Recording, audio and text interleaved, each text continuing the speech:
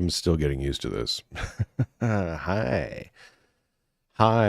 Happy New Year. What's up? How's it going? Watching myself on multiple screens is very confusing because it's new tech. And, there I am. Here we are. Hi, chat. Let me know if the volume's working. Hang on. Let's just check this out. What's up? Oh, it is. We have a show. We have a show on OBS. Wow. Look at this. Technology. Hi, folks. Welcome back to the Goat Stream. Slip into the Goat Stream.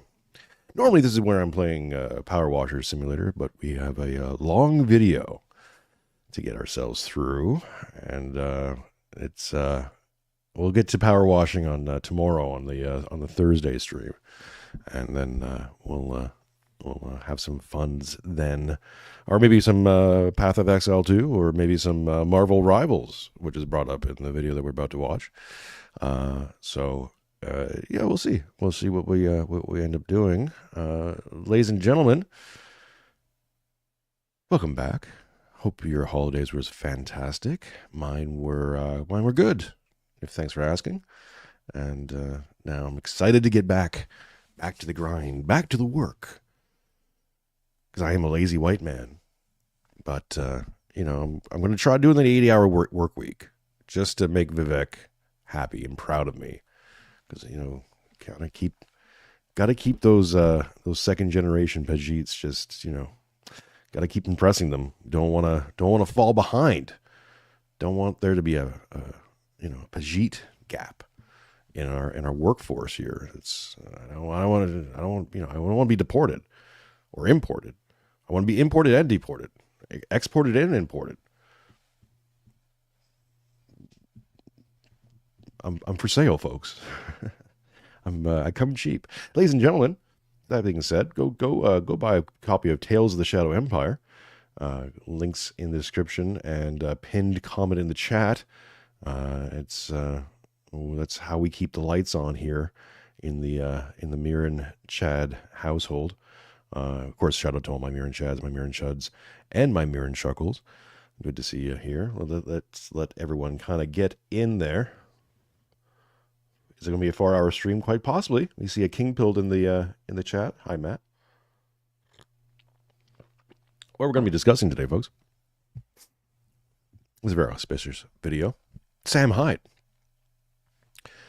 dropped a real one, dropped a deuce on King Elon's doorstep. A bit of an open request, less of a challenge, more of a request for leadership in these troubled times. Of course, this is responding to the HB1 visa controversy that got kicked up on Christmas Day of all days. And yeah, we can get into all the little bits and bobbles, but Sam Hyde then releases this video, very expertly done, in a very short period of time. I will commend him on this one. It almost feels like it was a setup. We're going to get conspiratorial, like he had this in the can, like he knew this was going to happen. My God, how does he pull together such an amazing video of such high quality? Just that good, This is a goat stream where we highlight goats, and greatest of all time. Sam Hyde, I think, is quickly becoming one of those names that we're going to have to be mentioning a lot in 2025 and going forward. I believe that he will become the successor to Joe Rogan. He will be his generation's Joe Rogan, and in many ways, and many new ways. And we're going to be talking about differentiations. We're going to be talking about medics. We're going to be talking about a whole bunch of stuff. In that video that Sam put out, he mentions this guy, Asmongold, who's a streamer, mostly on Twitch. He's got a YouTube channel out there as well. I've been watching this kid for a long time. For a few years. He kind of just popped up in my feed, and I've been checking him out. I like to keep abreast of game news, and anyone who knows me, a lot of my analysis stuff comes from looking from the outside. So two of my things that I like to do or watch or download my brain with is like gaming news and kind of fluff stuff, and pro wrestling shoot interviews. This is the thing that I like to do, and it pleases my mind. And also, I find it's useful analytics. Like, you can find really useful data on the outside of things, and Pro wrestling allows you to do an interesting sort of dynamic analysis of culture and where things are going, because a lot of times that's what pro wrestling is really doing, is kind of using, let's say, popular culture or things that are going through the zeitgeist and transform it into pro wrestling kind of promos and shows. So sometimes you'll get these like super simplified cultural shifts that are happening, and when they're happening in pro wrestling, it becomes a lot more obvious. It becomes more like, that's interesting. This is the stuff they're playing with. Gaming, same thing, right? You're seeing this culture kind of siphon itself through different layers, right? From the outside in, and as it comes into the inside, we can start seeing more cultural movements. This is part of the Neotrads prediction, Jason's apple pie prediction stuff. Don't worry if LG brainwash here. I'm not going to play the clip today, but this is how I get these things, right? Is by watching this kind of stuff. So I was watching Asmongold. I like the kid. He's interesting. He's got a huge following. I think he's got his main channel on YouTube is like over 3 million subscribers. He regularly hits 500,000 plus views on videos.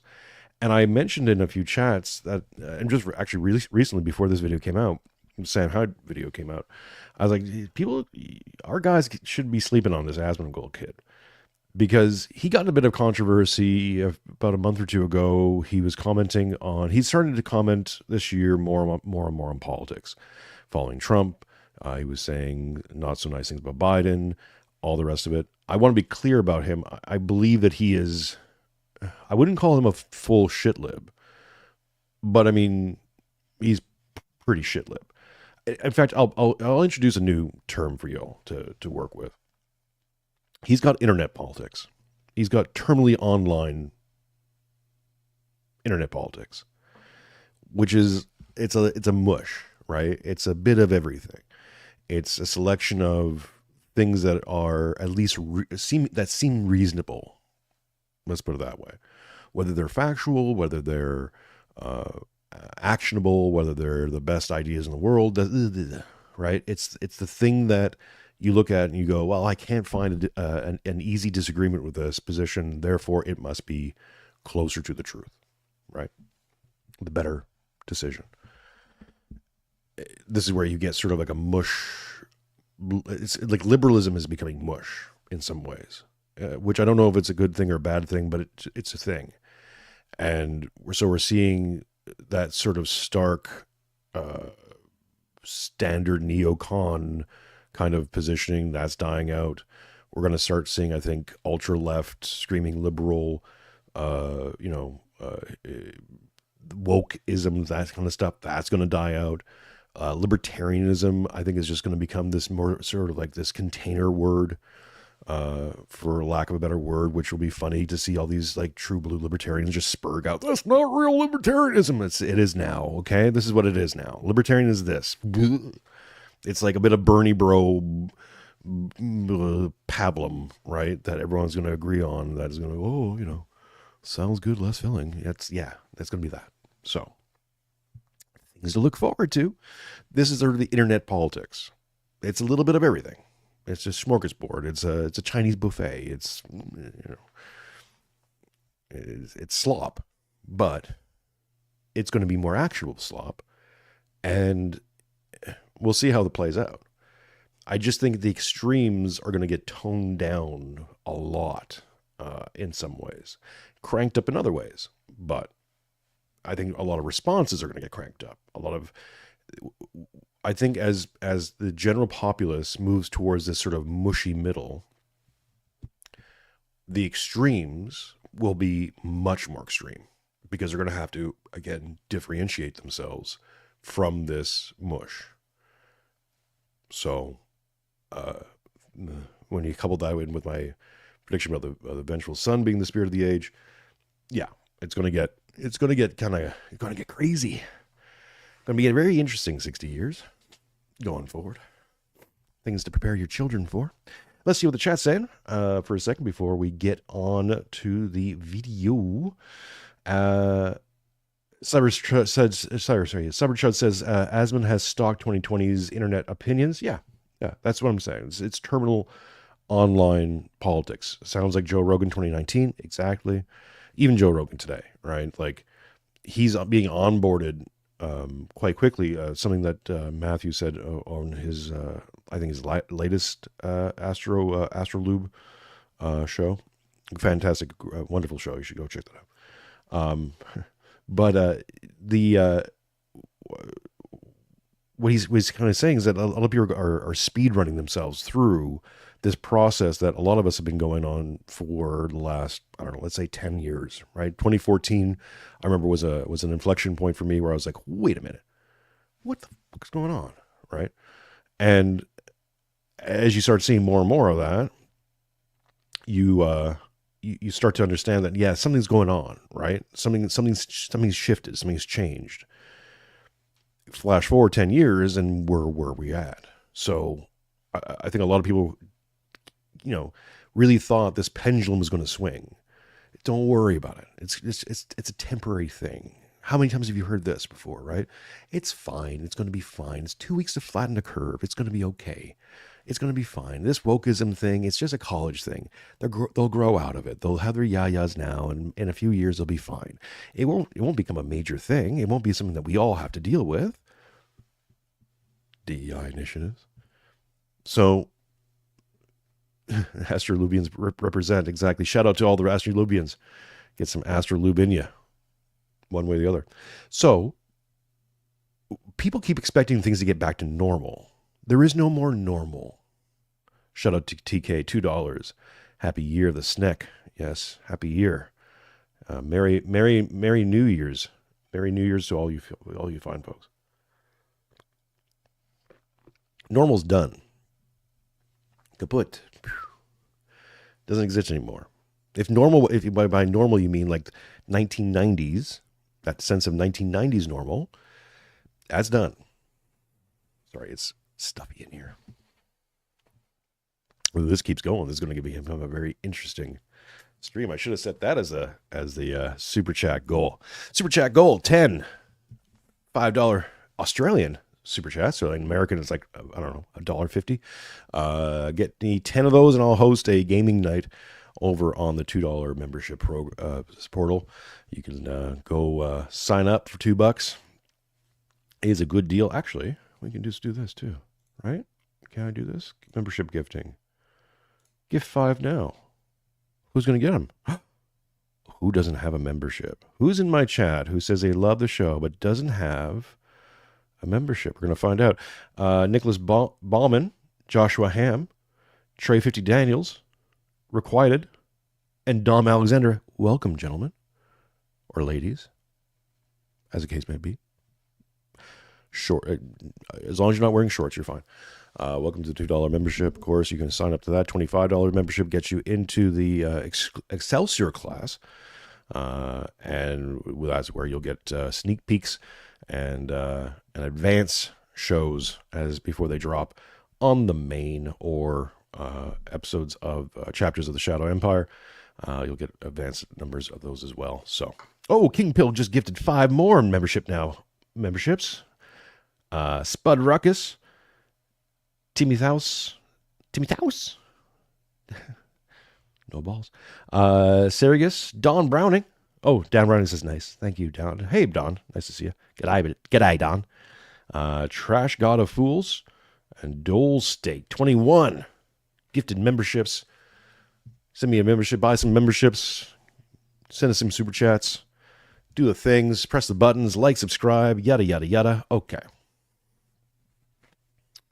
Rolling up its sleeves.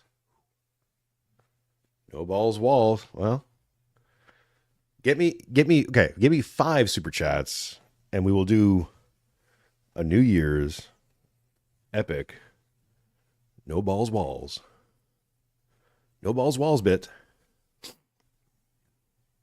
Might have to change it up because Timmy Walls is irrelevant now. But there's many people. There's many no balls out there. We don't have to just make it about Tim Walls. Okay, ladies and gentlemen. So, Asmongold, big giant streamer. I I don't know where he is in the rankings of streamers, but he's up there. Sam Hyde also mentions this guy, Moist Towlette, Critical Mouse, something, Moist something or other. I don't know who this is. It doesn't really matter. He mentions them too. Again, apparently another big streamer, which is brilliant because he's doing shout outs to streamers who are going to stream, of course, have to do response videos, as Asmongold does in this one. It's going to get more replay, more eyes on the prize. And also it's a call out to those guys to start doing more content like this, because as we know how these things work is that once you create a mimetic model, and Sam Hyde's a great model for a lot of young men or a lot of 30-year-old men who are looking to do this content stuff. Now you got a model. And I said, my predictions about the vengeful and prodigal son. Now we also have a model of the prodigal son. And we'll get into that as we watch the video. Let's see here. Wheelie Manuel, $50 Mexican. Put some RGB on it and transform it in a gaming chair. Okay. And we got King Bill, $5 US donation to the No Balls Cause. No Balls Cause. Give me 5 more. Give me 4 more super chats. And we'll do an epic no balls bit. If you don't know what that is, oh, you're in for a treat. Okay, folks, let's do this. I like the studio thing. The studio thing is sexy. So, this is going to be a response video of Asmongold responding to Sam Hyde, who is, of course, doing an open letter to Elon Musk. Let me know if the volume is good. Hopefully, the reason I'm moving over to OBS is to solve the sound problems I was experiencing over on the stream on the other services. So, fingers crossed. Let's see if this works. It's exciting. I don't even know how to introduce this video. So, Sam Hyde is... How's the volume? Let me know, chat. Rigovich asks, how's my back? It's a bit better because it's been less damp. So my arthritis is not acting up on top of it. But yeah, still quite painful. Still spinal issues. Fun. But we're not here to talk about me. We're here to talk about Asmongold and Sam Hyde and an inflection point in the culture. So, but yeah. It's you got to use it. That's what I'm saying. TK said, with $10, thank you. I got whiplash going from a Ron Paul 2012 low bird to my current post-Yarvin insanity over 13 years. Now there's info hazards on cable TV. The normies are not okay. Help your local boomer and wine mom. Exactly. Yep. Sometimes you're going to hold some hands. It's going to get some wild stuff out there. And the one thing that we got to do, if you're in possession of information that other people don't have, this is also the part where I pretend I haven't watched this video. We're about to watch a few times. So I'll make some predictions. I predict that Asmongold will talk a lot about Americans being dumb. And I really don't, I've had a long-standing rule, which is never call someone stupid. Never assume someone's stupid, even if they're being stupid on something. You can criticize them on a certain stance, and I predict, maybe I'm going to have some criticisms of what Asmongold says in this video. Again, because I think he's on a journey. I think that someone once said this about, I think it was about Joe Rogan or about somebody, where it's like, if you give them a little bit of conditioning, if you take him away for a weekend and really pump his head full of what we know, he comes out super based. Tucker Carlson is a great example of this. I'm going to take Tucker on his word that when Tucker came out and said he just wasn't aware of certain things until relatively recently, I'm going to take him on his word that he lived in a bubble, an info bubble, a culture bubble, that he didn't really realize how bad things had gotten or what was going on until landed in his lap. And he's like, what is this? Now, for a lot of us, we were on the front lines of that because we had to deal with certain things that were crazy, and we could lose our job, or we could, we had to be very careful if you wanted to have an online presence or whatever you're doing. And it was a tough road it was a tough mountain to climb, this online world. Again, I've said this many times on the show, there's easier ways of getting views than doing a political commentary, religious philosophy show, in based world. But it's the thing that I got. It's where my mind goes and what makes me the happiest talking about. So I'm going to just keep doing this thing, even though it's a slog sometimes to get those numbers up, if that's what's important. To make a living off this thing is incredibly hard at this level because of the resistance to it. That resistance is going away. The doors are going to start opening really, really fast because people are going to be very, very hungry for new ideas or better explanations to what the fuck has been going on as they become more and more aware of this generational betrayal. And this is where it gets exciting, hopeful, and really dangerous. So we'll get into this soon. We're at 3 super chats, 2 more, and we'll do a new no balls bit. Let's see. Hermetic Hegemony, $2. It's our 10th super on a live stream. Thank you very much. Asmon, no, I'm not saying that, but gold. Exactly. Okay. Let us get into it. Is traditionally a funny Joker guy, edgy comedy. Some people think he's like a white supremacist. Other people just think it's a joke. Very, very controversial figure. And he literally put on a suit. He's putting on his serious pants. A lot of people want me to watch this. I've been told that it's stream appropriate because I'm always amazed at people being impressed by people just wearing a suit or a tie. Oh, you wore a tie. It's like, yeah. Oh, what are you doing? Wearing a shirt? Yeah. It's not a big deal. Why is this impressive to you? everything else that's like bad has been like bleeped out and cut out. Glad I caught you. Oh. Glad I got you there. Message for Elon. Elon Oh. Musk. By the way, please don't watch this if you're not Elon Musk, okay? Okay. This is a one-off video that we're doing. This is private. Yeah. Personal. I put this has also gotten like over, what, 8 million views on X alone. in his email. I don't know how you got this, unless you're on the Asmongold Discord server.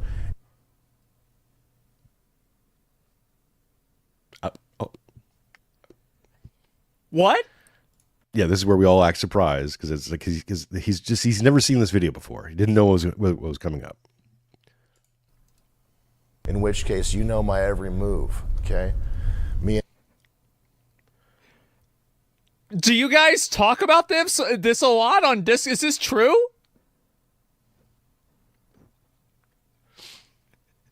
You guys, I had no idea. Oh, wow. Holy shit. And Asmongold have been planning this for a while. Wait, Me and what? Asmongold Discord server. Wait, what? In which case, you know my every move, okay? Me and Asmongold have been planning this for a while now. Moist Critical's involved. I didn't know. It's brilliant marketing. Because again, if the demo he's really trying to reach out to is young men, well, I'm assuming this Moist Critical is a lot like Asmongold. I bet you their demographic is mostly between like 16, 15, and 25-year-olds. Maybe a bit older now because they're getting a bit older. So people have been in their watching their streams for a long time have aged with them. And of course you get like 47-year-old freaking weirdos like me watching it. But overall, I think their demo skews very young. So now Sam has just activated that user base who may not know who Sam is. You know, Sam is this weird cult personality. This he's there. He's on the fringes. He's Ghost of Kiev. Ooh, right? Who is this person? Someone have seen the TED Talk and stuff like that. But I think it plays to a very specific age group and a very specific terminally online personality who knows who Sam Hyde is. He's not unknowable, but he doesn't have on YouTube numbers. He has like half the numbers, or not even half the numbers as Asmongold does. This is his coming out party. Know that. I did this. All right, there you go, guys. And yeah, I guess if you're on the Moist Critical Discord server, you would have access to this file. So kudos to you, hacker. I don't think Elon's going to watch this. And listen, I know as a comedian, He will watch this. I can almost guarantee you that he will see this. and first and foremost, I don't expect people to take me seriously. But Yeah. He probably it is a already has. fact Yeah. that shit posting and public opinion are now intermingled permanently, and it's not going anywhere. And that's just the way it is. Yeah, if people don't think that X changes things, or online isn't blurring now with real life, I have a hard time, really differentiating between the two things, because I'm terminally online and I don't leave the house, and this has kind of become my main gig. So it's really easy to stay within that. I think everyone knows about all these things, and then you start talking to some people and they have no freaking idea what you're talking about. Or you talk to other people who you assume know things because they're online a lot too, and they're like, "Oh, what the hell are you talking about?" So I think the corners of the internet are coming in. The weird stuff, the more avant-garde, the very niche kind of elements of the internet are coming in to the center, because there's less and less resistance to it, and people are becoming much more open and desirable of new. What is new? So, like, let's say we take an Anna Kasparian. For her, stepping out even 1 foot into right-wing conservatism, whatever, is thrilling for her, I'm sure. It's a brand new world. It's a brand new world. That kind of whole thing. It's because they don't even have a drop of it in them. So to go from hyper progressive bubble world to even, being able to say, hey, maybe the homeless situation in California is problematic because I almost got raped. Just to say that is a step forward, right? And thrilling for them and for her whole crew of people she represents. Here we go. We got $2 from TK. Sam Hyde is the vengeful son. No, he is the prodigal son. We'll get into that. Trotsky's Ghost with $1.99. Sam Hyde is a real ghost of Trotsky. Yes, he is. Over there on Snake Island, doing the Lord's work for the Ukrainians. I think that's 5, isn't it? I think we've hit 5. It keeps saying 3, but anyways, we got a no balls bit in the pipe. We'll be smoking it later. I get all my That's news right. from memes, basically. That's how I get my news. Is that how you get your news? I do too.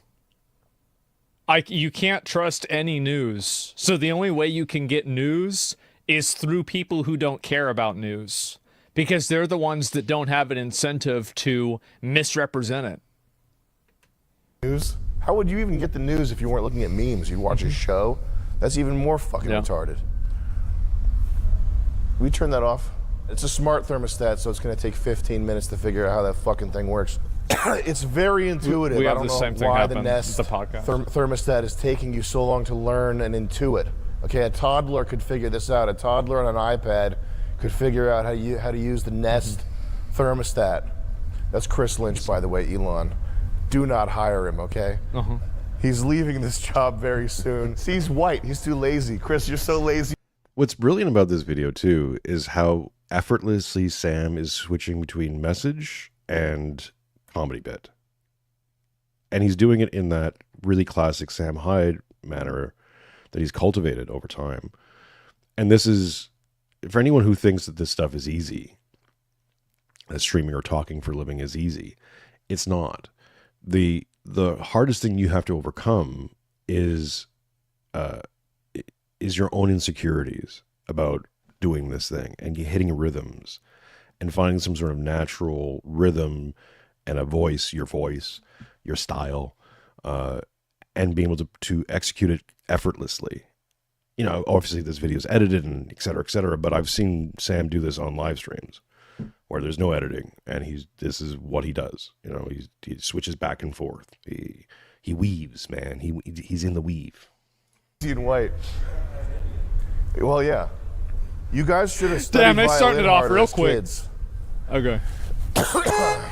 I swear to God, Vivek would have figured this out by now. I want to believe that Elon is one of the great men of our age, and that he has what it takes to become a 21st century Andrew Carnegie. I think it's important to have... It's obvious that, Elon is extremely influential. I mean, I think people like to downplay it. He's like one of the richest people, if not the richest person in the world of like all time. And if he's not number one, he's in the top 5. Extremely influential. Yeah, I mean, let's be real, right? Great men to look up to. It's crazy to me that I've actually heard people in real life around me who are terminally on mainstream media, call Elon Musk a dork. You know, he's a dork. He's an idiot. He's whatever. And like, okay, well, be that as it may. If Elon Musk is an idiot, then what the fuck are we then? What am I? Like, what? Even the person saying this is like, really? Okay, so if Elon Musk is an idiot, then what does that make you? Because one of the richest men alive, founder of many different businesses, highly regarded within the tech industry, is a mimetic model to millions, is now has basically a cushy, important job in the White House, has more power than most people could ever dream of even getting close to, and he's a dork. He's the schlub. Oh, okay. Wow. That's setting your bar pretty damn high, kids. Trump, Joe Rogan, oh, there it goes. Yeah. Elon, Tucker, and it's not necessarily important that our great men are perfect, but there are symbols of what we could be. I think if Ron Paul took steroids, he would be my number one. That would be my number one guy. You agree? Yeah. I still have a Ron Paul campaign poster, or a campaign sign from 2008. Keep note of this. Again, making some predictions here, because I haven't seen this video before. But keep a note of how many different political markers Zach Asmongold here makes. And you can start seeing that premise I'm saying of the terminally online politics, where it goes from, let's say, Ron Paul. I predict, I'm sure he'll bring up Bernie, and now, of course, Trump. And I think a lot of times people get attracted to these populist, these inflection moments. And these inflection moments are important because that's what attracts people.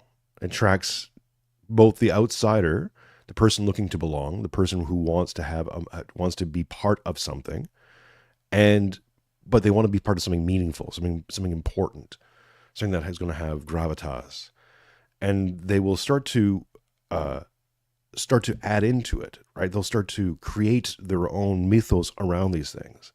The Ron Paul revolution, from Dave Smith, all the rest of them. The Ron Paul revolution was really important, not because of Ron Paul or because of what he accomplished, which was arguable. Bernie, right? The Bernie Sanders movement, all these things. Even Trump himself, right? Especially 2016 Trump. It's not what they end up accomplishing. It's what the stories and the narratives that people begin to fashion around it. And those can be both incredibly hopeful and useful, and also incredibly damaging. Because once people start to kernel themselves within a narrative, it's almost impossible to break them out of it. It's like they've created the egg around them of the narrative, and you got to find a way to crack through it. I would like to offer you... To give you an example, a lot of boomers in America were a JFK narrative, right? Encased in JFK or LBJ or whoever it was, Reagan or something like that. They create this narrative around the personality, and they attach themselves to it, so that it becomes almost their story. They draw the power from Ron Paul, let's say. An escape, an exit from this hole you've been digging. You are a beloved figure. Anytime you do anything remotely based, people lose it. Oh my God, he's based. Yo, he just said that woke liberals aren't cool. He's based. What does he say? Yeah, anytime you post an AI kitten in a MAGA hat, people lose their, he's based! I do think this is true, where like so many people, they're looking to like get validated for what their opinions are. So anytime that any person with any sort of influence says something that validates them, they lose their fucking minds. Based, man. Well, and to build on that too, especially with right wing Twitter, right? What we're going to define as right wing, MAGA. This even goes down to like Mark Andreessen quotes Thomas Carlyle, and sorry, Matt, no, I'm not throwing shade, but he mentions Thomas Carlyle or quotes Thomas Carlyle in a post, and everyone's like, "Oh my God!" Right? It's happening. Maybe I want to believe in Mark Andreessen. I don't. I think he's a reptile person, but maybe I'm wrong. Hey, Mark, DM me, tell me I'm wrong somehow. But I remember when Jack Dorsey, when he still owned Twitter or whatever, and he posted he was reading like Anatomy of the State, and all the libertarians were like, "Oh my God, Twitter's gonna go libertarian," and of course it didn't, and a lot of them got banned subsequently after. And I remember saying that when everyone was freaking out, and I was like,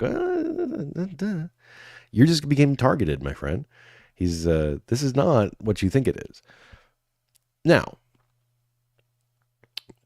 to build on that a little bit, one thing that Matt and I, and Pete as well, Pete Conona, shout out to the mighty Pete Cononas, what we had started to notice early on late in 2023 and early on in 2024, when Matt started doing his PayPal Mafia analysis, was that, there's a lot of these guys were starting to signal to the dissident right online. And there was no real reason to signal to us. We didn't have any power. The dissident right movement, of whatever you want to call it, it didn't have real leadership. And I don't think I don't think there was even a call in general on the dissident right to do much other than to analyze and criticize and to say, hey, this is how things work.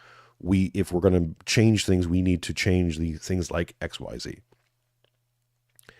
And then a few other groups, like shout out to the Old Glory Club and a few others, have gone on to produce their own kind of answers to these questions. But to signal to us to start reading Yarvin and Nick Land and accelerationisms and all these kind of things that are really kind of in our wheelhouse, it doesn't make sense to signal to us unless you're at least trying to be genuine about your interest in these ideas. And again, this is something that Stormy Waters brought up in our talks on Tales of the Shadow Empire. But one of the predictions, really, that I think is going to bear weight, is that the attention is going to start to veer to the right, just by the nature of Trump. Most people are going to want to become some sort of neo-trad, some sort of like mush conservative. We're going to get much more a conservative culture throughout the West just by nature of proxy. As that starts happening, people who want to be on the vanguard, people who are really interested in new ideas, are going to go to, where are the newest ideas? Where are the most extreme newest ideas, things that no one else is talking about? And it's hard to generate new ideas. It's very hard to be innovative because of the natural cycle of differentiation. So I'll just do this really quickly. This is a Girardian idea, right? So models. We look for models. If you're a young man trying to be a streamer, you might look to Asmongold and go, okay, how does Asmongold do his thing, right? How does he construct a stream? What does he talk about? Yada, yada, yada, yada. I'm going to copy him and then do my little bit of version on it. one of the things you're going to realize when you start doing that is there's a whole bunch of technical things you have to overcome, and that it's not as easy as you think to talk naturally to a camera and look at the stream and do all these other things. Like that, it takes a little time to develop a basic skill or talent at it, and then you build from there. Oh, Dan Browning says $10 Australian goat dollars. Thank you, Don. G'day, Don. Appreciate you. So as you build on this, right, as you begin to copy or model someone, you're going to have to put your own spin on it. Because one thing that is very integral to Western culture, and this is going back to the Greeks, is that we don't like copycats. The closer you are to the original, the more you will be, the harsher your criticism will be. Because now you're not just being critiqued on the how good your product is. You're going to be critiqued about how much you are modeling, what the quality of your product, and how close it is to the original. So if you're defined as derivative, which is bad, right, or you're basically just cribbing someone's work, also coded bad, people dismiss you. So you have to differentiate yourself. Another way to say that is you have to innovate. In order to have influence, you must innovate. Sam Hyde in this video is an innovation. There's going to be a lot of copies of this. Watch for it. You're going to see a lot of versions of this video. Who was it? Sargon of the Cod just released a video saying, and one of the things he said in response to this, to Sam Hyde's video, is that he's almost jealous that he didn't think of doing it first. This style, right? Yeah, this style is going to be mimicked. It's going to be modeled. You're going to see a lot of variations of this form now. It's how humans do. It's not negotiable. I don't need to debate this. It's how humans do. You can see it all the time. To put it in gaming terms, there's a whole segment of the gaming community. Games are called Souls-like. So a Souls-like game is like Dark Souls. And there's many games that are kind of like Dark Souls, who use mechanics and mechanisms that call back to Dark Souls. That's differentiation. That's modeling a style of game and trying to find different ways of altering that kind of game structure. So you have many different versions of it, and those who can innovate past the core concept tend to get noticed and get favorable reviews. They're still always reviewed. There's always still compared to a Dark Souls game because that's what they're copying, but eventually they'll differentiate themselves away from that model. I'll give you an example. Lies of P that came out, I think, last year. I played it. It was all right. Again, very kind of Bloodborne, Blood Soul, kind of that kind of game. And one of the things people said about it, the one thing that I think it started to innovate was this pairing system, which is interesting. Is like, okay, well, if you're paying attention, game developers, that means that people are looking for a good pairing game, a game that has really great pairing mechanics. So if someone came around with a game and really cracked down on a pairing mechanic, they could create a whole new mechanic genre. Cover shooters were big for a while because of Gears of War.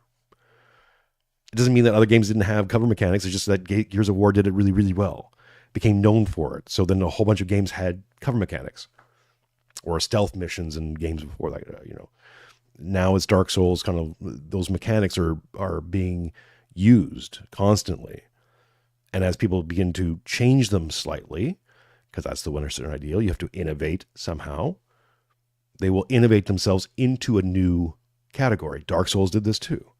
Dark Souls at its heart is a Metroidvania game.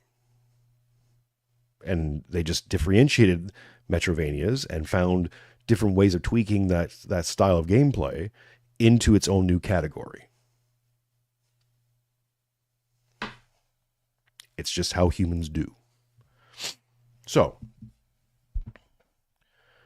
How did we get here? I can't remember. Let's play the Yeah. For the guy who's the free speech guy. And not only that, but the reasoning from first principles guy, Yeah. the logical fallacy guy, the Reddit guy, good faith argue with everybody, whatever. All that shit. Blanket banning groypers, taking away blue checks, changing the algorithm. People might not know. Groypers are people that are fans generally of Nick Fuentes and are part of the America First movement. A lot of people think they're racist. A good amount of them are. Maybe not every single one, but that's what it is. Yeah, in case people don't know. Of the site. They are. I don't want to, guys, I don't want to argue and fight with people about this. I'm just explaining who they are so everybody knows. If you like them, great. If you don't, that's nice. But that's what it is. Yeah, I think we're going to have to address the word racism and racist. Zach, if you're watching, it's been hollowed out. It doesn't mean anything anymore. We got to abandon it. It's it used to be called prejudiced, right? And then it switched to bigotry or bigot. I think those two words became interchangeable for a long time, and then the preferred term became racist. It's been hollowed out. It doesn't mean anything because it's a silly term anyways to describe essentially in-group preference, or I've said this on a few other shows too, is that bigotry bigotry is not bad. It can be brought back as a useful term. I think this is a Thomas 7 point, because it's fine to notice that there are, let's say, cultural differences between groups, and some of those cultural differences are good for civilization, can be used for civilization, and a lot of those cultural differences can't. If you go back to Matthew and I talking at the start of the year, talking about civilizational capital, an idea, a concept that I've been developing. You'll see more of that over the course of this year, I think. It came down to this idea of differentiating two types of, let's say, frames that can hold people mentally. And one I call the primal frame, and the other I started calling the civilizational frame. Both are useful in their own, in certain circumstances. If you're thrown into the middle of Congo, in the middle of a rainforest and all that, you need that primal frame, right? It's going to be use everything you can, use it now. Don't think about tomorrow. Think now, because you got malaria and blowgun darts and all these other things, and pygmies and people coming after you, right? So yeah, boom, it's here. Every problem is existential. Every problem is immediate. In a civilizational frame, you start thinking out here. You have to have, you can start thinking about generational cures and projects. You start to build outwards from just the tribe and build out to encompass other tribes who can then start building out and building out and building out and building up, right? But civilization is not just in its buildings. The buildings are a symbolic representation of the civilization, but the civilization is a vibe. It's a collective desire to build. Build what? Build civilization in all its forms. Primal frame people don't have that. They just don't. And we can sit here and debate it and go, oh, well, maybe one day they can have it. Yeah, maybe. But they don't have it now. And if you're existing the primal frame, you have to abandon it yourself. It cannot be wrenched from you. And here's the other thing is, the primal frame can't exist in harmony inside of a civilizational frame. These two things don't coexist together. In fact, what ends up happening is if you put the civilizational frame in a primal frame kind of environment, the people will call that colonialism. Bad. You're forcing these people to live the way that you live, and that's wrong. Okay. If you import them and bring people from a primal frame into civilization, what's ended up happening is the primal frame will win out, because you're basically saying we're porous. The civilization becomes too porous, doesn't have a strict regio, doesn't have a strict way of maintaining its borders. And not just in terms of geographical borders, but borders of the mind, borders of principles, borders of culture, of identity. And so they start to import this primal frame in, which is, again, all problems are here. You don't think about tomorrow. You think about today. You got $5, spend it. There's no investments. Because you're coming from an environment where that's not going to help you. Again, I'm not coding either of these frames good or bad. They're just different, and they're permanently different. And they don't play well with each other. So, civilizational people have got to go and do civilizational stuff. Primal frame people, God bless them, got to go do primal frame stuff. Ne'er the two shall mix. And it's actually inhumane for both of these people to convince themselves otherwise. So when we talk about racism, quite often, in, let's say, the modern parlance, is that one group is asking the other to live up to certain standards and principles and morals and culture that the other group has rejected, isn't interested in those things, doesn't want them. Why? I don't know. Why do Indians roll around in cow shit? Why do they drink cow piss? Well, I don't know. I'm sure there's some good reasons for it in their mind. You know, I'm not even going to show the videos. Maybe I'll edit this in. But you get my point? That's not just a difference of opinion. That's two completely different cultural identities trying to coexist to each other with each other. That can't happen. I'm not going to share a space with somebody who drinks cow piss. And I don't care what color you are. You know what I'm saying? If I catch you doing that, I don't want to be around you. If you're a grown man who's rolling around cow poop, it's not like you fell in there like, oh, shoot, gotta get out of the cow pie. No, you're volunteering for this. This is like your thing. You do. There's a festival. No. And I'm not going to eat any of the food that you've touched. Anything associated with you is now coded, nope, not interested. Sorry. Oh, well, that's for the lowercase. The Brahmins don't do. I don't care. Okay, sorry. We got our own problems. Then of course the straw man attack will be like, well, there's a lot of low class people in the West who do awful things. Like, yes, I know. Yeah, you're right. Yeah, we have our own issues, right? Why are we importing more issues? I'll agree with you that yes, the West isn't perfect, and not every single Western person living in the West is like a phenom, just an untapped resource. Some of them are just complete dregs of society. I agree. And if we agree that that might be a problem, well, then that's a problem we're going to have to address and deal with. There's no good reason to import more of that. It'd be like saying if we got a chickenpox epidemic, hey, you know what? Let's bring in more chickenpox. See if that just flushes it out. This is basic thinking. We got some super chats coming on. Slosher says, $10 Canadian. Thank you, sir. Civilization is a fruit that a people/culture produce. If you salt the soil, you will not get the fruit. Exactly, I agree.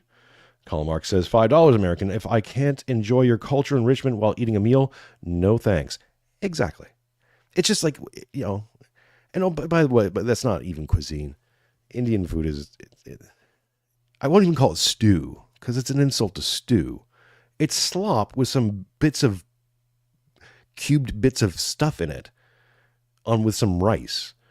And of course people go, well, I like the bread. I like the naan bread. It's bread. Do you know how basic that shit is? Okay, yeah, you like their bread.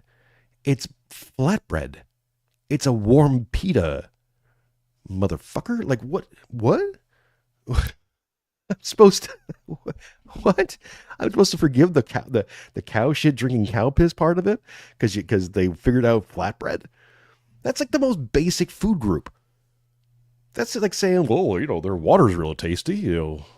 What? What?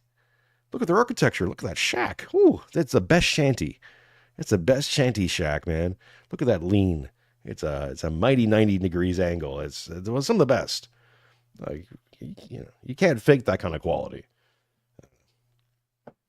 Yeah, Mexican food over every food over Indian. Indian food is not food. Okay? Indian food is not food. It's slop. It's literally just slop. It's dog food. It's food of the pigs. Okay? We're going to talk about prodigal son? Yeah. It's the food of the pigs. 1,000-year-old culture hasn't got past stew. Think about that. And these are the cultural elites we're supposed to... And again, Brahmin class, no better. They eat that shit too. Oh, well, barramundi rice. I mean, it's a fucking rice, man. Rice and throw some curry on it. I'm not impressed. King Bill says, I like Indian food made by Americans. Yeah, okay, but you also wear shorts, so, 100 people ratioed you? Because there's fucking 50,000 posts. Yeah. They're all organic, by the way. This is not some Russian bot farm. It's not some nefarious behind the scenes, let's mess with Elon, we're going to fuck with him. That's not what... I don't think that it's really... It's not surprising that a bunch of people from a country feel like the country isn't prioritizing their needs, and then they're getting mad and freaking out over it. I think, there's examples of like Chinese people doing this to like foreign people. There's examples of Japanese. King Bill is committing hate crimes in the chat. He's wearing flip-flops and Crocs. That's impressive, Matthew. What is like one flip-flop on one foot and one Croc on another? You're goy maxing at this point. TK says $2. I can make naan at home by myself. It's bread. It's just bread, man. Yeah, anyone can make bread. It's not even good bread. It's the most low effort bread. It's flat bread. That means that means in 2,000 years they never figured out yeast. Doing this, examples everywhere around the world of people doing this. Of course, it's going to happen in the U.S. as well. It's only natural. Yeah, of course. What it is, it's you tapped into a moist critical. You tapped into a moist critical, and we're back to moist critical. Mainline concern for the American people. And you treated it in a way that was glib and dismissive. You just became a Republican 3 months ago. You're talking about removing a big portion of regular people, root and stem. No.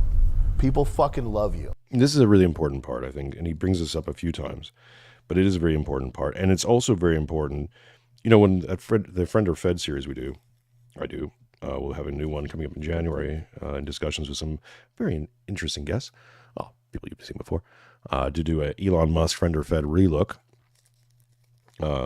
given the events of the past year or so. And, when you see people like Anna Kasparian and all these kind of things kind of veering towards this, the new right, or whatever they're going to define it as, the neo-trads, a lot of people are going to be trying to onboard their previous priors into this new culture, this new movement, this new ideas, and trying to say, yeah, but we can bring a little bit of this in here too. It's like, nah. The issue here is that, and this is why I say it's Satan chasing out Satan. The important thing that I keep trying to hammer home to people is you got to break the liberal frame. All of this is liberalism. Okay, communism, democratic liberalism, or classic liberalism, fascism, Zionism. These are all aspects of liberalism. Okay, Enlightenmentisms, post-Enlightenment ideologies, which we can just put into one group, which is called liberal. Big capital, giant L, liberal. Okay, you can't fight liberalism with more liberalism. It doesn't work. It's been tried. Fascism, in many ways, was a response to communism. It was there to fight communism. In some cases, it did very well. In that particular sense. Almost did too well, right? For the Germans. Started getting over their skis a little bit. But again, it's just more liberalism. It's based in these liberal ideas of, let's say, individuality. Some cultures take that individualism, nominalism, and supersize it. But it's a rejection of universals. It's the problem that all atheists have to face, because atheism puts it all on you. I'm talking as an ex-atheist. I know this very, very well. It puts the entire moral weight of all of history on your shoulders, because you become now the arbiter of morality. And the more you try to shuck it off, the more you create these contradictions with yourself, and you keep trying to find some sort of universal good to call onto, but you can't, because you've given up. Because again, who are you to be the arbiter of what is good? How can you know this? Moral good, artistic good. This is why we get into this hyper subjective postmodernism. Everything's subjective, man. No, it's not. The good, the beautiful, and true is not subjective. It doesn't rely on you to see it or to know it. It exists with or without you. But in a hyper individualistic mindset, that can't be. It's got to involve you. This is pride. This is why I say that liberalism is Luciferian to its core. It is prideful and resentful. The way you get good generational resentment is feeling like your pride or your vainglory has been besmirched. That things aren't working out for you the way that you would want them to. Who the fuck are you? How would you know? How do you know anything? Where your thoughts come from? This is like magical thinking, because thinking is magic. You don't know where these things come from. Your entire life has been informed by other people, and you're just going to sit here and go, "Yeah, but I'm the arbiter." No, you're not. You're nothing, but you're very important at the same time. It's a weird little paradox. Building a persona, to be a person in this world, is very difficult. You could spend your whole life trying to do it and fail every single time, because your chances of failure of doing anything is much greater than any success, just by nature of doing things. There's only like one or two ways, right way of doing something, and you're shooting blind. You don't know what to do, and you're just doing stuff. Most of your attempts are going to be completely wrong. You're going to whiff that one. One of the ways that we cut down on the chances of doing something wrong is having these written texts that inform us not just of how to technically do something, but how to culturally do something. We're experiencing these things now,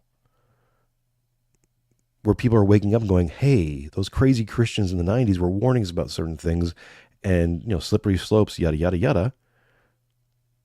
And now we're here experiencing these consequences of these actions. And people are waking up to them going, "Oh, crap. Oh, okay. Yeah, we shouldn't have done that." And it starts off easy. Trans bathrooms.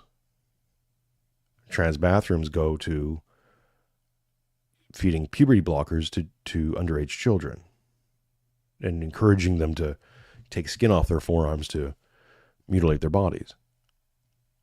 Wasn't supposed to be that way, right? Oh, it was just about bathrooms. Starts from here, ends there. Because there's no resistances. We're coming up with the Dark Enlightenment conversation we recorded in December, and that'll be coming out later this month. Maybe either this weekend or next weekend. Lex is hard at work because we got some audio issues to fix with that conversation. One of the crux of that conversation that Dark Enlightenment was talking about is that he believes that he'll die on the left. And part of that, I'll let you watch the whole episode when it comes out, but one of the things we discussed there is this idea that as people begin to onboard some of these ideas, the natural human thing to do is to go too far with them, and to start to identify too much with these proposed principles that people don't actually hold. It's performative. And they need to keep differentiating himself. So the movement starts with something good and pure and understandable and reasonable, and ends up in crazy town. It's just how humans do, especially when you're living in a society, a culture that doesn't have the necessary cultural breaks, where there should be people, wise men, aged men, starting around my age, 50-year-olds and up, who, are part of the community going, hey, woo, no, we don't do that. You've had your fun, kids. We let you have a little bit of fun here, but no, we're not. These are the no's. We've lost that. We've abandoned it for hyper-individualism. I know what's best. No, you don't. Muffin. You can't think outside of your own life. And as we introduce that primal frame, things are getting much more here. We talk about time preferences. High and low time preferences. Immediacy. Fast world. Give it to me. Give me what I want right now. I gotta wait for something? Oh, disaster. That's indicative of a system that doesn't have the proper brakes. So whatever you introduce to it, leftism, rightism, bottomism, whatever, bottoms, it's going to naturally go too far. It's going to overcorrect and then go and take things into a whole different dimension. Why? Because there's no sane, rational people left that have authority. Haul that out. So part of the prediction of the vengeful son. As things get more violent, and we're starting to see things get way more violent, something just happened in New Orleans, you're going to start seeing more and more of that all the time, daily, in your life, in your neighborhood. I guarantee you, as people get more aware of this generational betrayal, their reaction is not going to be, oh, it's okay, we should figure this out. How do we not have this happen again? It's going to be full-blooded desire for vengeance. It'll be coded as justice, but really it'll just be vengeance. And it's going to feel good. And that's the danger. Because it's not just going to be our guys who are feeling this. It's going to be everybody. Let that sink in. I really want that to hit people. It's going to be everybody. So your enemies are going to have it too. People you don't even know are enemies are going to have it too. And their desire is going to be to tear your stuff down. To introduce violence into your life. Whether you're ready for it or prepared for it or educated or good at it or not. I'm not talking about just physical kinetic violence. I'm talking about totalizing violence. And there's nothing to prevent it now. The response will be, I predict, especially from the tech elites and so that, will be a clampdown. This is how you get panopticons. This is how you get a police state. Because they're going to have to, oh, we hit 10. Oh, look at this. Tomb of Arena was $14.99. Thank you. Now I got to do the no balls bit. This is the danger we're into. This is why I'm also calling the cure for this, the response to this, the if you want to seek justice, the only way you're going to be able to do it is by modeling the prodigal son. We'll get into that more. I've talked about that tons. Don't want to make just about me. Let's get back to the video. But it's not just me talking funny talk. it's going to get really important, really vital, really soon. They will forgive you. Nobody is trying to get you to become turbo, base pilled, full Pat Buchanan immigration policy.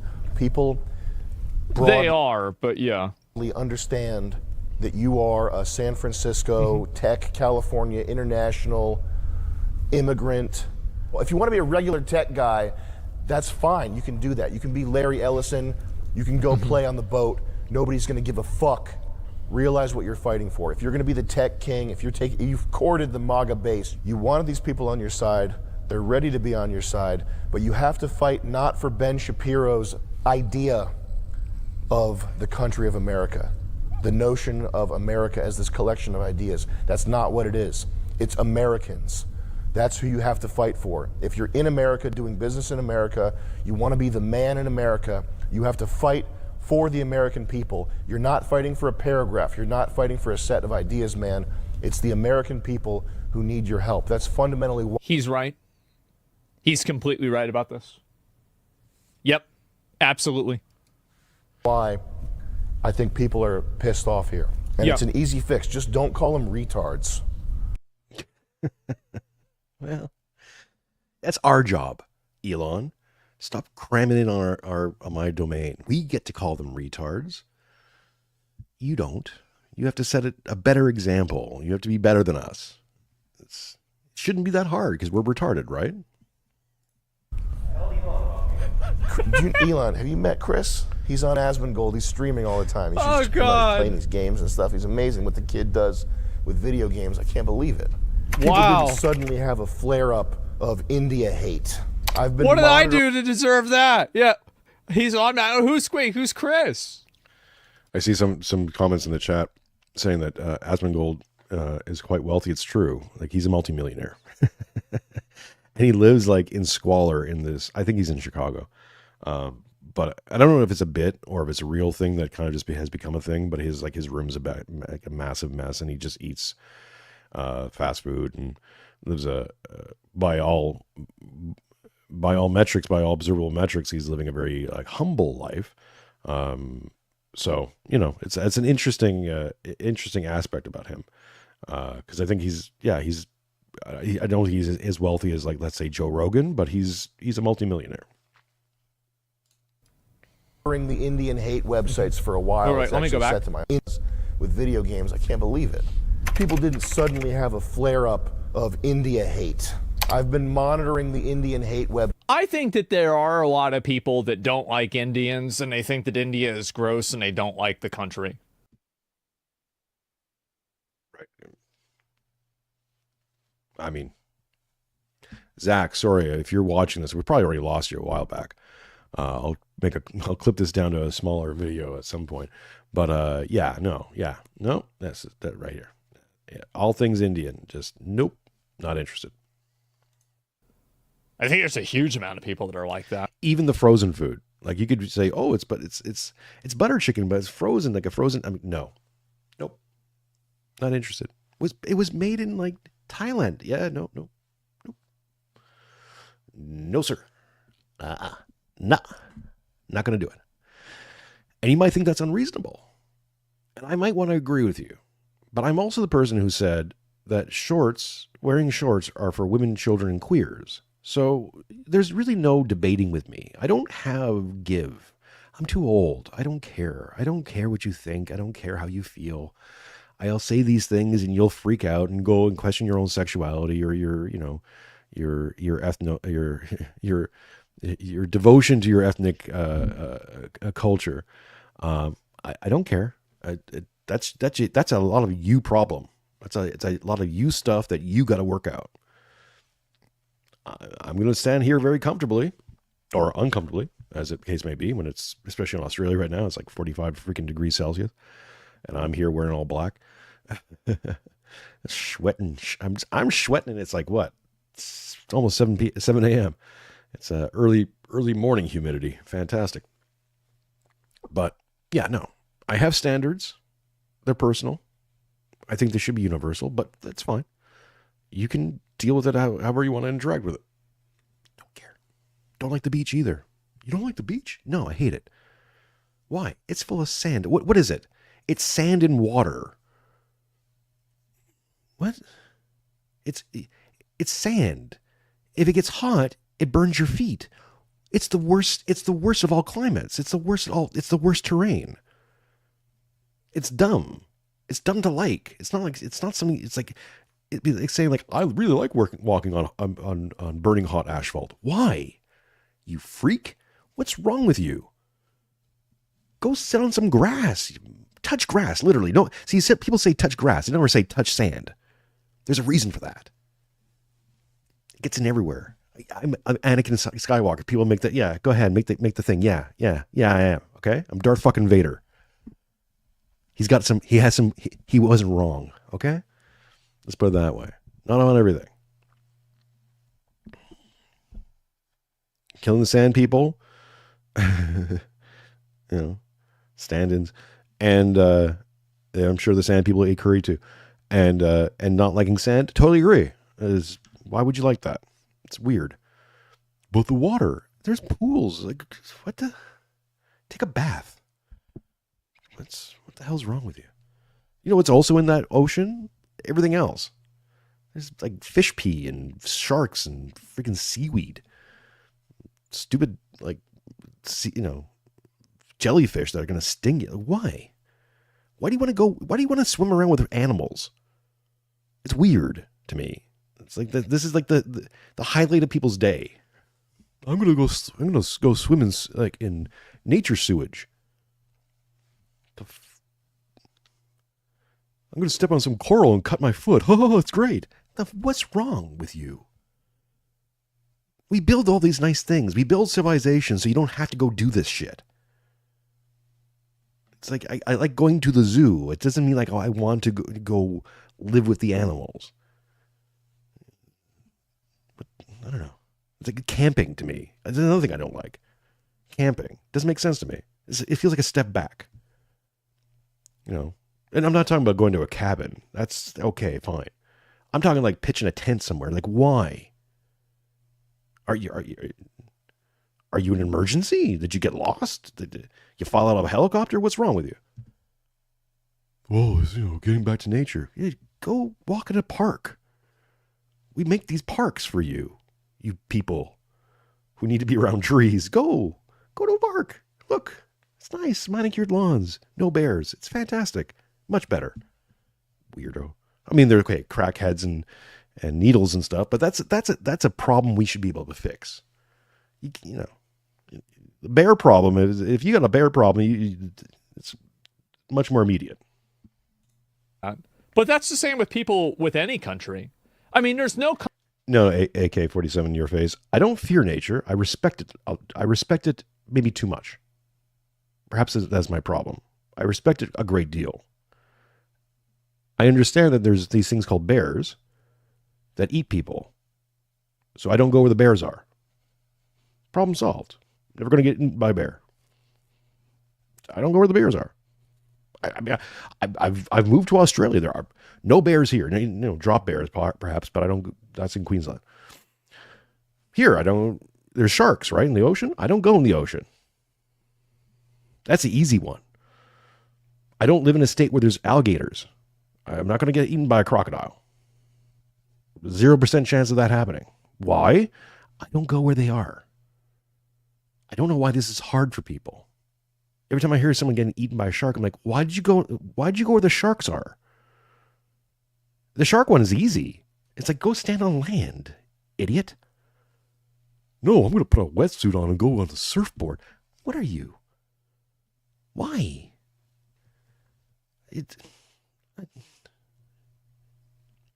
I don't like calling people stupid, but, country in the world that there aren't a bunch of negative stereotypes that people would talk about. It's just how it is. For a while, it's actually set to my homepage. I've been checking these websites out. I watch what these people do. Yeah. There were very few overt Indian haters spewing their nonsensical filth everywhere 72 hours ago. What happened? Yeah. Okay, 72 hours ago. I'm not sure if I would agree with that. I think that there's been a massive uptick in Indian negativity. And I think it's been happening in the last 6 months to a year or so. Am I crazy? Because I feel like it's been happening a lot. Now, this dialed it up to 11. Definitely that's true. But, like, I remember Mudahar talked about it, and then after Apu, well, I'm not sure about that. For the past year, yeah, I think there's been a lot of it. Yeah, Barry Stanton, remember him? Oh, there it is. It bled over from Canada. Yeah, here's again. Yeah, I did bleed over Canada, right? What's happening in Canada? This was happening in the 90s, by the way. I lived in Toronto in the mid 90s, early to mid 90s. Brampton was already being called Bangladesh back then. A lot of Pakistani, a lot of East Indians moving into certain parts of Toronto and suburbs and essentially taking them over. And now even the most left-leaning liberal Canadian right now is like, can we maybe not? This is getting a bit much. They're building rat temples. I don't know if they are, but this is the culture they came from. Because again, we're not even here. And here's the misnomer: is that people go, "Oh well, if we just bring the high functioning Indians, we bring those Brahmins in, it'll be fine." It's like, yeah, no, the Patels are. Again, you need like 2 or 3 generations for this to kind of weed itself out, and even then, I think it's still in there. They're not that far removed. It's not like the Brahmin class. Everyone talks about, oh, no, but that's fine. They're Brahmins. Huh? Okay. If they're so great, then why is India like this? What, they just like to live next door to filth and shit? How is that? What? No. Still haven't figured out food. No. I don't ascribe any greatness to these Brahmins who, again, if it wasn't for the British, if it wasn't like the reason why India, I think a lot of these tech guys like the India thing or importing Indians is because they have that little bit of British culture, right? The remnants of the British culture in there. A lot of them speak English, allegedly. That codes them differently. And as we all know, the Jeet loves to ingratiate. Oh, very, very nice, sir. Very, very nice. Likes to kiss ass. So if you're a narcissist, like a lot of these guys are, not these guys, well, maybe these guys, maybe me too, but whatever. Actually, it doesn't work on me. The more you kiss my ass, the more I'm going to get really shitty with you. That's a Slavic thing. But I think a lot of these people are massive narcissists. They're very, very prideful and love being told how wonderful they are. So bring in the Jeets. They'll tell you how wonderful you are all day long and convince you that they're doing great work while you actually watch them work. It's like, yeah, they clock in for 80 hours. That's for sure. But I don't think the quality of work is commensurate to the amount of hours they actually work. And that's a bit of a problem. Apparently, right? But that's it. It's because of crypto culture. There's tons of memes about Indian employees. Yeah, right? Well, like, either way, like, I've seen so many photos of, like, people saying, oh, open up Google Maps. Anywhere you go on Google Maps in India, you can see a picture of, like, you can see garbage in it, right? Like, this has been going on for longer than 3 days. It's been going on for a while.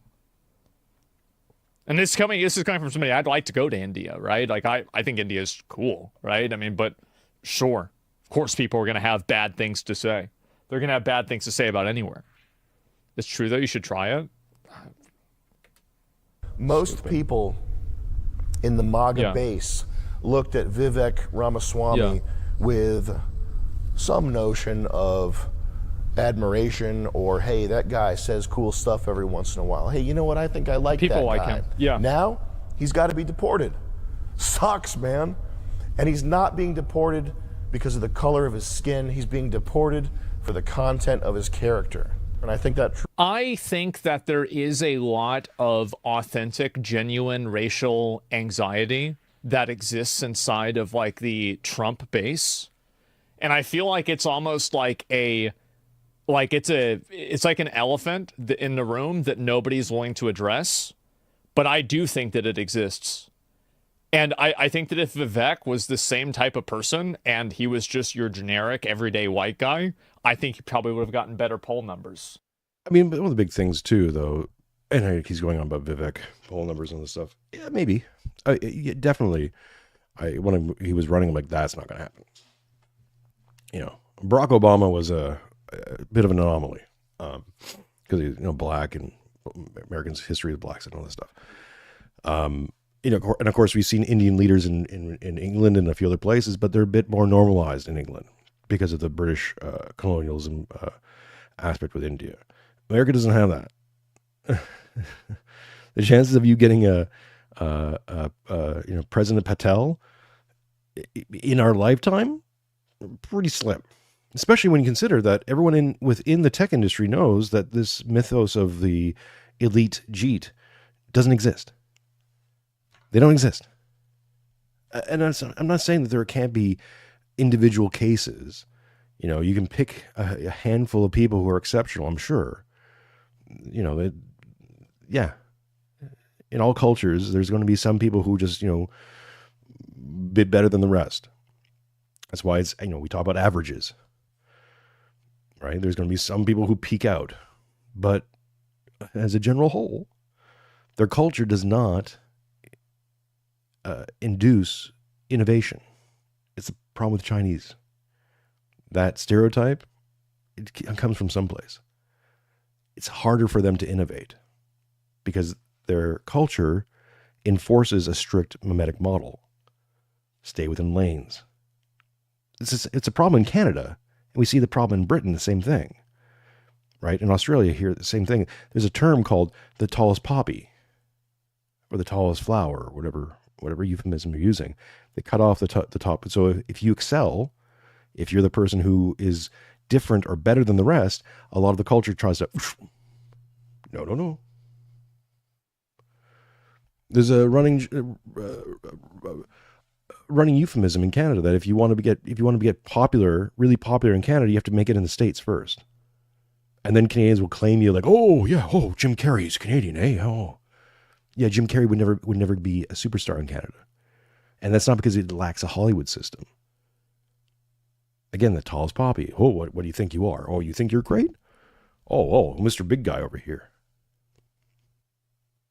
Yeah, that's an unfortunate part about British culture. So if you take a case system, a culture that has a case system, and you inject this other thing into it, the chances of you getting exceptional people who can innovate are almost zero. They can reproduce that which you give them to whatever quality, but they're not innovators. And when you're entering into this new paradigm of new ideas, new tech, trying to apply these things in new and different ways, you're going to need people who can think outside boxes.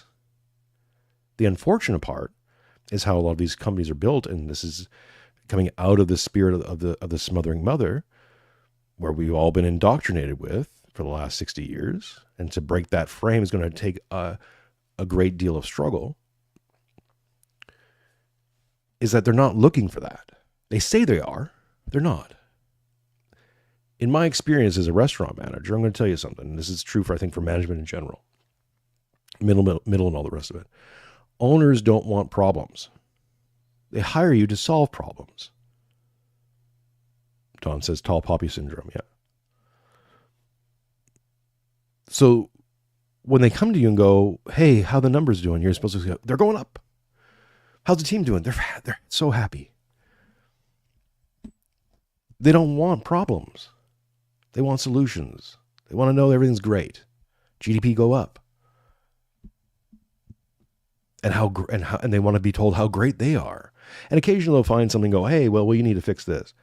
Yeah, here's a new thing that here's a new problem I just invented. Fix it. And you go, okay. And they get off on the idea that they've, or they'll throw an idea out into the ring, and no matter how stupid it is, you're supposed to be, oh, yeah, never thought of that. Taco Tuesdays. No, not, Taco Tuesdays, but on Wednesdays. Oh my God. Sir, you've cracked the code. It's why I was a very good restaurant manager, but I always ended up having a confrontation with the owners. Always marked my entire career because I'd be the guy telling them like, yeah, no, that doesn't work. It's not going to work. Here's a new idea. It's like, yeah, it's stupid. Don't do that. You do this other thing. And and occasionally I would just like do the thing I wanted to do, and it would work, and have mass sales, and they'd be like, oh, I didn't think of that one, and resentfulness would build because that's not the relationship they wanted. They don't want you to be an innovator. They don't want you to think outside the box. They don't want you to be like an owner or a founder. They want you to serve your role, the position they hired you for. So a lot of this nice romantic talk that you hear, we want the exceptional people. No, you don't. You want to be known as the exceptional guys. You don't want exceptional competition.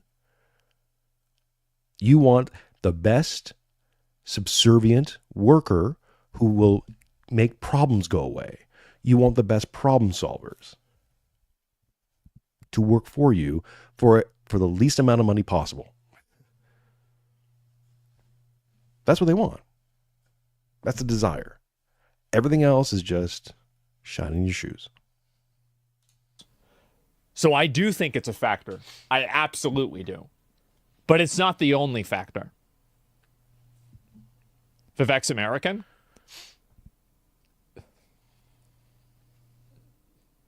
I agree with you. I'm not arguing for racism. I'm just looking at the chat now. If there's a commie troll in the chat, yeah, there's people with hammers. Who? Just send them out. Who's the commie troll? We don't want any commie trolls hanging around.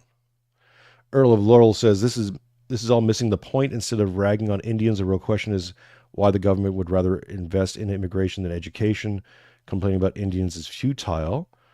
The government invests in education all the time. Billions and billions of dollars is invested in education. Education is a lie. Education is for stupid people. School is for stupid people. Smart people don't need school. The only thing that Ivy League schools, the reason why you want to send your kid to an Ivy League school is not for the education. It's for the connections. It's for the relationships they can build. That's it. There are a lot more people out there who are smarter and better and more motivated and harder workers than J.D. Vance or Vivek Ramaswamy ever could dream of being. But J.D. Vance and Vivek Ramaswamy got themselves in position through their connections to supersize them. And this is not throwing shade on those two guys. It's just how it is. People have made the comment about J.D. Vance, and everything great about him was through Peter Thiel. It's like, okay, let's just we can agree to disagree on some things, but fine. Let's look at that. Yeah, okay. Well, how do you get into the Peter Thiel network? What, you just show up, apply to Palantir? Hi, this is my resume. Can you please hire me? No. You get connected to him. You do and say some stuff that he takes interest in. And generally speaking, that means positioning yourself in certain circles professionally. That's how this thing is. It's nepotism. It's this. Yes. Uh-huh. Right. Oh, King Hill says, Commie Troll has been banned. Yay.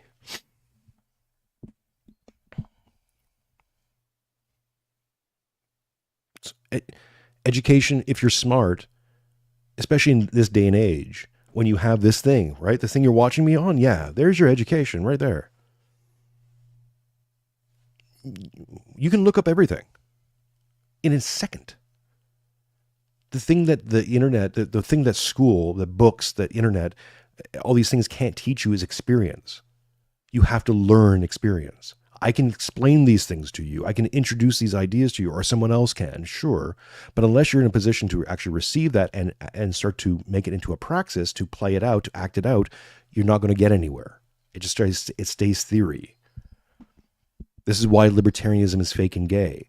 This is why it falls down. This is why everyone was libertarian until 2020, the events of 2020 happened, and then all of a sudden, poof, what the fuck happened, right?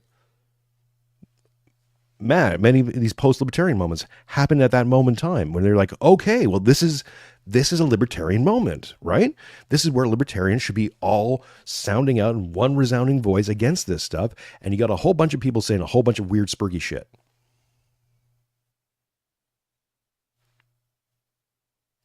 There was no more clearer overreach of the state than lockdowns. And whether you agree or disagree with it, and go check out Tales of Shadow Empire to find out what the lockdowns really were about. But regardless of all that stuff, just take the situation on face value. That was one thing that libertarians, as a complete and total whole, based on their agreed upon ideology, the standard principles of libertarianism, left, right, center of it, should be unified against. And that was not what happened. Huh. Interesting. Your theory doesn't mean shit when presented with reality. A lot of people, and I've been warning people, and no one wants to, a lot of people don't want to hear this, but every indication, if you look at global markets, it means that we're heading in for a major economic hardship in 2025. And people are not prepared for it. It's going to rock people's reality harder than COVID. Because at least with COVID, it was a health emergency. People can kind of get their head around that. Even narratively speaking. You can understand why people are reacting weird. This is going to affect people's pocketbooks, your retirement funds, all those things. Here in Europe, you're going to hear a lot of things about austerity, starting in February, I believe. Got to get your head around it. Get ready for it. Read the signs, understand what's happening. Because if you don't, these things are going to keep happening, and you're going to see these people go, how is this happening? Why are they doing these things? It's like, well, if you plug in one big data point, it all starts to make a whole lot more sense. Even the nonsensical stuff. Recently, I'll cover this on the Thursday show, but the Duran just put out a video talking about how Europe has now officially canceled out all LNG. They've shut down the last remaining gas and oil pipelines from Russia into Europe. It's going to disproportionately affect Hungary and Slovakia, possibly Italy and a few other places as well. At a time when they're in an energy crisis, in a time when their economy is hemorrhaging, you're going to increase energy costs in the middle of winter because they made this vow back in 2022. So they would let this energy bill expire, and now they're going to get hit with massive energy costs spikes in the middle of winter. That's going to affect the entire EU. And the only way that makes sense is if you take this massive blob that is the EU bureaucracy, who's made a decision 2 years ago, who's bent on high hell water to make it happen. You know, that these people, these unelected people who make these things happen, you know, in the background are anti-Russian. That's what's going to happen. And they don't care. They don't care. It's pure ideological at this point. They don't care if millions die or suffer or starve. The response from Slovakia to all this is like, because they're supplying Ukraine with electricity, they're going to say, well, we're going to cut off your electricity then. So even more Ukrainians are going to suffer and die. Oh, by the way, the Ukrainians were siphoning off oil and gas from Europe that was being supplied by Russia. So now they're going to be out of oil and gas as well.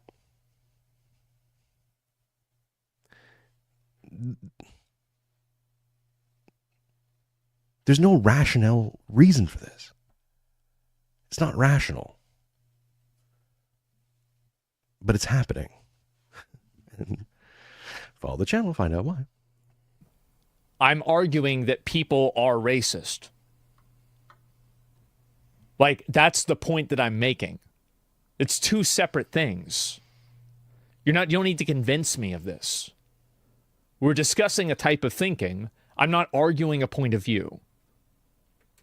Truly was a mask-off moment where we saw that Vivek Ramaswamy really is just a fucking nerd who needs to go back. Here's the thing. I actually think Vivek was right about everything he said. I think he was totally right. But the difference is that when you criticize a culture that people perceive you not being a part of, everybody gets super defensive. That's like why, for example, it's okay to make racial jokes about the group that you're a part of. But when people make racial jokes about a group that they're not part of, it's seen as problematic. It's kind of like a implicit understanding. Who would say anything about culture? It's different. I think it's everybody spurgs out. I'm spurging out right now. I'm going to spurg out later, okay? On Chris, Lynch. And also, Indians do cool stuff every once in a while. They got the chest slapping wrestling. You guys watch that action movies? He's shooting a bullet out of the air with a gun. He's flipping over the tuk-tuk. Indian clubs, shoulder rehab, exercise, fantastic. The hate. It's irrational hate. I would never let an Indian touch me. Are these Bollywood movies? I feel like they basically just take anime and they just have real people do it. I mean, it's like if people were in... it's crazy. It's basically... Bollywood's like anime. Yeah, it's anime with real people. It's just racism. It's just a nonsensical racism. The hate and racism and anti-Indian sentiment, it's there to the extent that Indians are being used to replace white people. He's right. That's it. Yep. We have to stop playing pretend. We're exactly it. Not talking about exceptional Indians here. And that's why this is sort of spreading like wildfire, people sharing these H-1B lists of what the jobs are. You are not in Calcutta scouting for the next Indian Einstein. You're not. We have to make it to outer space and invent new computers. Let's get to India and get the next Nikola Tesla. That's not what's happening. We're talking about people at fucking gas stations. You bring them over, you put them in a fucking gas station, and then we'll go around all the gas stations in the USA and find the next genius. Well, what if he's not in India? What if he's working at a gas station in North Carolina? He might be there. I've seen this before too. So like what he's referring to is there were a lot of people that like after the H-1B visa like controversy happened, a lot of people started linking like pictures of people that either had the visas or people that were like looking to have the positions filled by people with the visas. And a lot of the positions were just like average American jobs, and they weren't like, high-end systems data analysis at like Meta. So that's what he's talking about. Of course not, because again, we're talking about if you have a business, you have your margins, right? In the restaurant business, there's always very tight margins because you're dealing with expirable goods. If you don't sell the food, it goes bad, right? So you got to sell things in a very tight window. So your margins are very tight. So you generally speaking want to cut costs in every way, shape, or form that you can, because increasing your price by a little bit can price yourself out of a market. In big giant companies, you have a lot more wiggle room. You have a lot more. Your margins are a lot more thicker, right? In smaller businesses, like let's say a gas station, your margins are also really tight. So if you can shave off a bunch of money by bringing in someone from a third worlder who's going to be willing to work for half the pay, and you bring them in on a visa, and you just pay them, it's a commission rate or something like that, right? You figure it out. Yeah, it's corruption. And again, we don't live in a culture, in a society anymore, a civilization. We don't live in a civilization anymore. And one of the ways you can say that One of the reasons why that's true is that there's no social norms or agreed upon standards for people who just would say, yeah, we're not going to do that. We're not going to import people to do this job because it's cheaper. Because we care about the people in our community who are already here. We got to make sure that they have jobs, or that these jobs themselves, you know, if we have to pay a bit more to get better service and to employ, you know, heritage Americans, then that's what we're going to do. Again, a lot of these premises are always made for you. Like, the downstream effect of not having sweatshops in a lot of these places would mean you'd have to pay more for a shirt. Oh well, you know. But again, quite often what you're given is this idea that, oh, that's the worst thing in the world. Sam talks about this later on with competition with China. It's like, why are you? If competition with China, if competition means that you have to live in a shit third world country, if you got to reduce your living standards to the third world to compete with the third world, that's not competition. That's suicide. Why don't we bring everybody here and then we can look for everybody? Yeah. That's actually a fucking genius idea. I love that bit. Hang on a second. This is great. Systems data analysis at like Meta. So that's what he's talking about. Why don't we bring everybody here and then we can look for everybody? Yeah. That's actually a fucking genius idea. We bring fucking everybody here, and then, like a needle in a haystack, we find the one man who can invent electrical computer. Oh.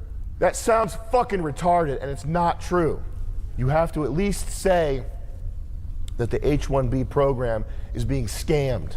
If you don't admit that, then as far as like any type of discussion that goes anywhere is concerned, it's over. He's right.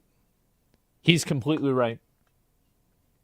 You can't tell people that you have a program that's for exceptional people, and then people find job listings for being a cashier. You just can't do, like, that. Whether you agree with it or not, it's just not going to sell. Like it or not, he's saying what people won't because of fear of cancellation. Yeah, I mean, I've said this myself. I mean, I try to be the same, right? And so I'm going to increase the speed. Someone in the chat said we're already 12 minutes into a 2-hour conversation. That's true. So shout out to Matt Erickson. We're gonna bring this up a little bit towards Matt's preferred chipmunk speed, and we'll see how long this lasts before I have a stroke. Yeah, maybe being a cashier is exceptional. Sure, right? And I'm sure there are exceptional cashiers, but there's a lot of them here. The idea is that these visas are there as a means to solve job vacancies that could not be solved otherwise. It's over. This is a direct quote from Moist Critical himself. I'm speaking on his behalf. He's too busy streaming Marvel Rivals to talk to you. So I'm here on his behalf, giving you opinions that he approves. So what did Charlie say? Nobody's expecting you to go full Steve Bannon here. You're a tech bro. We get it. Immigrant. But if you are on Team America, and by Team America, I don't mean World Police. Ben Shapiro's collection of ideas. America's not a collection. I do think that Ben Shapiro brand of conservatism is dying out. I do think so. Of ideas. America is a people. Americans. If you are Team America, then the most prominent talking points need to be. Yeah, Pike, I know I have to come in and talk, do my spiel because I like to talk, but also, if I let this thing run too long without me doing the interjection, YouTube will freak out. That's how I got I'm just coming out of a YouTube copyright thing because I ran an Andrew Tate video for too long without talking, and the YouTube spazzed out. So Matt Erickson knows this pain too. You play some certain things and YouTube doesn't like it, especially if you haven't interjected. So yeah, I gotta interact, or else, you know, I would just play this on 2.5 speed and talk to you at the end of it. But the immediate. Yeah, he's completely right. The people that are here, and this is the reason why I think Trump won with a lot of minorities too, is that Trump prioritized people in America. And like, even if you're like a 3rd-generation immigrant or like 2nd-generation immigrant, you are a U.S. citizen and you want your best interest being advocated for over somebody else who's not in the country. Like, in my opinion, I think that because we pay taxes, the government has like a moral or ethical obligation to work in our best interest. I don't think that it's a moral or ethical thing to do to like take by threat of force taxes from people and then use that money to benefit people that are not part of that group. Just on. Yeah, I mean, that's the social contract, right? Part of the social contract is we pay you, we we we go along with some of this crap because the roads, my roads and all that stuff, fine, right? Sure.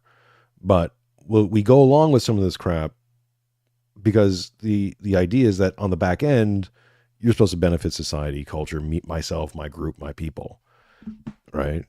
And if they're breaking that contract, well, then now, if people are waking up to the fact that that contract's broken, and it was broken a while ago, and then now they're really just catching on the consequences of that contract being broken, and that's a really dangerous place to be, because again, now more people are like, well, hang on a second, if the rules don't apply to these people, but only apply to me, I'm gonna just not obey the rules anymore. I'm not going to do these things. I'm not going to apply myself, or I'm going to apply myself in maybe destructive means. Like I really don't think the tech bros have caught on to exactly how dangerous the situation's become, especially for CEOs. We just had that assassination of the health guy, right, by Mario. Luigi. Luigi Mario. That's a sign of things to come. Like I said, there was your vengeful son moment. I believe the Sam Hyde video is the prodigal son moment in response. Not directly responding to that incident, but this is the build-up. And this is the which way Western man kind of moment. Don Browning, $5 Australian, thank you. Is it every 14 seconds you have to interact? No, that's just me. Cyber Chud, $5 with a bunch of goats. Make it rain some goats. On a super, super fundamental level. And don't worry, I'll do the no balls bit. I got to just find a good time to do it. And I think that's why Trump won with a lot of those groups. It's because those groups feel like he is advocating for them directly. And it's really not that big of a surprise though, right? People want somebody who's going to advocate for their best interests. Is this really profound to say? It's not, it's common sense. Deportation of illegals, and need to be the immediate deportation of illegals and the end of the abuse of the American worker by programs like this H-1B, the gamification of stuff like this that's set up to benefit people who aren't us. Nobody wants to... Exactly. Yeah, if you want people in America to like you, you have to work in Americans' best interest. Yeah. Basically, and this is the issue, is that if you make an argument and you say that, for example, the economics of the GDP going up means the economy is good, this is a theoretical, abstract idea. But when a person can't get a job on an individual personal level, Maslow's hierarchy of needs says that they're going to care about that a whole lot more. And the fact is that you can't use these abstractions of a big fucking economy and, oh, this is going to be better for the economy in the long term. Why would these people care about the economy in the long term if they can't afford food today? There's no reason. Don't fuck my money? Yeah, exactly. And so that's all they're going to care about. So the idea that oh, well, the economy is getting bigger or better, it's not really relevant. So many Americans don't do that themselves, and their existence is a burden to the country and society. You're right. You're absolutely right. A lot of Americans are useless, fat, retarded morons that would be better if they were converted into food. That's definitely true. But their family might not be. And their parents might not have been. And their grandparents might not have been. And all those people paid into the system, paid their taxes for that system to look out for the best interest of this person who would be better suited being Soylent Green. That's it. To solve the Japanese birth rate problem by turning... I feel like I made both sides really mad with that, right? Didn't I? I think that's pretty much the worst way for me to have said this, right? Hopefully. Japan into India. That's preposterous. That only would work in a computer simulation. What is this here? Sorry. Nobody wants to solve the Japanese birth rate problem by turning Japan into India. That's preposterous. I've actually heard a lot of people discussing things like that immigration would be the solution. Same with Korea. That only would work in a computer simulation where you can just change the code and make a Japanese person... I've tried it! It can't be done. He can't be Japanese. Okay, where Asmongold is right now, down in the basement, I have tried over 150 times to turn an Indian into a Japanese man. And the only thing I was able to accomplish was boiling them. All right? You should have just gone to a chat room. If you think Elon, or Asmongold if you're watching this...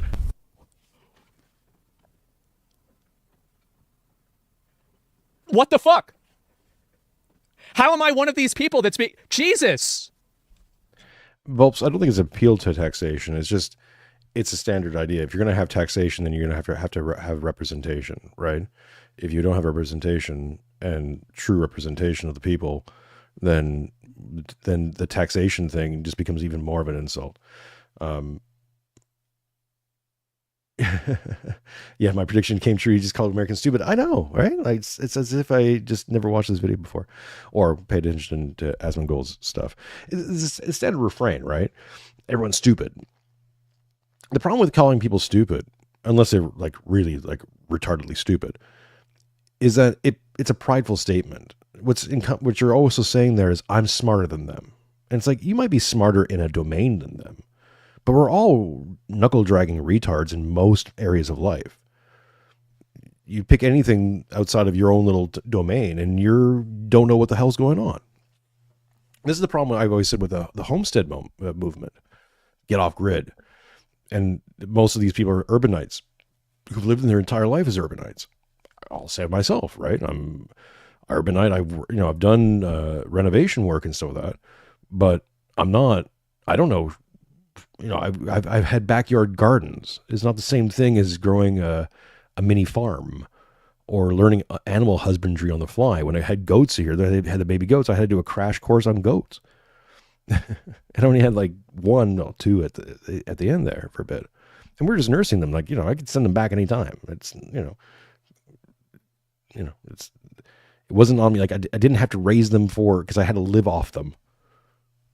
Right? There's a lot. The responsibility was just make sure they don't die. Other than that, that was it. Right? So most people are coming into this going, oh, it'll be easy. I'll just figure it out. I'll just Google that shit. It's like, no, you have to go through so many failures and experience and learn how to not fail, or how to, not fail completely. That's how you succeed. It's just incremental. You build on incremental successes incrementally over time, both personally and socially and culturally, so that you inherit. This is the problem with individualism. This is the internal contradiction of the liberal mind rests on these points that don't work well with each other, because you can't think. Hyper individualism brings you this idea that culture is just learned. That you bring someone from a different culture, you put them in your culture for long enough, they'll become like your culture, which is kind of true, but they're also going to still retain their own culture. And by the way, that melting pot that you bring someone from a different culture into yours, and you're going to transform that into your culture, only works if you have a very strong regio. What do I mean by that? A regio I'm defining as ruler, region, and religion. These things are binding elements. And you need strong ones, very strong ones. Things that the modern liberal would think is oppressive. It's anti-liberal. It'd be the thing that liberalism is trying to liberate itself from. Authority, ultimate authority, universal authorities. God, religion, king, ruler. People making decisions for you based on tradition. Oh, scary thing. But you need these things. You need these walls. Internally and externally. You need them. To be able to take from the outside, when the outside forces come in, you need these filtering things. Because sometimes some stuff from the outside is necessary. You need those derivations. You need those differentiations. You need new ideas to circulate in. Because you might have a new problem that your old ways don't know how to address, or are difficult to address. But it still needs to be filtered in properly. Because it's not everything from the outside and a whole package is good for your culture, your society. Maybe only one little tiny bit is. Maybe you can accept more. Who knows? Depends on the thing we're talking about. But because we've lost this regio, this binding agent, these walls of culture, of ideas, of concepts, of morality, and because we've put it all on each individual who doesn't know how to operate in the world other than modeling themselves after the person in front of them, well, then we have these cascade failures. People want to blame the boomers. There was a tweet out there I responded to, which I thought was really good. It's a good starting point. And someone finally said, no, actually, it's the great generation that created all these problems. And it's true. LBJ and all these guys, that was the great generation, or the silent generation. They weren't boomers. So a lot of the problems, a lot of the consequences, the post-Nuremberg order was set up by the older generation. But then when you examine the older generation, you realize that they were under the sway of a similar thing. They were under the sway I call the tyrannical father. where they brought in a golden age, but they also suppressed their children, infantilized their children to keep them away so they couldn't compete. Even the mythos of the Great Generation, I think, retarded the boomers, especially the men. And by the way, their models for masculinity and for fatherhood were these men who, a lot of them served in 1 or 2 world wars, went through the Great Depression. They were shell-shocked. It was a PTSD generation. Living under, and they had been affected. They were modeling their fathers who had gone through the Industrial Revolution. So the nature of family and structure and what it meant to be a man and a father had massively changed, and no one wants to deal with that. So your models are all screwed up. There's the reason why you have this whole cottage industry of child psychology and how to raise your kids. It's stupid. We've been raising children for thousands of years. The reason why we're here is because people have kind of basically figured out how to raise children. But now there's a whole cottage industry saying no to all those things are wrong. And what's the result of that is you have troons. How does that happen? The revolution that we're going to go through, the cultural revolution, I think, if you look at 3 different time periods, we had the revolution of the masculine, of the father, right? The tyrannical father, let's say the early 20th century. The revolution of the feminine, the devouring, smothering mother, right? Went through the 1960s up until recently. Now we're going to go through the revolution of the child. So within the family unit, you have a trinity: father, mother, child, right? Internal hierarchy. A trinity of the family, which is a microcosm, a mini trinity of the true Christian Trinity, right? What have we done in the 20th century? What has liberalism done? It's inverted it. What's coming out now is more and more stories of child abuse. And child abuse by Hollywood and many other people. The Diddy story, all that stuff. Yeah, expect more of that. So it's going to be a revolution of the youth. We're going to rise up and say, no, we're going to tear things down. But again, because they don't respect anything that came before them, and again, possibly with good reason,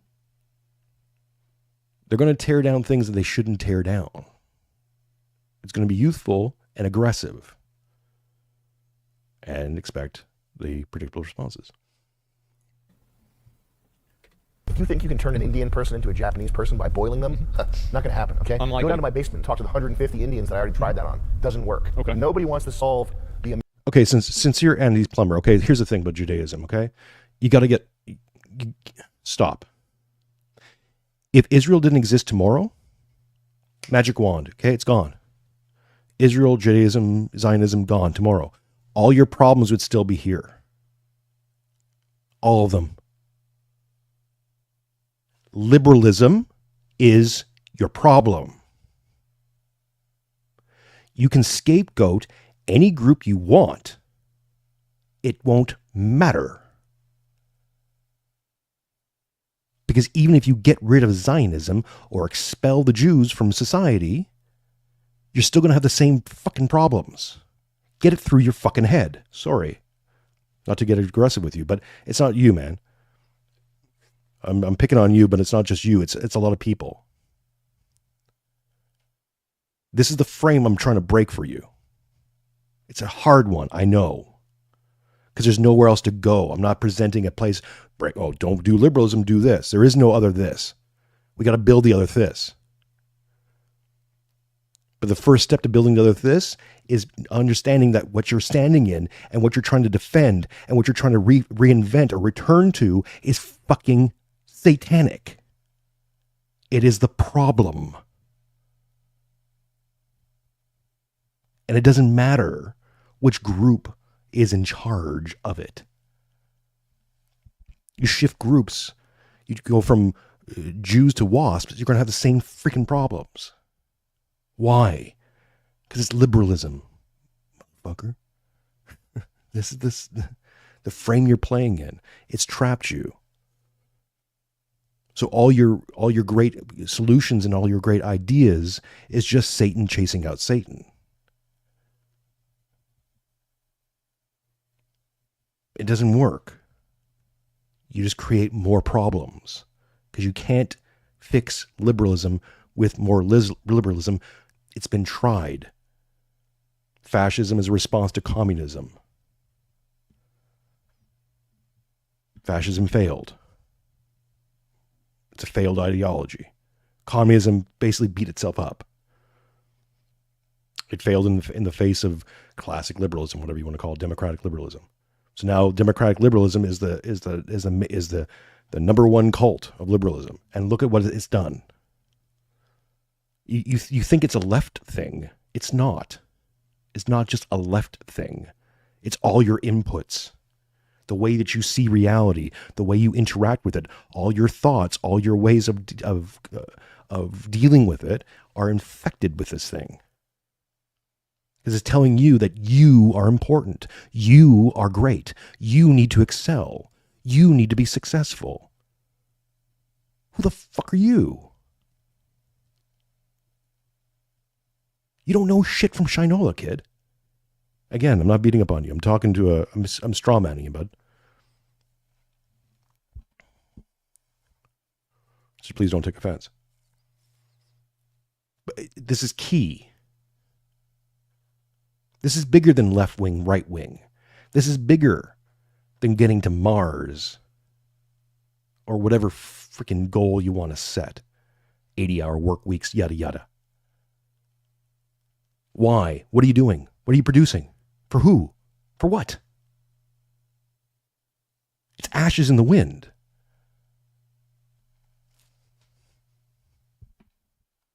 If you build civilization on a liberal frame, it will produce predictable results. We already see that. We're living in it. A technocratic future will be as diseased and as problematic as the non-technocratic present, because it's built on these foundations, and these foundations are lies. They are lying to you. This is when Putin says it's an empire of lies. Yeah. It's wrong. And we have to fix it foundationally. The average sample size for an experiment done on people would be actually 1,000, so he's only 10% of the way there. That's generally the accepted problem. What's going to happen? We're going to run out of people. Oh, the stock prices are going to go down. Oh, that's a problem for the All-In podcast to figure out. It's David Sachs. Nobody cares about stock prices. They're too abstract. Sachs of what? Sachs of gold? Just start calling yourself David Sachs of gold. What's the other guy? Jason Sachs? Asmongold? Asmongold. Okay. David Sachs has changed his name to Asmongold. The branding is already set up for you. You guys steal my fucking name. You can replace his body and become the top. Wait, what? Gold. David Sachs has changed his name to Asmongold. The branding is already set up for you. Asmongold wants to himself. You can replace his body and become the top streamer in America. I shouldn't say Asmongold wants to himself. I love Asmongold. That guy's classic. He's ultimately the best streamer. For sure. For sure. I think he's good. Yeah. I never watched him. Oh my fucking god. Oh my. Wow. You know his name's Asmongold. He saw the who want reacts. to fix the American birth rate problem by turning America into India are fuckers. People are not interchangeable economic units. If they're not more than that, then that's just an extension of antinatalism. That's just nihilism. That's just people don't matter. Neil deGrasse Tyson, the universe doesn't care. Shit. The universe cares. That's why we're here. It's understandable. Well, I think that it's the abstractions and like large numbers of like billions of dollars and like revenue or something like that for a company. They're relevant to people who are running companies, but most people aren't running companies. So you can't make an argument to an average person that the reason why you need to do this and potentially put yourself in a disadvantageous position is so my number will go up, because they don't care about your number. They care about their number. And even if you try to make the argument their number is your number, it's too abstract. And it's also generally not true. I think that a lot of people nowadays feel like, okay, yeah, like every single time that we have a recession recovery, 90-something% of the recovery amount goes to the top 1% of people. So, you know, there's not this sense of camaraderie there anymore. It doesn't exist. Sorry, but a lot of your generation thinks this country will run on fumes forever after throwing out all of our conservative values. I think that labeling values as being conservative or liberal is generally not a good way of looking at it. I try not to do that a whole lot. I mean, obviously, like we talk about it in that context sometimes because that's the way a lot of people discuss it, but that's not really the best way to look at things. That's my opinion. Why a computer guy, why an engineer would think that or would want to think that, because it would make solving problems so much easier. We have hardwired group preferences. We have genetic memory. We have Own group preference. I think that is the term in psychology that he's referring to, if you want to look up any sort of variable for that. Like an example of this is that my understanding is that, let me see if I can just find this real quick.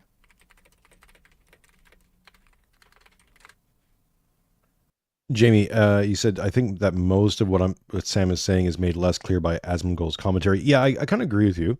The reason why I decided to do this particular thing with commentating on Asmongold, commentating on Sam, is that if I just played the Sam Hyde video, I would just be agreeing. Like, yep, 100%. Right, good, yeah. And everyone else has done that anyways, so there's nothing I could possibly add to it.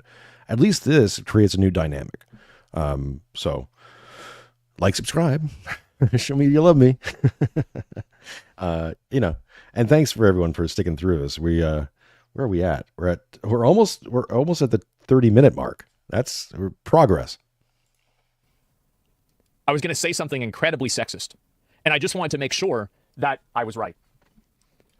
Women's in-group biases, women are almost 5 times more likely to have a bias towards other women than men are to other men. That's just simply one example of it. And we know this.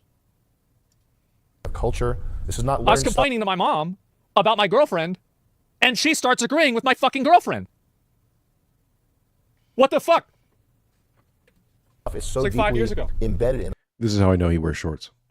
us that it carries on for thousands of years. Thinking of people as interchangeable She's probably right. Yes, she was. units, while it would be useful in a simulation or in an economic theorem, it strips them of their humanity. And by the way, it's one of the first steps towards any authoritarian dictatorship type system. It's one of the first steps towards Marxism, is thinking of people as just labor. It's a very gross, anti-human thing to think. This is what I was saying before. This is just basically another shade of the same thing that I was saying about how when you take a group of people and you stereotype them, and then you take that stereotype and you distill it down to an individual, you're dehumanizing them fundamentally. I think that he brings up a good point, is that when you're discussing like economies of scale, this is dehumanizing to individual people who bear a negative reaction to that economy shift. To appeal to the Redditor in you. That's middle brain shit. Stupid people at the bottom of the spectrum know that everybody's special. Everybody's special.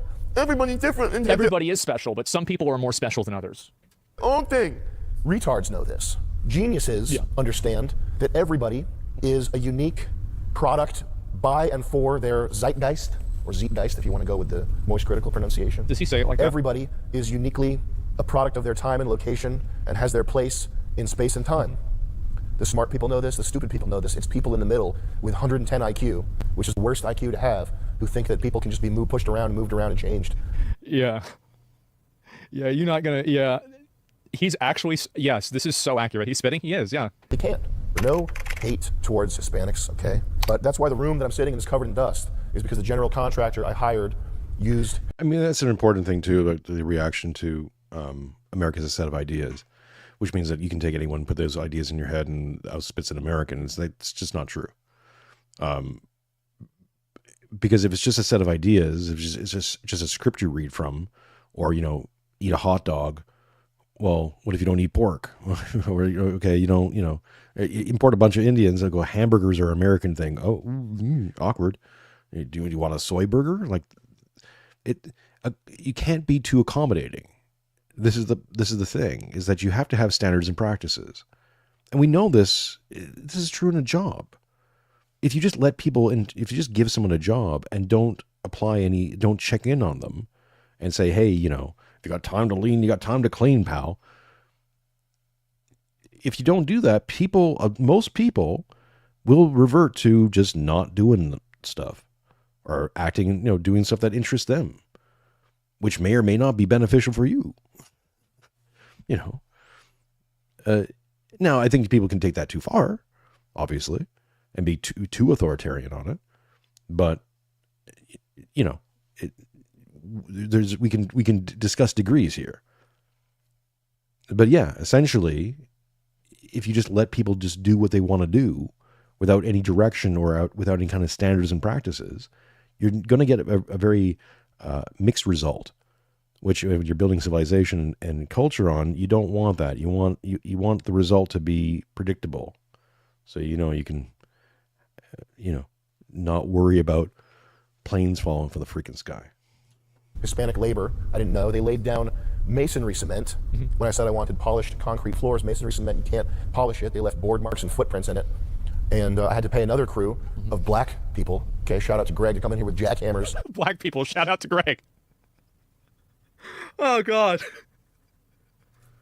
And get this shit dumpstered out. W. Greg, yeah. I went and hired my own blacks. I went in the ghetto and hired them by hand. That's how you need to hire blacks for SpaceX. And what you get is you get lower quality construction. You get lower wages for the blue collar workers. Well, it logically makes sense though, right? If it's a person who is primarily focused on making the job, finishing a job and doing a job with the cheapest amount of money spent, they are probably also going to enlist illegal immigrants to help. And in the process of enlisting illegal immigrants to help, this probably is an indicator of their general attention to detail and how much they care about doing a good job. It's basically like them not giving a shit about the quality of their employees is also probably indicative of them not giving a shit of the quality of their work. Yeah, again, you can't have civilizational capital this way. The civilization should reflect the people, and the people should reflect the civilization. You build wonderful, good things that last because you want it to be a testament to you, and not just to the workers themselves, but to the civilization itself. That's why we make banks beautiful, or we used to. It doesn't make sense. It's not rational to make exorbitant, glorified, glitzy architecture. It's much more rational, pragmatic, feminine, to make the ugly cement boxes that you see all over the place. It's cheaper, easy to construct. Any idiot can do it, right? And when you have to deal with all these regulations, all the other things, you're like, just do the simple thing. But the simple thing's ugly. And it saps the will. It doesn't speak to you. It doesn't speak of you. Or if it is, it's not saying anything good or nice. There's no good, beautiful, and true in a concrete slab building. There's no person there. And so you can have a whole civilization of ugly cement boxes. Even people bemoan suburbia, little boxes on the hillside. Yeah, at least those houses, generally speaking, at least they fit a style. They may not be terribly exciting, but, I think there's something elegant about a townhouse. The old brick and mortar, you go to parts of Brooklyn, they look beautiful compared to the ugly slab gray cement box. Right? The 3D printing, I think, is great. And unfortunately, most of the buildings you see out of 3D printing are just that. They're just filament boxes. Now, I think that's room for improvement and for design.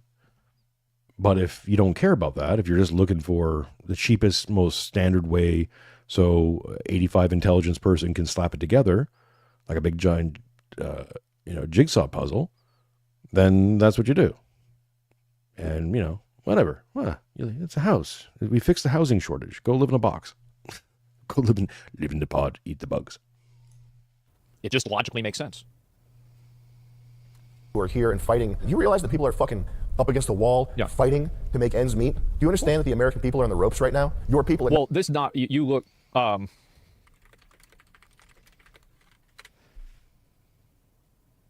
Nearly half Americans say they live paycheck to paycheck. It's bad. Oh, it's real bad. Nearly 80% of Americans live paycheck to paycheck. 76%, 66%. It seems like these numbers just keep going up. And it's going to get worse in 2025. Go buy your Tales of Shadow Empire to find out why. Nearly half, yeah. And a lot of these people are younger. With no savings, yeah. Now, I bet a lot of the Luigi fans are part of that 66, 72, or 80%. I wonder why. Not the world, okay? It's the American people. That's where this shit is popping off. That's where you came to do business. The American people are your problem now. Yep. To the extent that you want people to pay attention to your opinion. And by people, I mean actual people. Not Patrick Bet-David, not Ian Miles Chong, Scott Adams, not these fucking f***its that'll walk around sucking your ass because you have money and because you made an electric car. Well, Scott Adams has had a lot, he's the Dilbert guy, and he's had a lot of opinions. But to the extent that you want that, you have to protect the American people. Yeah. You're all about being pro-natalism and increasing the birth rate. Why is the average dude going to want to have kids when he can barely afford to live by himself and eat Domino's? Hey. Well, that's a good way to say it, isn't it? Yeah, in this economy. No, he's right. Okay, Earl of Laurel is asking a question. He's pissed off that I said you. Now I'm going to address him as you, okay? Because this is the dipshittery. So I got to go. Just want to ask one last question. When you go to the doctor, are you still sure education isn't important? First of all, I don't go to the doctor, really. And how did you get through 2020 and think that medicine and education in medicine is actually a big benefit?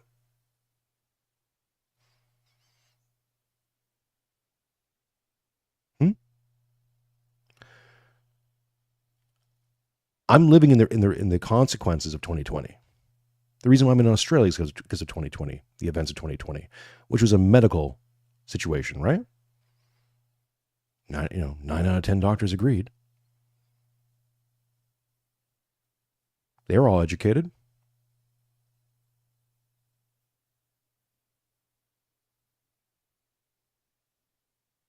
Right.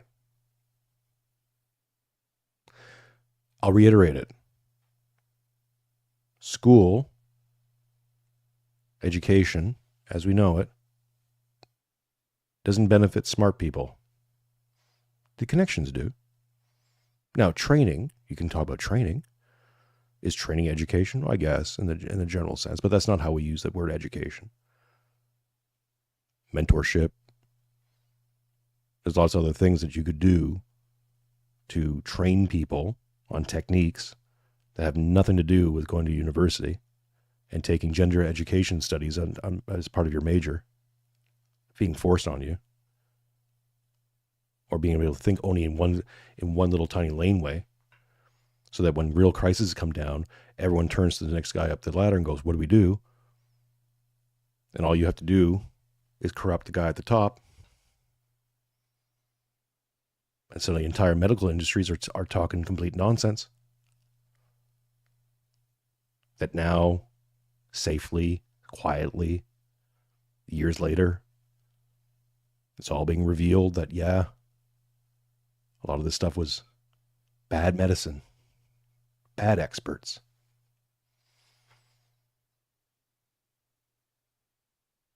You got to live in the real world. I understand, and it's a nice thing for you to say, well, do you care about your besmirched education, but what about when you need... Yeah, what about that? What about that? How do you know how good your doctor is? Do you get to see his test scores? You go to your doctor, you don't know if their doctor was top of the class or bottom of the class. And generally speaking, unless you're really rich, you're probably meeting the just barely is the 51 percenters.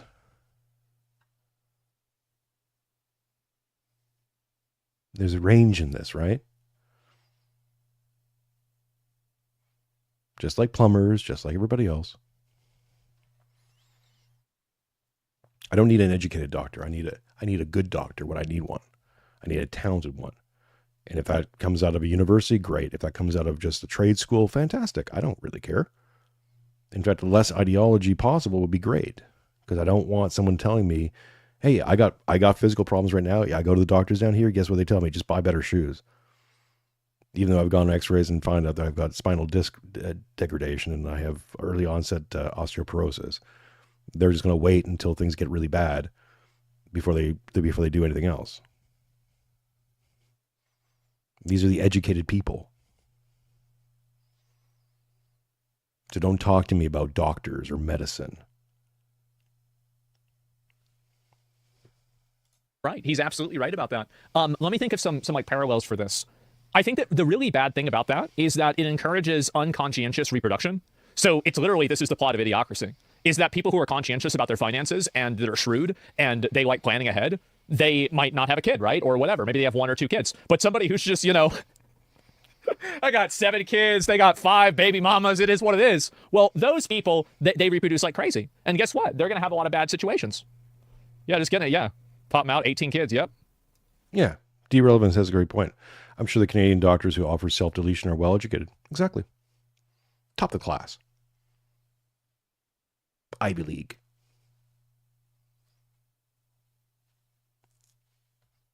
I get it, man. I understand. This is millennial shit. right? This is very millennial stuff. You've walked into a Gen X hosted room. I'm a Gen Xer. I don't deal with this millennial shit where you try to shut down the conversation with a gotcha. Oh, this is why eventually just call racist and fashion thing, communist thing, because you don't want to have the conversation. You just want to sound smart. You just want to be right. I don't care about being right. I care about being true. I care about the truth. Truth is not always factual or what you want it to be. Quite often, the truth is exactly what you don't want it to be. You'd rather it not be this thing over here, but it is. And now you got to deal with it. Oops. Fucking medicine. Why isn't China importing Infinity Indians right now? Are they? If it's such a huge economic advantage, why isn't China doing it? We need to do a naval blockade of China to make sure they don't get any of these amazing Indians.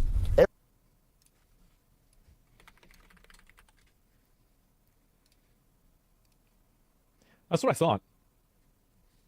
Okay. This was a joke. Yeah, that was a joke. You can't do that. Every Indian that makes his way into China is a threat because China will use their genius. Also, that millennial comment isn't an invitation for all the millennials in the chat to chime in and say that you're not like that. Because here's another thing the millennials just don't deal with. Here's another group preference thing that, like in a tribe to your generation, this is why the millennials have a hard time with the idea of per capita or averages. Oh no, but what about this exception over here? Like, yeah, I know. We'll get you a gold star there, kid. Genius to get one over on us. That's the biggest threat this country's facing. Right? I think we need to go nuclear. I think that there actually are cultural differences between different groups of people, and those cultural differences produce different types of people with different types of interests and strengths on average. Like, no shit. No, I'm just being honest, right? I mean, it does. And so, like, I think that there are elements of, like, Chinese or American culture or, like, Indian culture, anything. Some are good, some are bad. I think we need to say, if China imports enough Indians, it's like diamonds. It's like nanotechnology. Indians are like nanotechnology. We have to be willing to use nuclear weapons to keep China from getting these precious Indians. That's step one. Fuck. Sounds retarded, right? Because it is. Yeah. It's retarded. It's subtarded. Ever hear of a subtard? By the way, Moist Critical coined that term, subtard. Competing with China in What does subtard mean? Is this like the new, like, you can't, people don't want you to say retard, If you don't know what subtard means, if you can't intuit what subtard means, it means you're subtard. so you just come up with another word that's like it?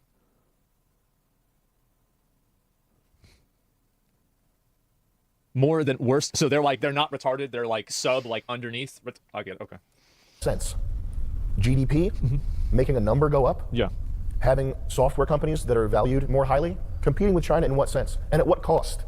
If the cost is making America look like Calcutta, that's not worth it. That's not a price that we're willing to pay. People keep posting these aerial drone display I think that he's right about that.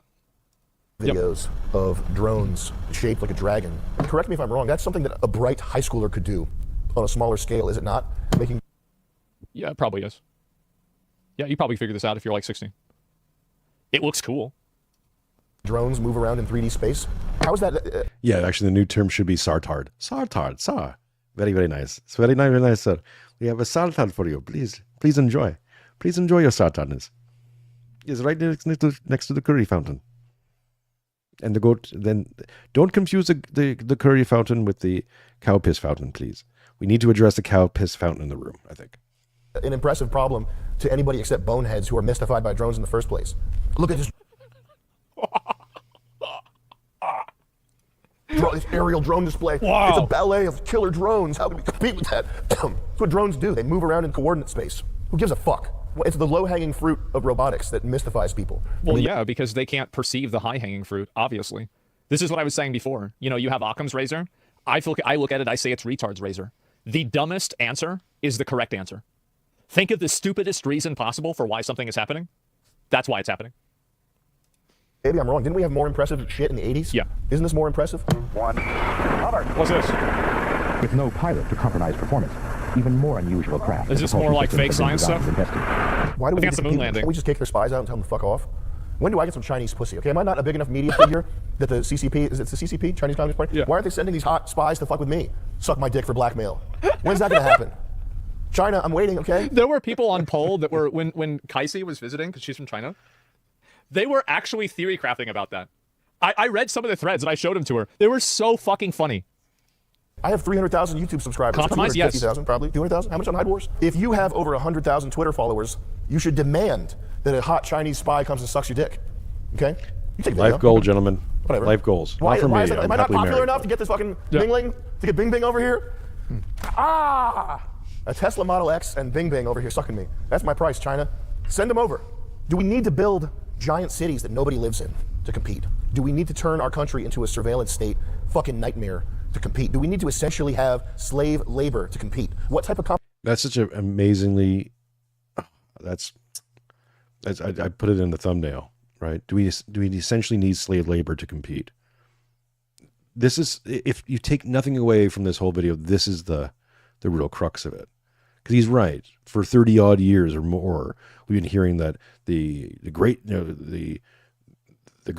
global American empire, which we're convinced is run by America, has to compete with all these other third world countries. Why is America competing with Japan?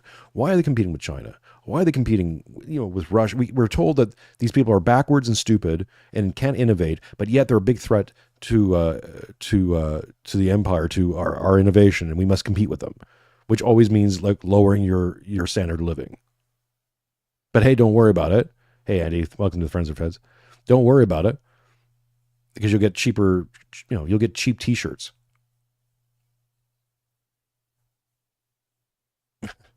And then you have these elites, our betters, talking about how lazy we are because we just don't want to work. We don't want to do slave labor. Let me just put it this way. Maybe I can read the Vivek tweet, but we're running along. So the crux of the Vivek thing was that, America has a culture problem, and that culture problem stems from exalting the jock instead of the nerd. That's why you don't have great engineers.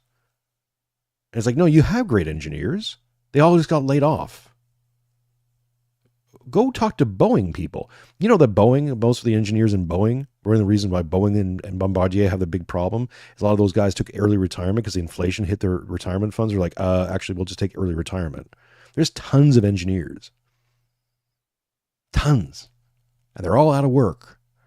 Or they all took early retirement and you just don't want to pay them high wages. You can get them. Tons of them. American born, heritage born, God dang. Or Canadian. Well, Quebecois, so whatever. Okay? Tons of them. Easy. Why aren't you recruiting them there? How can you say that, you have this, how can you say that you have this American dynamism, gundo, all these things happening, and there's no American engineers? There's no exceptionalisms left in America from the heritage movements. It's stupid. And again, okay, to compete with China to do what? Why is this hard? China's entire economy is an investment economy. You could tank China's economy overnight if you really wanted to. That's the big dick leverage of America. If America just pulls all their industry out of China and decides to take that hit, guess what? China ain't no competition no more. China can go back to the third world real easy.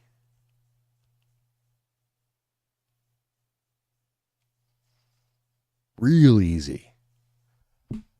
And if half the things we're talking about in the Tales of Shadow Empire and the things we're talking about what's coming in 2025 economically happen, even if a third of these things happen, a lot of these countries are going back to the third world, which is also maybe why they're trying to import all these people.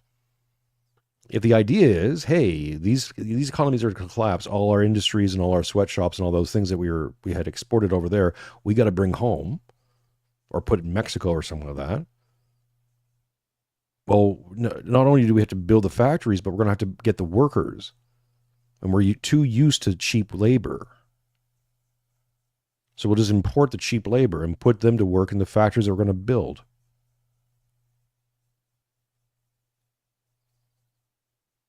This is not exceptionalism. It's sweatshopism.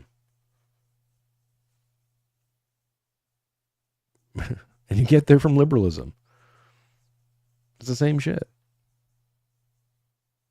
Now, it doesn't have to be that way. And I agree with Sam here that the call out is for leadership, for good leadership, for leadership that is centered on the people that you are leading.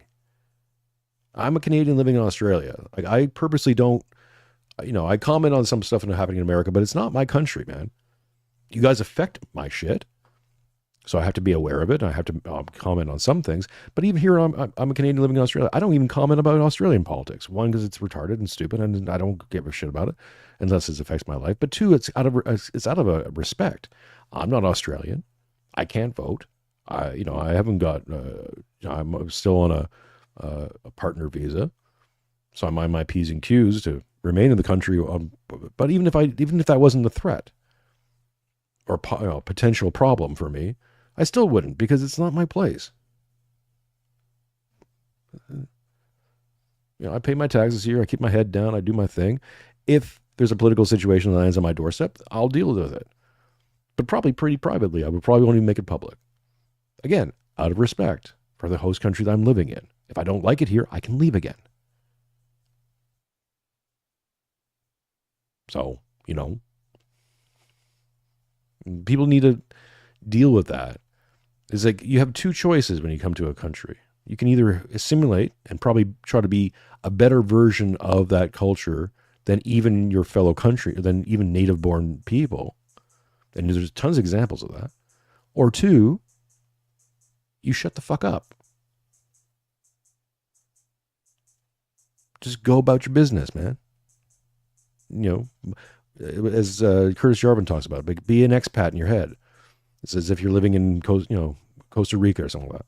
You get to know the general politics, which sports teams to cheer for, depending on where you're living, which general laws to follow, and don't be a nuisance. Blend. Take a shower. If you're in the West, cut down on the curry stink. It's simple shit. And no one would care. No one would be against the Jeet if it wasn't offensive. And it's become offensive. Because you do all these things, and you're being required to do all these things, or your government's doing all these things on your behalf, that is enfranchising other people other than you. And when you certainly just make some general request, like, hey, can you, if you're my Uber driver and I get into your Uber, can it not stink like the third world? Can I not leave the Uber and have to burn my clothes? Please, pretty please. Could you maybe a little bit? No, that's racist. No, that's a standard and practice, motherfucker. You need them. Competition are you talking about? And at what cost? Competing with China is competing with literal slave labor, and that's impossible to compete with. It's not true. Worth competing with. And nobody who has a real sense of what matters in life thinks anything about competing with China. We've been hearing this for 30 fucking years. As long as China has been an industrial nation, there have been headlines, The Economist. I remember this in the dentist office when I was a kid. China's looming on the horizon. We have to accept a lower quality of life immediately to compete with China. That's the thrust of every article. You, the American worker, you have to take less pay and accept more bullshit because there's a big boogeyman looming on the horizon. It's China for 30 years. I think that's a good point. Yeah. You don't need to compete with China. Their population's collapsing. I have no idea. Yeah, I have no idea. I need to compete with something that's going to ruin itself. I don't know. I mean, I think that you do have to compete with other countries. I mean, obviously you have to an extent, but if the level of competition ends up, basically disenfranchising and fucking people over, then yeah, it's probably not worth it. And I think that also people have agreed with that. That's why they outsource stuff, and that's why they do things overseas. Years. Before that, it was Japan. It's constant. It's to keep wages suppressed. It's to make you shut up. Elon doubles down in this tweet, offering a false dichotomy. Either we have to have more legal immigration, or you, the person disagreeing with it, you want America to fail for your own personal gain. What personal gain are you talking about? Well, of course people are going to care more about their own personal status than the country as a whole in an abstract sense. Yeah, of course. I mean, that makes every single person is going to think like that. And they might not say it outright, but at the end of the day, that's what they're going to vote on, and that's what they're going to do. Not patriots? Well, I think that really the idea of being a patriot is a two-way street. A lot of people aren't going to be trying to maintain the existence of an entity that is actively working against them. And again, if you think it's not, that's fine, but this is the way these people feel, and so that's just it. You want America to fail for your own personal gain. Elon, what are you talking about? How does anybody personally gain from this? The only gain happening is in stock prices of tech companies. That's the gain. That's where the gain is. Cui bono. That's who stands to benefit from this arrangement. This tweet, it's not first principles thinking. It's not in good faith dialogue. This is a dishonest mischaracterization. I don't think it's a dishonest mischaracterization. I think that it's just a misunderstanding of the way that people think. Because he's right, and you can make a very strong argument that stock prices do affect individuals, and you can use that to talk about 401ks or people's investments, and I think that you can make a strong argument that way. But the Yeah, no, you can't. Because, actually stock prices don't affect 401ks the way you think it does. Sorry, that don't work. Oh, wait. King pilled. Matt, stay for a sec. Because we got to do an outro for you, Med. I realize that I hadn't done the no balls. And I think we got to shift from Tim Walls, he ain't go no balls, to Vivek Ramaswamy. Vivek Ramaswamy ain't got no balls. He ain't got no volleyballs, no basketballs, no baseballs, no footballs, no handballs, no ping pong balls, no lamb's balls, no chicken balls, no curry balls. Although maybe he has a few of those. He ain't got no balls that bounce, no balls that float.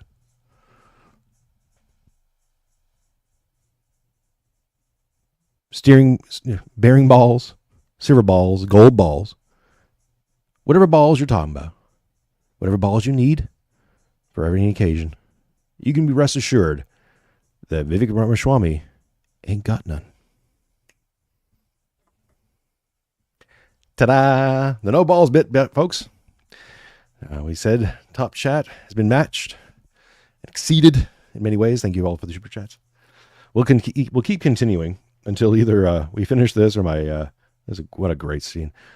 This is a bad look for you, Zach. We'll continue until either we finish this up or my daughter interrupts. We'll see which happens first. Problem is that argument, it's kind of like what I was saying before about like a lot of philosophy is what investment? Well, like if you have a job, for example, like, and again, I don't have a job, sure. But there are a lot of people with a job who do have 401ks, right? It's too speculative. It's too L rich take. No, see, you're not listening. You need to listen. Just listen. And before you come up with your opinion, listen to what I'm saying.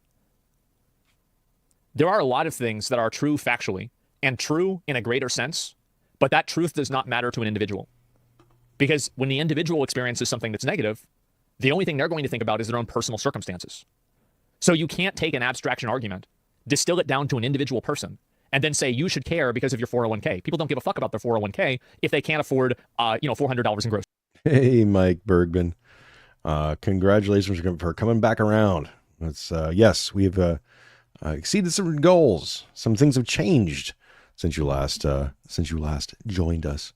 But do stick around because this year, 2025, I believe will be transformative, especially as we really go full in on data cinema, and more news on that in the next coming weeks. Groceries. How true is it that America lacks STEM talents? I think that it's both true and not true. A liar. People say things in the heat of the moment that are dishonest, though. This is a dishonest mischaracterization of the tens of thousands of people who are blowing up your website. This is not an own on Elon. This is not dunking on Elon. I know that you can bring the ban hammer down, and I know that you are going to be tempted to do so, that you already have with the Groypers, which, by the way, you have to undo that, man. You blanket ban people, not for saying or not for posting swastikas, but for stating their opinion on this H-1B issue. Yeah, you can't ban people. Like, if the policy is that don't break the law and don't... I mean, look, I agree. Fundamentally, it's true. Fundamentally, that's true. Right? You shouldn't ban the gropers just for being gropers. However, they are gropers and so they deserve to be banned. It's a weird one. It's a paradox. Don't dox people. That's basically what the rules are. And then you ban people for things that aren't doxing and aren't breaking the law, then you're not following the rules. And if you're not following the rules, then nobody can predict what's going to happen. Free speech absolutist? Well, I think that it was a mistake for him to have said that. Nobody is a free speech absolutist. Almost nobody, at least. almost everyone immediately has examples and forms of speech or what's the word for it? Like expression that they think should be against the law. I am? Well, no, you're not. I mean, like, for example, child sexual abuse material. Do you want that? That's free expression, right? That's a person expressing themselves. Do you want them expressing themselves that way? I don't. Okay. So let's just... Yeah, I know this is always the constant. Again, this is millennial gotcha thing, right? They think, oh, but what about CP? Here's the thing: CP doesn't fall under the expression of under the idea of free speech, because again, unless you're talking about like some sort of like fantasy CP kind of thing, right? Written, because really, what free speech is in this context. Again, everything is contextual. Is you speaking your mind, giving your opinion freely, criticizing both either the government or other people or actions or things that are happening in your society. That's what free speech in this context means. It doesn't mean just, and again, free speech absolute is within the context of being able to openly speak your mind. Even if everything out your mouth is diseased stupidness. Right? It's not even about being offensive. Because just saying fuck all the time isn't really what we're talking about in free speech. Right? That's a form of expression, which we can set cultural norms on, whether it be sexual, anything that's profane. Certain profanities within certain cultures don't fly. And even on a marketing level, it's always better to usually not swear. If you can. I've been trying to practice the skill. I fucking can't do it, but it's a weakness, I know. But the reason why it's better to not swear in general, especially when you're doing these video stuff, it's not even because of censorship or whatever. It's that the people who really care about swearing really care about it. People who like to swear or have no problems with people swearing don't care if you swear or not. They're sitting there like, you got to say fuck. If you don't say fuck right now, I'm going to be very upset. That doesn't exist. So, yeah. Verbiage or cultural acceptable,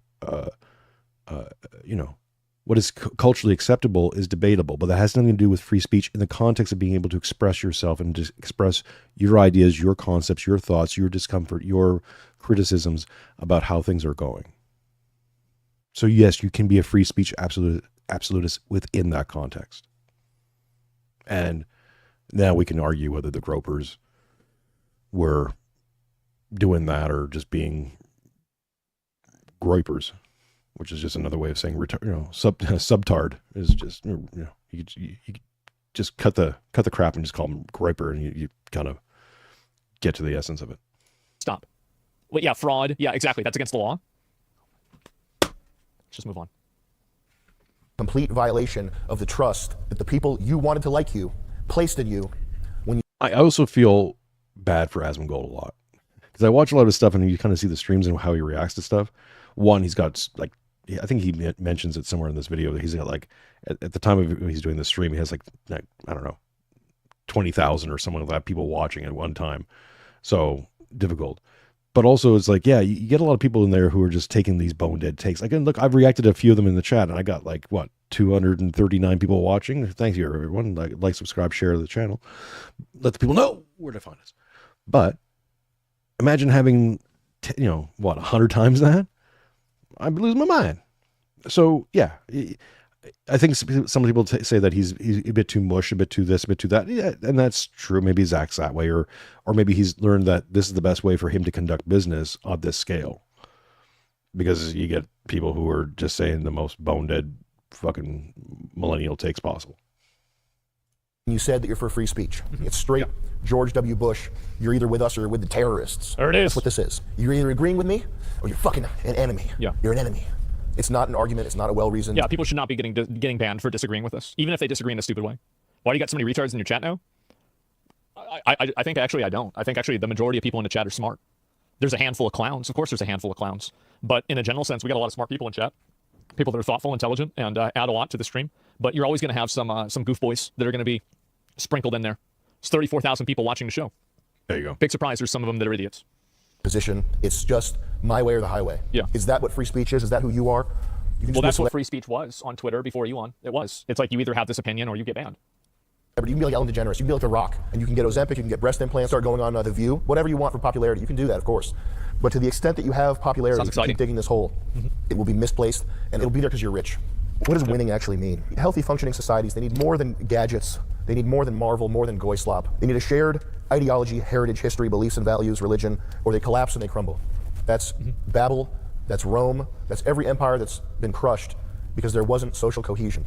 Basic bitch libertarian principles aren't enough. Maybe they're enough to get VC funding, maybe they're enough to create an interesting exercise of some sort, but they're not enough to hold people together. And again, we're back to I think he's right about that. And I think religion even is an extension of that. Yeah, I do. I think it's an extension of that. It's very hypocritical of Reddit to allow politics on a website, but not on your subreddit. Okay. But yeah, definitely. idea of people as a collection of economic units. That's what Is it a Nazi it's a Nazi dog whistle to say that there's a shared culture cohesion? Can you spot the bot? Rawway man. I don't know if you're a bot or just a spurg. In your thought of thought, who are you trying to appease? Image in the mirror, a good example.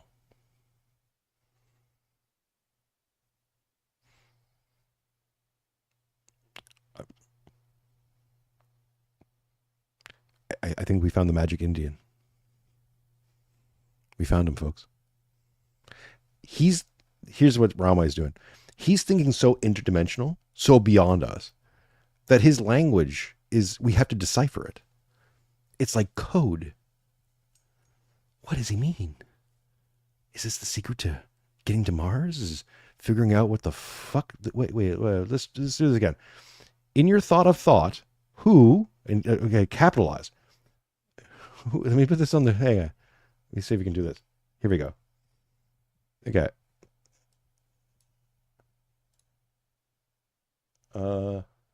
Where is it?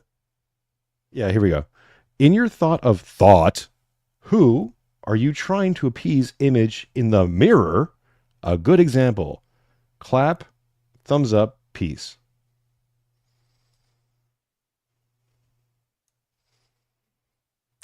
Gosh. I don't know. I don't know. I'm a lazy white person. I can't even begin to think the thoughts and appease the mirror.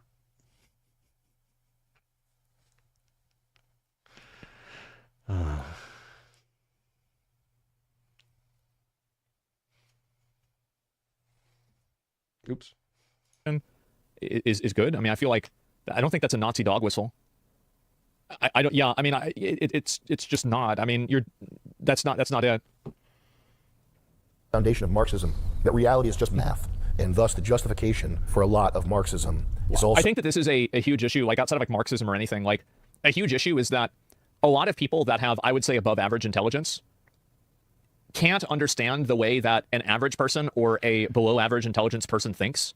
And so they can't reason out and understand what this person values. So they keep trying to appeal to them in ways that are not immediate, not direct, and not first order principles. These are not things that you immediately are being affected by. And I think for a lot of people, religion, community, and these kinds of things do really matter a lot. And you can say that they shouldn't matter, but even if you're right, according to them, you're still wrong. And that's the issue, is that the strongest argument isn't an argument. And a lot of people are persuaded by things that transcend logic.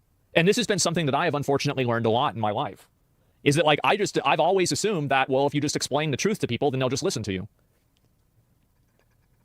I've made a lot of mistakes in my life over that. You just tell people the truth. Just be honest. Just explain it to them.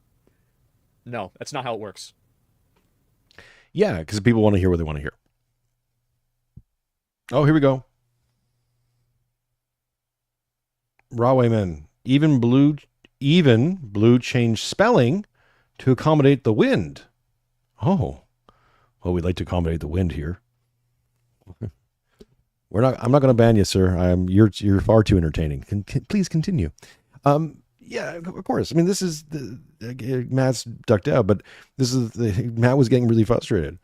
during this HB1B1 thing.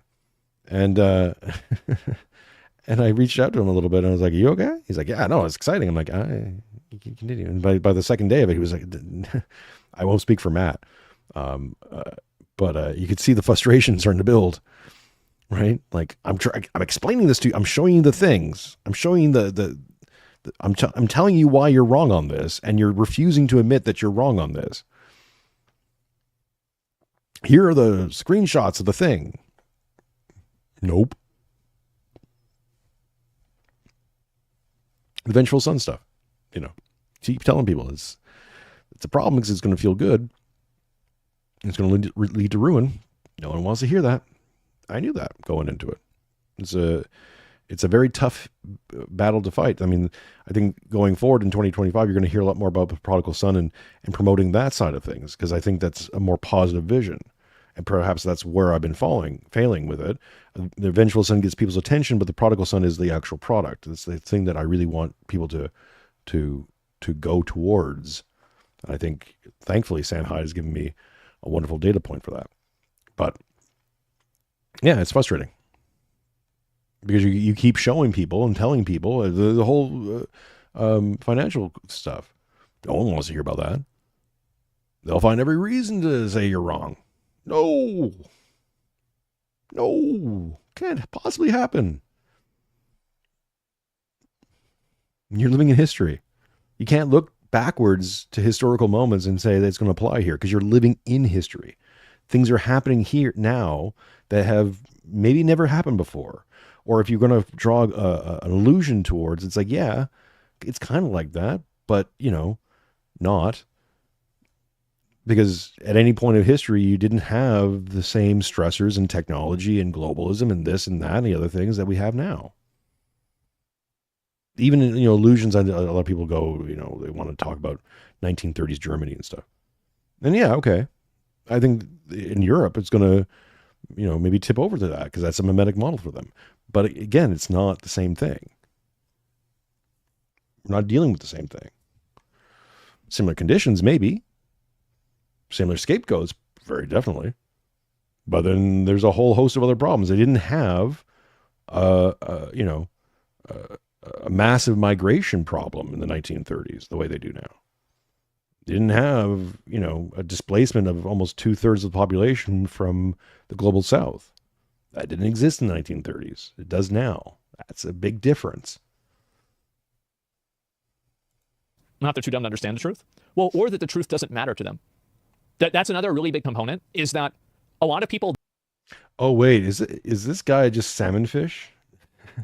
Because I have blocked salmon fish. Has he found a way back in with a new persona with his alt account? Is Rawway Man just salmon fish?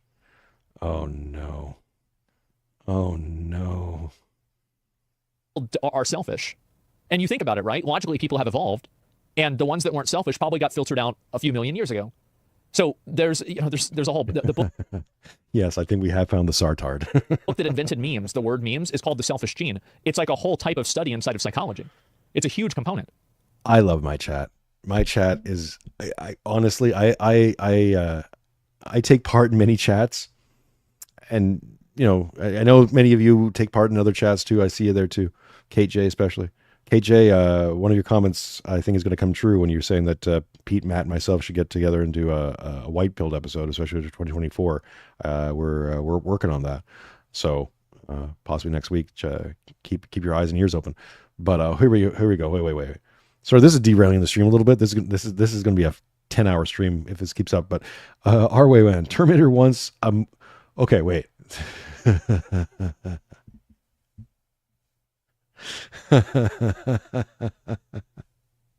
Okay.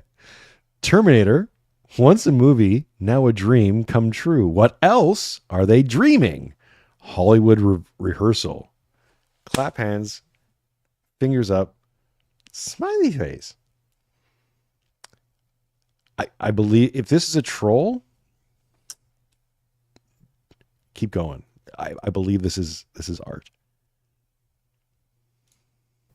So what leads Silicon Valley libertarian type people to attempt to quantify the unquantifiable. Yeah. Mount Rushmore, the space program, the interstate system, motion pictures, electricity. Yeah. These are all things that are not quantifiable. So they're quantifiable in the sense that you can look back, you can say that they cost X amount of dollars, or that a certain amount of... A good example of this, I don't know if anybody watched any of the, like the old movies, it's the Kingdom of Heaven at the end of it. It's like, what's Jerusalem worth? And then Saladin is like nothing, and then he goes everything. That's exactly what Sam is talking about.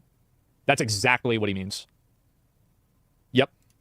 And steel is used in their construction. Such a great line. But these dream So good. projects are unquantifiable. Amazing There's movie. no slider Old in the movie from program where you 2005. can crank up the number of Indians to 200 million and bring the American dream to fruition faster. Okay? There's no data entry point where you can bump up the Indians and get Chrysler buildings popping up everywhere, more Art Deco construction. We do not need more bloated code bases, more tech gadgets, more poorly run hotels. Yeah, and why is that, right? Why is it not, if you import infinity immigrants, that you're going to get the Chrysler building? What is the Chrysler building? What is that a symbol of? Why don't we rebuilding these things? I used to have a clip up for a while, but it was like talking into a longer conversation about civilizational capital. And it's like in the 90s, you had this euphemism, you had this end of history, this a great victory over the Cold War, and everyone's very hopeful and enthusiastic. And what did we build? We didn't build great monuments, cathedrals, neo-cathedrals, some sort of version of that. We built strip malls and some skyscrapers, which, by the way, for the most part, are very unremarkable things. I mean, they're wonders of design, I'm sure, threatening the heavens with these steel and glass contraptions. Sure, that's increasing the lived heat experience. It's very easy to believe in climate change if you live in a downtown area with a bunch of steel and glass buildings reflecting heat and sunlight back on you. It gets a little harder when you get out to the countryside, right?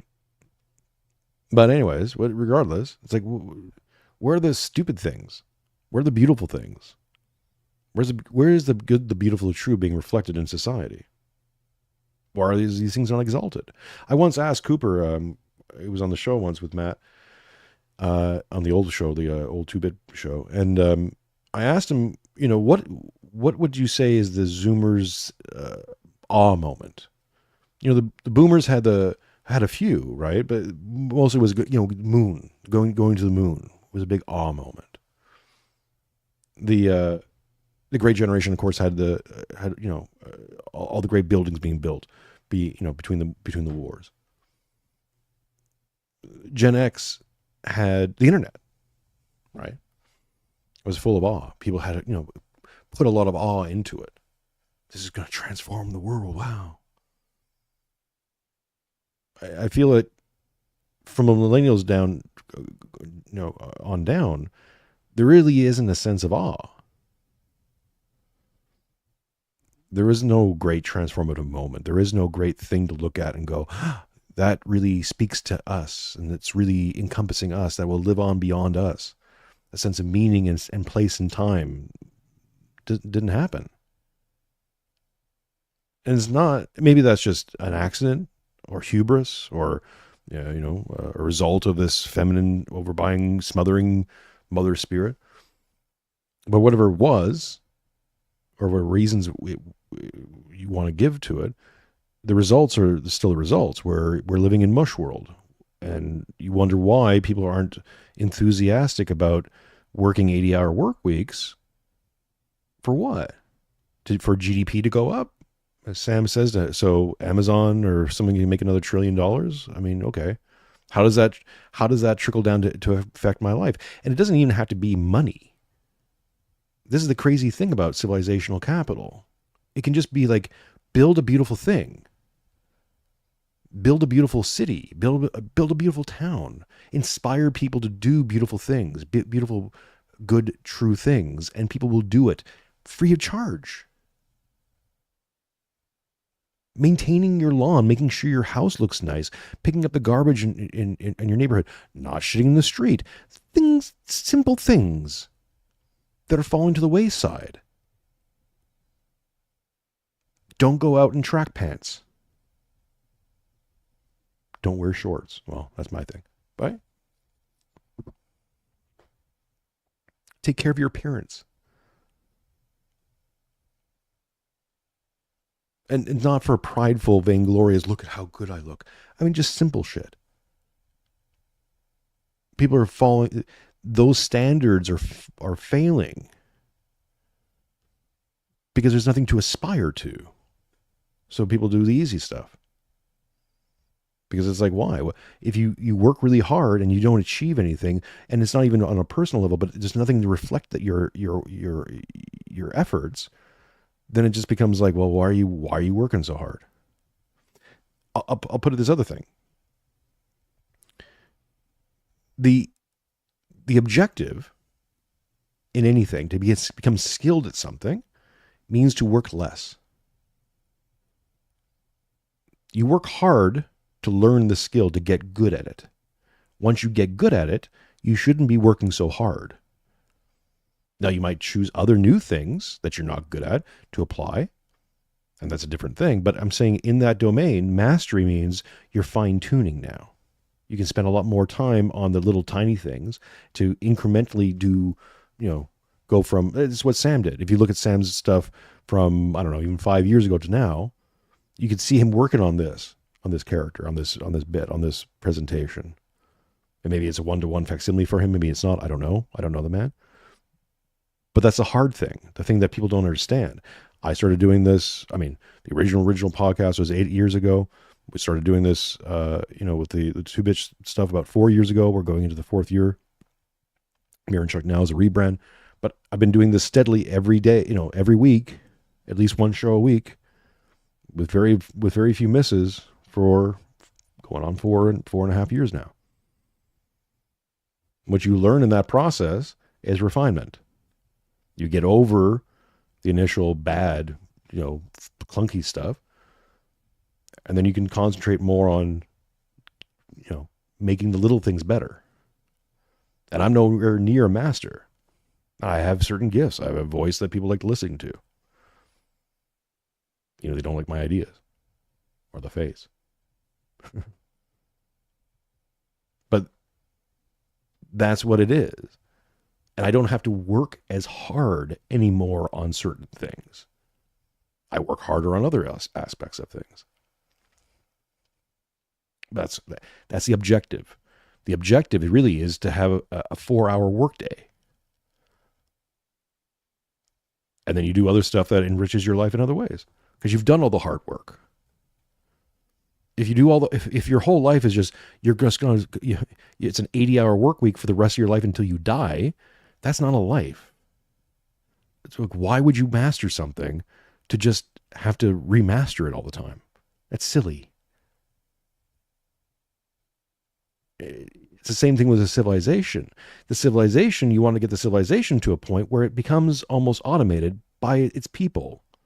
Not by robots and technology, by the people, where the people start to assert a standard upon themselves and everyone else around them. So when you see other people stepping out of line, you see this in Japan all the time, right? It was American influencers go around and starts fucking around in Japan, and some Japanese person goes, no. No, we don't do that here. That's a standard. That's a social standard that everyone agrees to uphold. Why? Because it's what holds it together. It becomes disgusting to you otherwise. That's why not all cultures work together. What's acceptable in India is not acceptable in the West. It just isn't. It's why I said also that Hinduism is it doesn't work well with Christianity. We've tried. It doesn't work. Either Hindus have to stop being Hindus or Christians have to stop being Christians.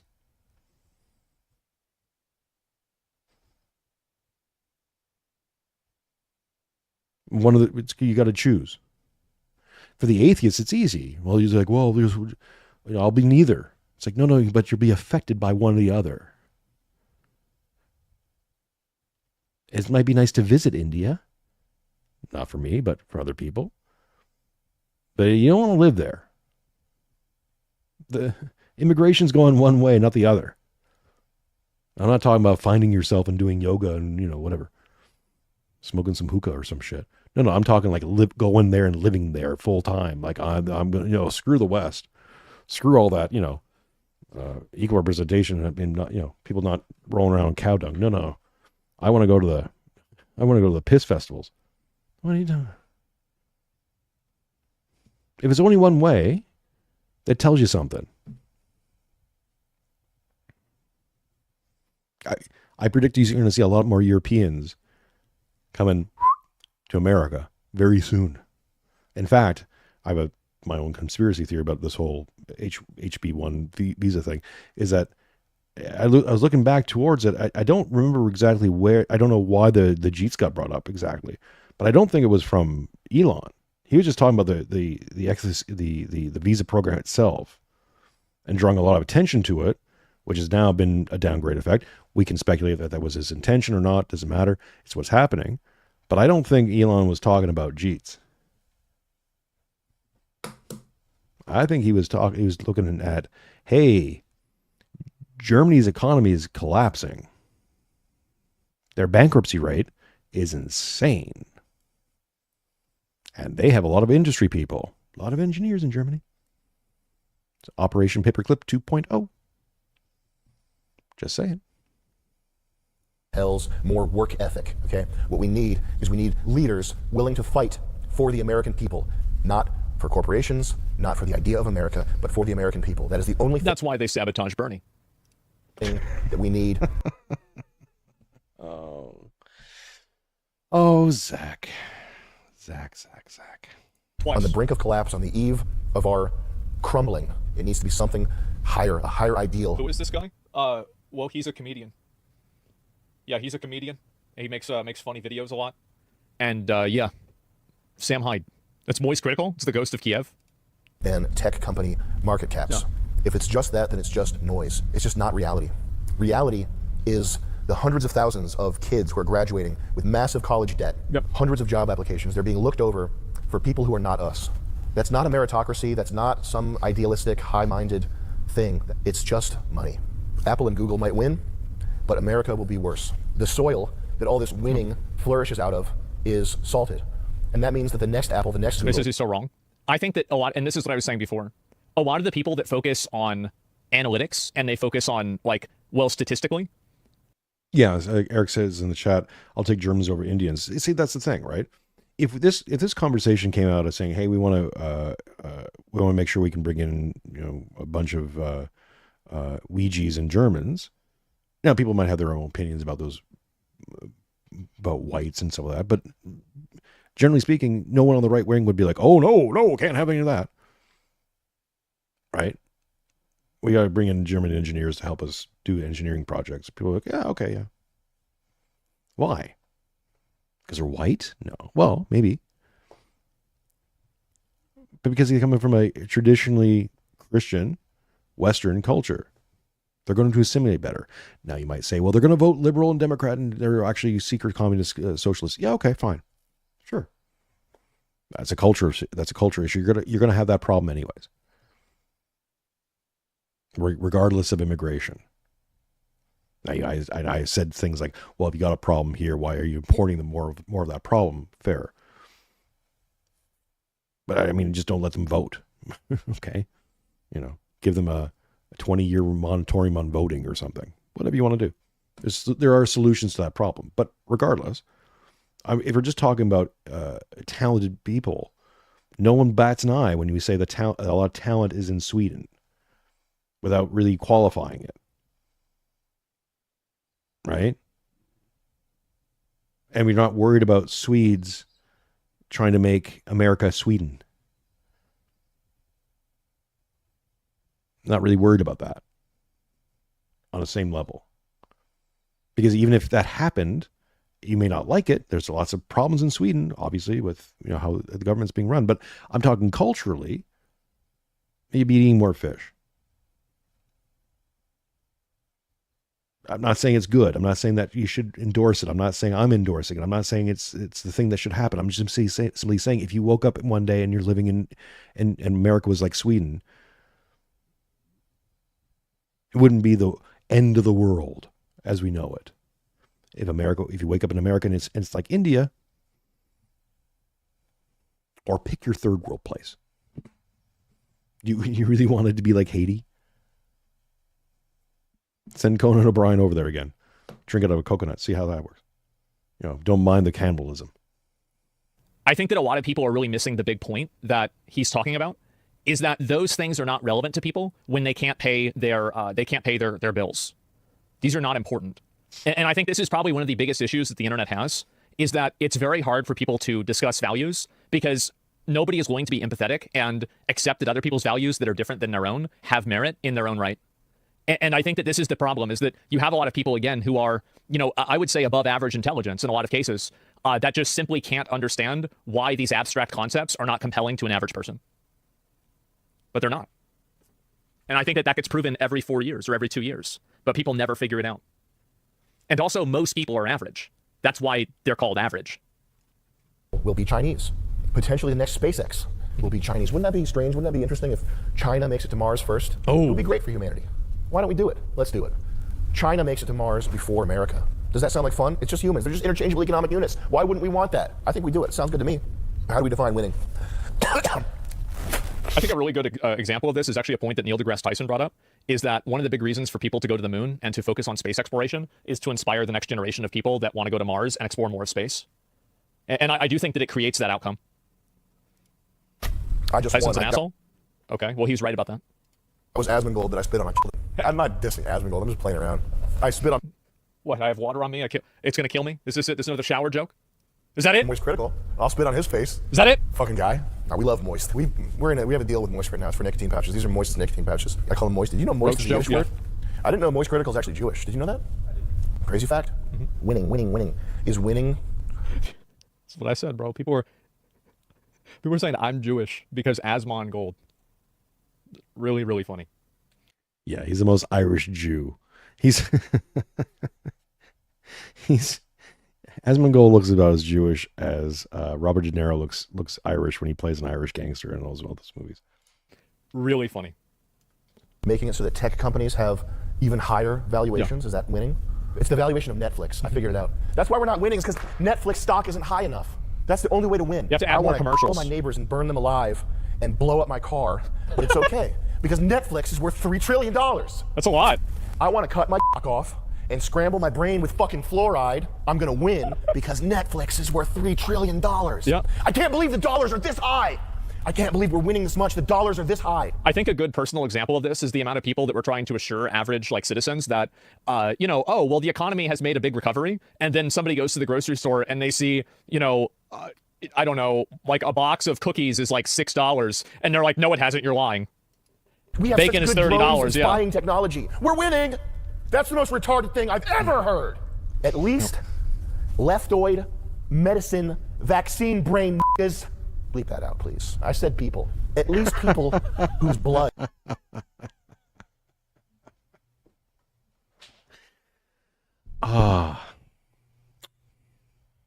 has been replaced with vaccines and are so far on the left they salute Mickey Mouse. And are so far on the left they salute Mickey Mouse. So fucking stupid. Oh God. Wow. They think that they're helping people. Yeah. If winning is just drones doing an aerial display while a robot jerks me off to sample my DNA, then everything's lost. I killed a homeless person today, Chris. Did you know that? It was free speech. I said, you fucking dirty ass bum ruining my street. I'll kill you. And then I used a speech gun to shoot a speech bullet into his speech head. Oh, God. I worked an NFL cheerleader team. The guys too. I used free speech on them. Do they have male cheerleaders in the NFL? I don't think so. National Flag League. Look it up, please. Does the NFL have male cheerleaders? That is awesome if that's true. A third of the league is male cheerleaders. America is the greatest country on earth. Wow. Here's your male cheerleaders. Is that a real everybody thing? On fentanyl, everybody working at I feel like you do have, mascots are male cheerleaders in a way. Like, if you think about it, they kind of are. Angelo's, everybody working at the mall, they're all retards. Kind of. Everybody who's had their lives destroyed by Big Pharma, by the grist mill of inflation and taxation, everybody that's been betrayed by their leadership in this country, are they all retards? Is everybody who's got... Yeah. Yeah, I think a lot of them actually are. But if there's so many of them that they're the majority, then if you're looking to win an election, you need to appeal to retards. That's the truth. That's it. Yeah. I mean, yeah, question resolved. Yeah, no, I think the truth is, yeah, I think a lot of people are really dumb. I do. And I feel like in so many cases, this proves itself to be the fact. Again, everyone's really dumb outside of their little domain. And this is why you can't code these things this way. There are guys who are genius mechanics, next level mechanics, who outside of fixing cars are complete and total morons. But maybe they're a good dad. And that's all that counts. They're a good mechanic and they're a decent father. There you go. Boom. Problem solved. Useful member of society. When you need a mechanic or a plumber or a CEO. What again, this coding is a real big problem. This is going back to that, well, what do you think about education when you need a doctor? It's like, why have you coded doctor? I get it, medicine, yada, yada, yada, right? Sure.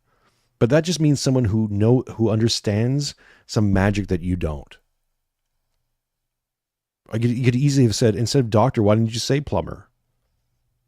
More likely that my pipes are going to burst or have that's a much more immediate problem than even my spinal problems.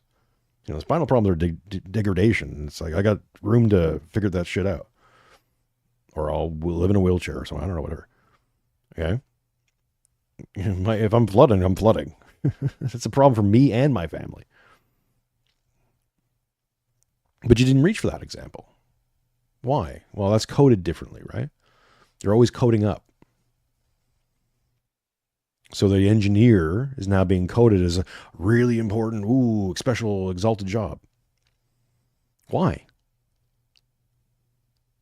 Why not? What are you building? No one's asked that either. Why do we need all these engineers for? What are you building? I know you're going to Mars and yeah, okay, fine. But I'm talking like outside of your own pet projects and shit. What do we need all these engineers for? I'm not saying we don't. I'm just curious as to why this sudden desirous need for engineers. I don't know. Best guesses. Right? Why not doctors? Why not this? Why not that? Why not CEOs? We're not talking about that. Oh, why? That's interesting. We're not importing more CEOs, right? Because that would be competition. That would be rivalry. Oh. You're importing people who are going to work for the CEOs. Oh, that makes more sense. And again, I'm not saying these things are bad or wrong or any of that stuff. I'm just asking a question that doesn't seem to have an easy answer based on what we've been seeing over the last few days. I think going into 2025 is going to be a major question. What are we building? What's the plan here exactly? Why are everyone being like, are we going to shifty about this shit?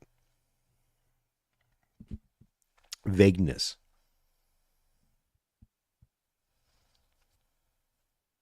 A lot of the conversations about nuclear energy, we need nuclear energy to power the things so we can have better AI and computing powers and that stuff. It's like, yeah, okay, fine. Why? Why do we need this? People want it.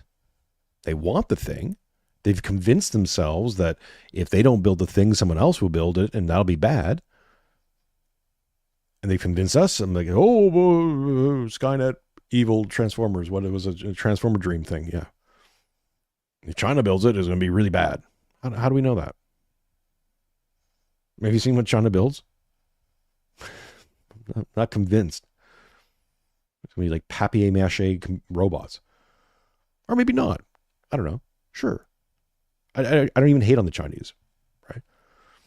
They're fine. I don't know, whatever. But again, what you're being presented with is limited options. It's an A/B. You're being told this is the problem I have with a lot of digital ID stuff. And I'll do an episode. I've been teasing it, but I'm going to do a episode maybe next week for a Goat Stream breaking down WorldCoin, which is a Andreessen Horowitz project. Mostly Horowitz, I think Andreessen's connected to us in general, but it doesn't matter. And that WorldCoin is a digital ID system where they scan your eyeball to verify you for your digital ID that will give you access to all your shit. And the presentation that's always been given is like, look, we're entering this AI stuff. That we got the blockchain. We're going to have a lot of deep fakes. We're going to have to verify people's statements and stuff. And Andreessen said this when he was on Rogan, saying that, the problem especially with politicians, will be verifying that this is actually what a politician has actually said. Because if they can deep fake them and make us all believe that, Trump really said something and he didn't. And what if world leaders really think he's just launched a nuke? So this is the scaremongering thing that they keep telling us. A, that this is happening, this is going to happen, this is going to be possible. B, that the only, and here's the thing. Okay, so we can maybe agree with this. There's Buck Johnson in the chat. Maybe we can agree that, yeah, this is a danger, this is a problem, this is something we're going to have to deal with. Okay, fine. And then they go, well, but the only way we can deal with it is this digital ID stuff. Like, really? That's the only way we can deal with it? Huh. That's interesting. There's nothing else. Have we thought of anything else? No, yes, we have thought of other things else. We didn't consult you. Don't worry, because you're too stupid and lazy. You wouldn't understand anyways. So we've just decided that this is the best thing to do. And now the debate is how to implement it. And even if we're going to go with the idea that Mark Andreessen and Horowitz and all these other people are mensches, they're wonderful human beings, best intentions, really nice people, never use that information, that data, or that anything like that to do you harm. They even bring up the example of it's like Minority Report. I'm like, yeah, it's like Minority Report. This scanning the eyeball thing. And that freaking dystopia. Okay. But let's just say that the people who are running at WorldCoin right now are really good people with all the best intentions. They won't do anything bad with it. Okay. What happens when they die out? What happens with our kids who are going to inherit the system and the next people who are in charge of this thing aren't so nice and good? Again, we don't have the social conditioning or the social norms or the mechanisms or institutions left anymore on a cultural, social, one-to-one, mano-a-mano level to stop abuses like this. And I'm sick and tired of people trying to talk their way out of it. You can't have gone through the last few years and still hold to this belief that there's this common decency and good thing that everyone's just going to apply themselves to because we say so or because we want it to be true. It's the fucking nap. Non-aggression principle. Well, if we don't aggress upon them, they won't aggress upon us, right? That's the agreement. What? What? Huh? Like, people who think they're living in a simulation, it's like, yeah, you are, in your own head. How can you hold these things to be true when every bit of information, I don't even have to present it to you, just live it. I've been living it. Again, was Mano here?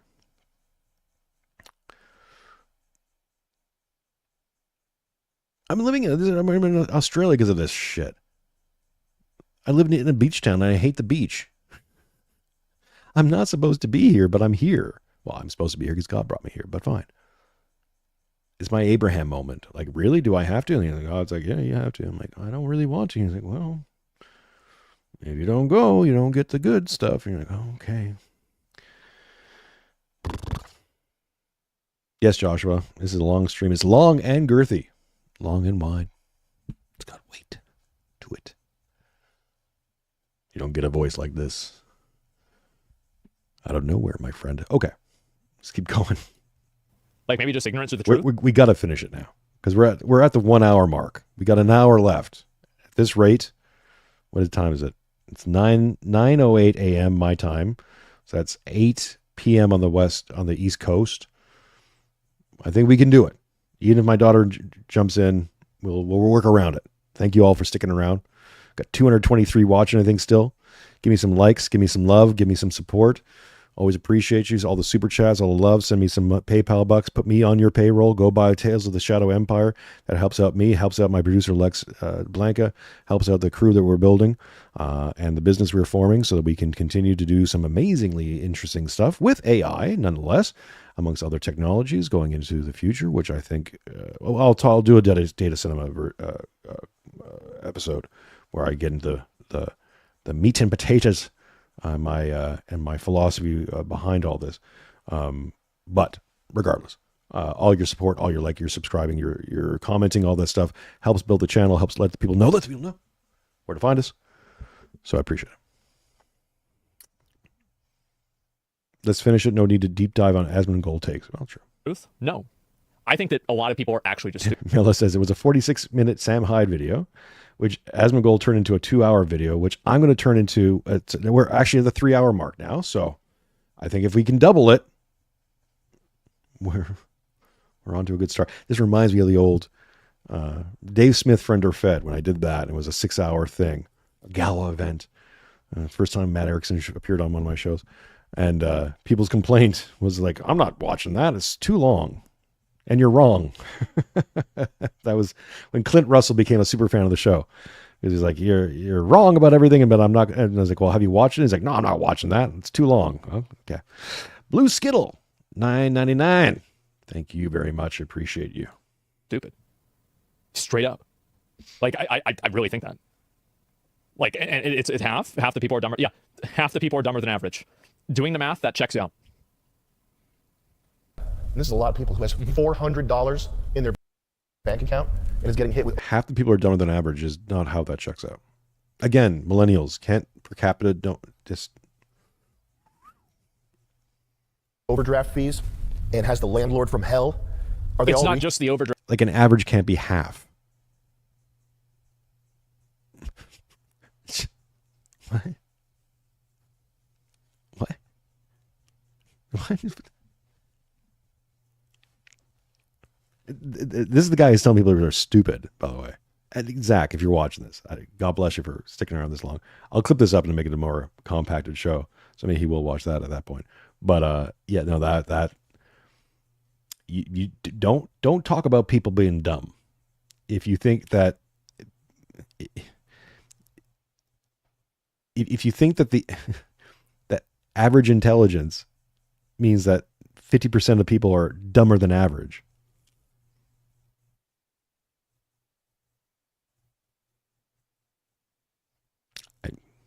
Draft fees. It's the low balance fees as well, that you have to pay money each month to have the money in the bank. You have to pay to give the bank your money because you don't have enough money for the bank to make money off of your money. Tards, you work at a sub sandwich shop. You Really, couldn't yeah. invent PayPal. If you really believe that these people are all retards, then you have no place in the discourse going on about the future of this country. You are just a computer guy. And I don't think you really believe that. I hope to God that you don't. But if that's really what you believe, then you're not a leader. I could say fuck you. I could say take a step back and fuck your own. Well, no, I think it is true. It's just that you can't. Like, basically, my viewpoint is that just because people are stupid doesn't mean that they're not entitled to human decency. So, like, it's the same as, like, I don't really feel bad for people that get scammed, but I don't want people to get scammed. Like, I don't feel empathy or sympathy for them, but I feel like a responsibility to help them. Does that make sense? Face. But I'll say this. If you really believe that the American people are retards, which they are, we got male cheerleaders we in all the know NFL. this. But if you really Everybody do not knows have in your heart grace and respect for the Homer Simpson vinyl siding economy shit You got to body keep in mind, Homer Simpson was a manager of a nuclear fucking power plant. He not that stupid. driving retards who Yeah. make your dream possible. If you have a heart, if you are a human being, then that will sting harder. And you got to keep in mind also, like, The Simpsons caricatured Homer Simpson after like maybe 10 seasons or like 8 seasons. But early Simpsons, Homer wasn't like the brightest, tool in the box, but he was an intelligent, hardworking, good guy. Possible. If Yeah, you worse have he a did. heart, if you are a human being, then that will sting harder than telling you to go fuck yourself. You can do the go fuck yourself all. I tell myself to go fuck myself. You say that all day. Fuck you. Fuck you. I say that in the mirror when I wake up and when I put makeup on. Who gives a fuck? If you believe these people are retards and you don't have any goodwill towards them, then you're not a leader. You're just a nerd. And there's plenty of those.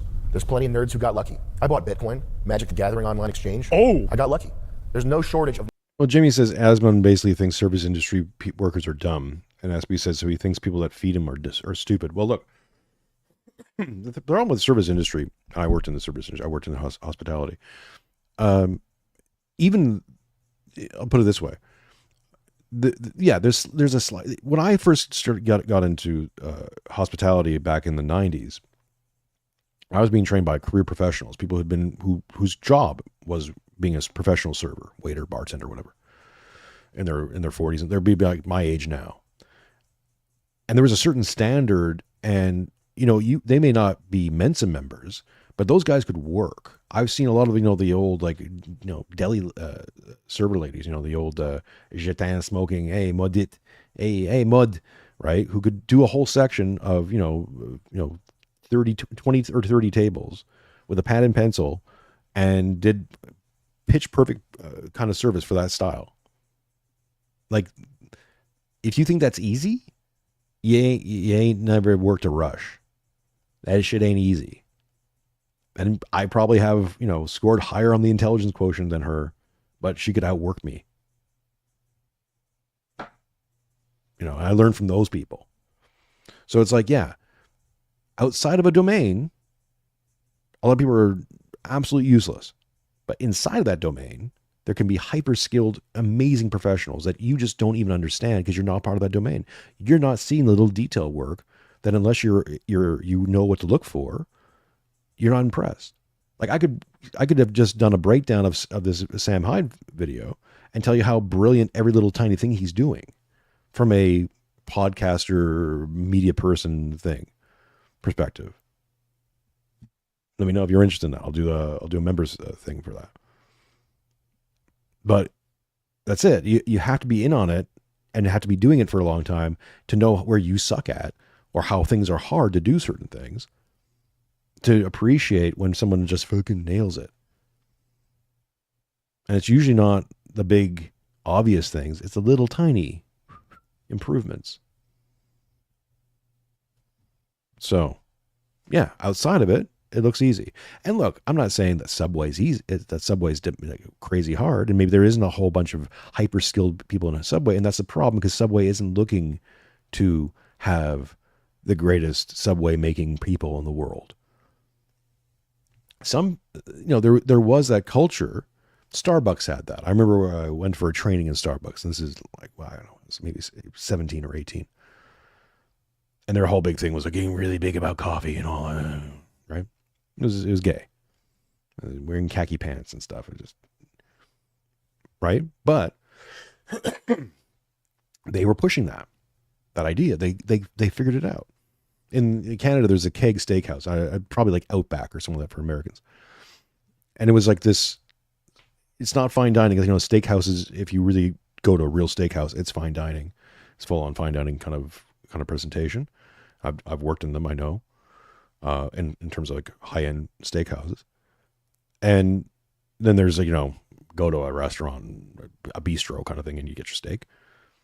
And then there's that middle zone that corporate got into. And I think, I don't know about Outback. I haven't really been, but I'm just using it as an example.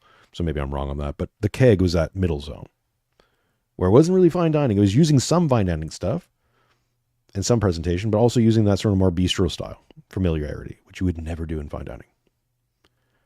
And they found a good niche for that. And there's a market for that. Because what it also did was create a standard, right? And that reading from a script and that very corporate presentation that I fucking hate. And I never wanted to do that. I never wanted to work in those places. That's not my thing. I'm responsive. And, the script doesn't allow you to be very responsive. But I did work a version of that in Calgary once, and I killed it in terms of sales, because you just hustle.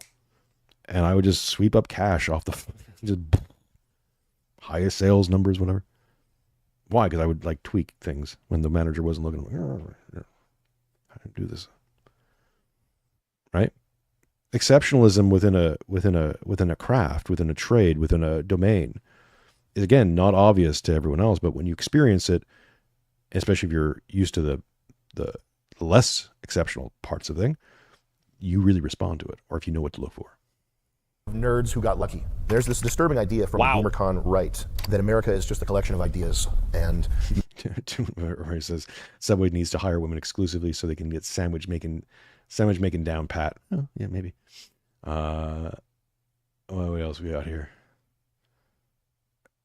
Someone said something about never worked harder than in restaurants. Yeah, it's because it demands you to think on the fly and pivot. Especially as a restaurant manager, you're faced with 1,000 little different fires, and you got to put them all out successfully. It's difficult. You bring everybody in the world, the teeming masses who are desperate for a half gallon of milk. You bring them here, and all of a sudden they're hit like lightning with this idea that makes them able to make this country stronger. This country's never been weaker, and it's never been more open to foreigners who aren't us. These two things. I don't know. I think it used to be way more open, right? Because like you just have people coming over on boats and shit. But like I don't really know how true that actually was. So it's hard really for me to say like gangs in New York, etc. And so like yeah, I'm not sure about that. There's somebody here. Yeah. They're not unrelated. They're directly related. Would Ben Shapiro say the same thing about Israel? Israel's just a collection of ideas. Would Vivek say the same thing about India? India is just a collection of ideas, really good ideas. That's why they're doing so good. Grope women on the train. That's not a glib remark, by the way. I make a lot of jokes about Indians in my stand-up act. I had an Indian woman come up to me after a show. I thought she was going to chew me out and beat my ass, ear-beating Indian style, for the jokes that I made. She said to me, "Thank you for saying that. I went there with my 13-year-old sister, and they pulled her pants down on the train." Jesus Christ. Is that an Indian idea? When we bring them over, does that idea suddenly vanish and they get the neural net download of American ideas? Is that how it works? The people who are mad at you right now don't view America as a collection of ideas. It's not an economic zone. I hate how there's this argument. Yeah, and just speak of that, right? Because the whole racist thing, which is what Sam just said. A lot of people code as racist. Oh, well, that's not indicative of all Indians. It's, yeah, but how many experiences do you have to go, extreme experiences you have to go through from one group of people? How many times do you have to be on a subway and some Indian guy pulls his pants down in front of your 14-year-old for you to go, hey, no. And for you to go, next time you see an Indian guy on the subway, maybe and you're with your 14-year-old daughter, you tuck them behind you. You're more wary. Is that fair? Yes, that's fair. That's totally fair. That's essentially why bigotry is fine. Because if not, you just keep walking in every situation like, well, they'll be different this time. Well, what if it isn't? What if 9 out of 10 guys like this are going to pull their pants down in front of your 14-year-old? And you're looking for that 1 out of 10 to prove, well, if you find that 1 out of 10, you say, see, it's not all. Well, you gotta, again, standards and practices. You fall below a certain line, you don't get to participate. That's not nice. Good. I'm not nice. I'm realistic. I'm a father of a daughter. You pull your pants down in front of my kid, I'm not going to be nice. I'm not going to be thinking about the magic Indian engineer. I'm not going to ask you if you're a magic Indian engineer at that point. I work on the space program. You're going to space, buddy. Like, argument against Americans asking them what they built. If you're so great, what did you build? What did you build? Nothing significant that gets built. Arby, I would say like not all cultures are equal, yes, but also not all cultures are compatible. So it's not even equal status here, right? Equal, unequal, good, bad, the other thing. It's like some are not compatible. Some just do not work together. You cannot put these two things together and make them work. It does not work. Will not work. Cannot work. Keep trying. You're just going to open yourself up to more problems. And if you have enough problems at home anyways, you don't need to keep importing more problems. That's the crux of it all. It gets built on an individualistic scale.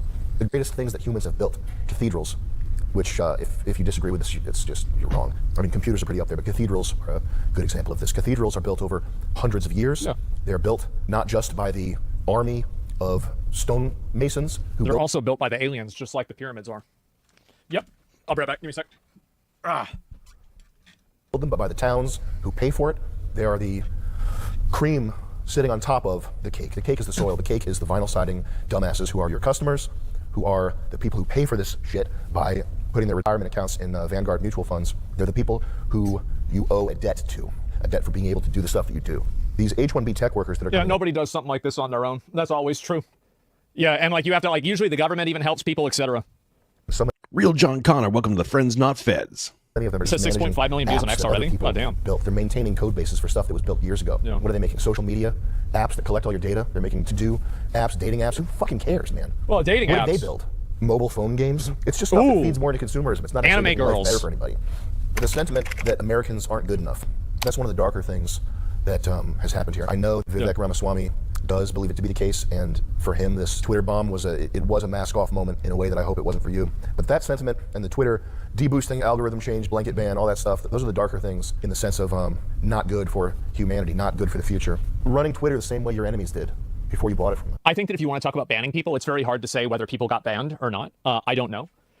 But because like the reason why is that some people were putting forward information that somebody got banned, but then it had the indicator that they had closed the account themselves. Because like there's two notifications. There's like this account has been removed and this account no longer exists. But you could easily say that they just gave it the other notification, so it seems like they didn't. So like I don't think that's really convincing to anybody, right? That already believes the other way, but took their blue check. Yeah, I wouldn't trust or believe Laura Loomer on anything just by the, I know she made a big hay and something. I'm like, yeah, she's an attention addict. It's all about getting attention. So I would not put it past her at all to delete her own account and say that Elon did it. Now, I'm not saying that's what happened. I'm just simply saying like, nothing out of her mouth, even if it's accurate, even if I agree on one point, I also know that it's 99% bullshit and self-aggrandizement and self-serving.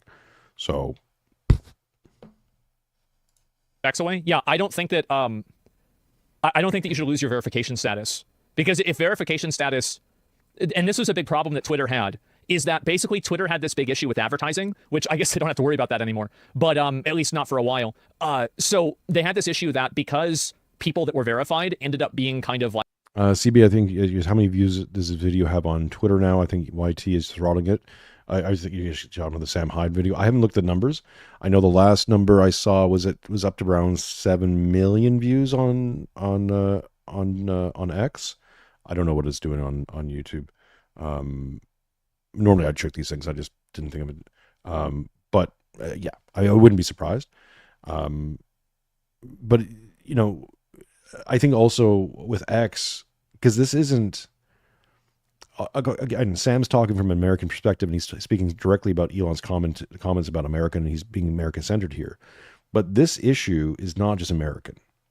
This is affecting Canada and many other places in the world. And not just with Indian immigrants, but immigrants in general. And there's a massive reception to this.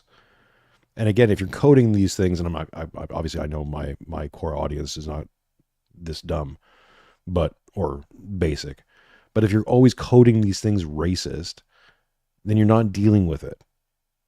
And even if you disagree vehemently with everything, and you think open door immigration is just the way to go, and I don't know how you would defend that. Find someone I can talk to on the show about it. I will, because I'm curious. Is like where do you get that idea?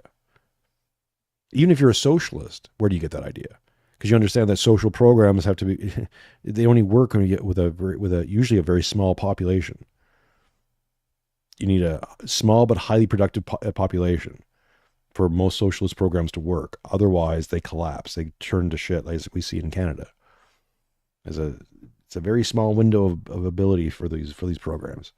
They get too overloaded with stuff, they don't work. There's not enough money in the world to throw at it. It just sinks into the system. And yes, it's corruption and stuff like that, for sure. But it doesn't even have to be that. It can be a completely non-corrupt system and still fail because you can't have a big client base doesn't work for socialist programs. It never has, never will. It's a fail. It's a flaw or a trade-off. Sorry, not sorry. So importing more millions of people into your country is not going to make your social services and all that stuff that a lot of the liberals want already or want to increase. They just won't work. You can't have universal health care with a huge giant population and have it be worth a damn. I'll put that caveat. You can have it, but you don't want it. That's not the health care you want. Like it was like almost like Twitter gave them a seal of approval, or they're like, yeah, we know who you are, who you are. And it became like kind of this is a person who represents Twitter's values. It became a really big problem when people got verified and then they said bad stuff. And I thought that Elon made a very good decision by taking verification and just making it a subscription rather than this weird form of this nobility of social media. How fucking cringe. How extremely fucking cringe. Yeah, no, just let people pay for it and that's it. Like an endorsement. Yeah, exactly. Is that what you wanted when you bought this thing? Is that the let it sink in moment? Yeah. Is that what you envisioned for the global meeting grounds? And we're not talking about just making the 10% of people on the left and the 10% of people on the right mad. The middle is the Overton window. You're just talking about satisfying the Overton window. Yeah. This is censorship. You're engaging in censorship pretty much right off the rip here. You just bought Twitter. You just got in with Trump. You just became a Republican. You just courted the MAGA base. That's a pretty big betrayal of the role that you have stepped in to fill. I think that most people that are aligned with Twitter in terms of like values, like they're value aligned with Twitter, I think that they would disagree with banning people even if they were saying things that were really bad. I think that there's like a handful of things that I would say that there is an overwhelming consensus that you should ban and like delete this and censor this stuff. Like, for example, illegal activities, any illegal activities, like whether it's, CP, whether it's anything else that's like really bad, like threats of violence and doxing. I feel like and anime. Well, I mean, I feel like those are the two actual real ones that people, pretty much everybody agrees these are bad. Everything else, no. Yeah, see, again, this is the problem of the liberal frame. An ideological brain, right? Ideology brain is bad for this because ideology brain says you can attach values, principles to these things, to platforms like X. You can't. It's not yours to begin with.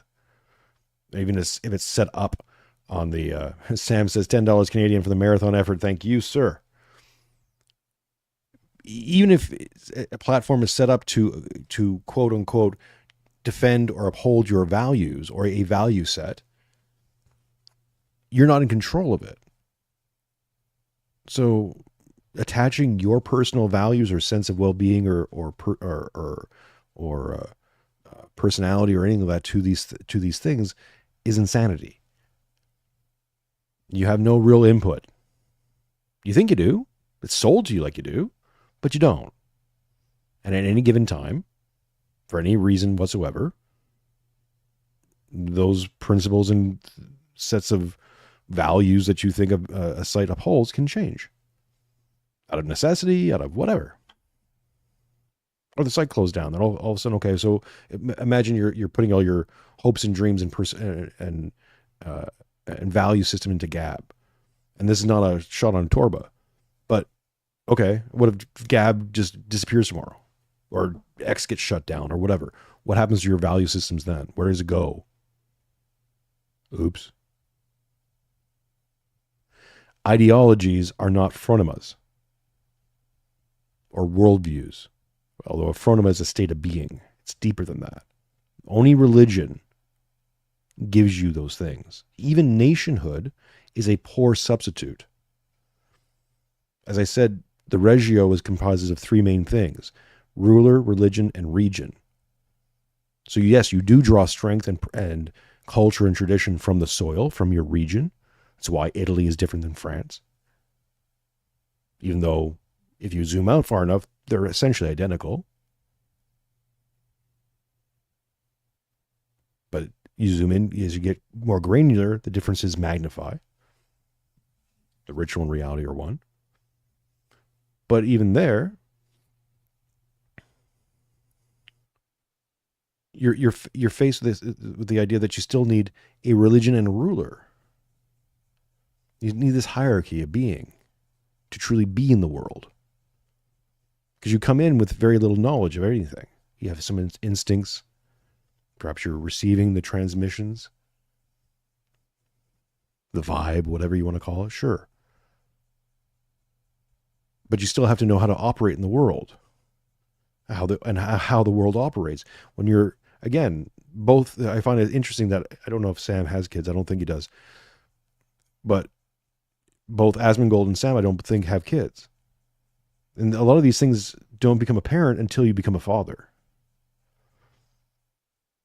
Or a mother, but I'm talking from a masculine perspective. You watch your kid model you. Your job isn't just to provide and defend them, but it's to structure them, to provide them discipline. Which doesn't mean punishment. I mean, it can be, but you need to find out where your kid's disordered and bring them into order with loving care, which can sometimes be harsh or punitive. Depends on the situation, depends on the kid, depends on many different factors.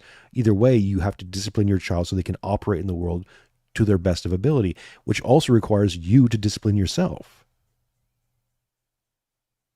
It's really hard for someone to tell your kid, don't do drugs if you're shooting up, right?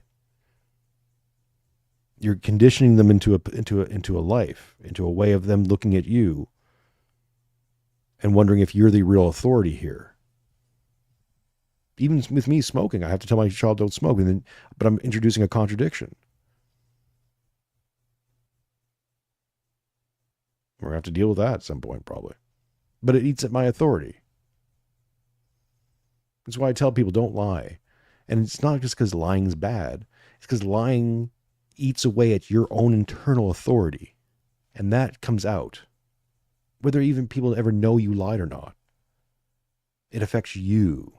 It changes you in ways that aren't good.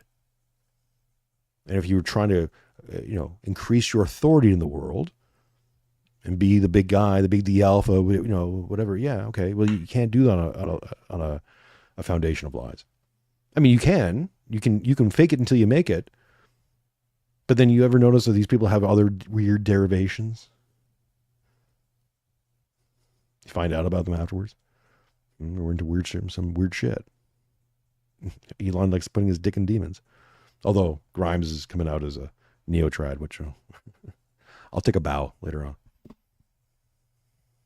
Whether or not it's even true, okay? I couldn't work at SpaceX. I don't have a delusion about that. It doesn't matter because you are in charge of American companies. You are an American leader. So what matters is that that's the sentiment people are walking away with after your tweet storm. It's not helped by these Patrick Bet-David, wolf in sheep's clothing, cocksucker podcaster guys who are just up your ass because they have money. The extent to which you deserve to be a king, more importantly, or equally importantly, how posterity will look upon your works is directly related to your attitude, your benevolence towards the American people. This is one thing that a lot of people that are, I think, like, this is probably an issue that I have too, personally, is that I don't really care a lot about how people see me. And so I'm an asshole.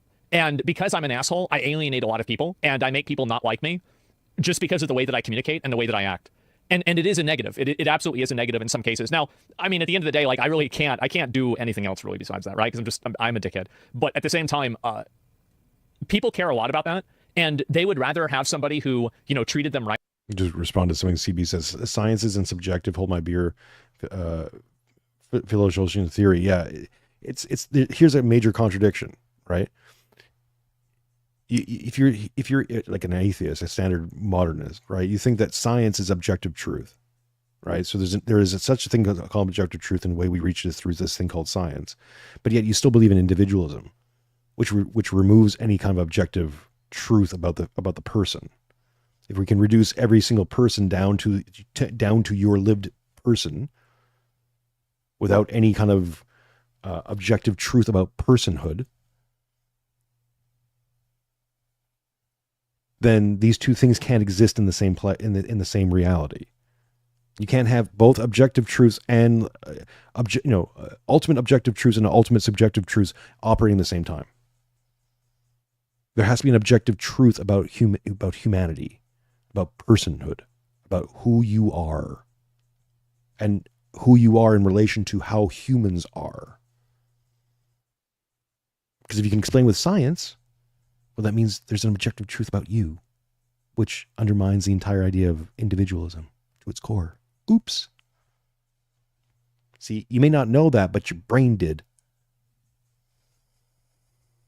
Right? Do something bad to them in a lot of cases, as long as it's not something super bad, than somebody who condescends to them. Oh, Patrick Bet-David will definitely respond. He's got to. He's going to respond in the most mid-tier fucking, puddle fucking way, but... And treats them like shit, help them out a little bit. And I've noticed this a lot. It's that, like, and in sales, I think this is Didn't he put out a post on X and something like that saying, well, as an Iranian immigrant, I didn't mind working 80 hours a week. I saw it as an opportunity to... Like, shut up. You did pyramid schemes. Yeah, you worked really hard at finding out how to fuck the system, how to cheat people out of money. Bravo. Really glad you really shouldered the grindstone there, kid. You're made up.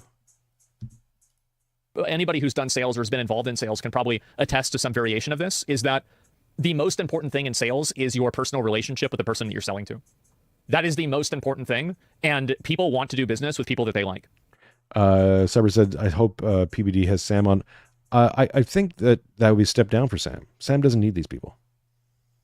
I could see Sam going on Rogan. That would be interesting. Because I think where Rogan is right now, those two could have a really interesting conversation. There's no interesting conversation to be had with Patrick Bet-David. He has no mind. There's no ideas there. Ideas have to be put into his head, and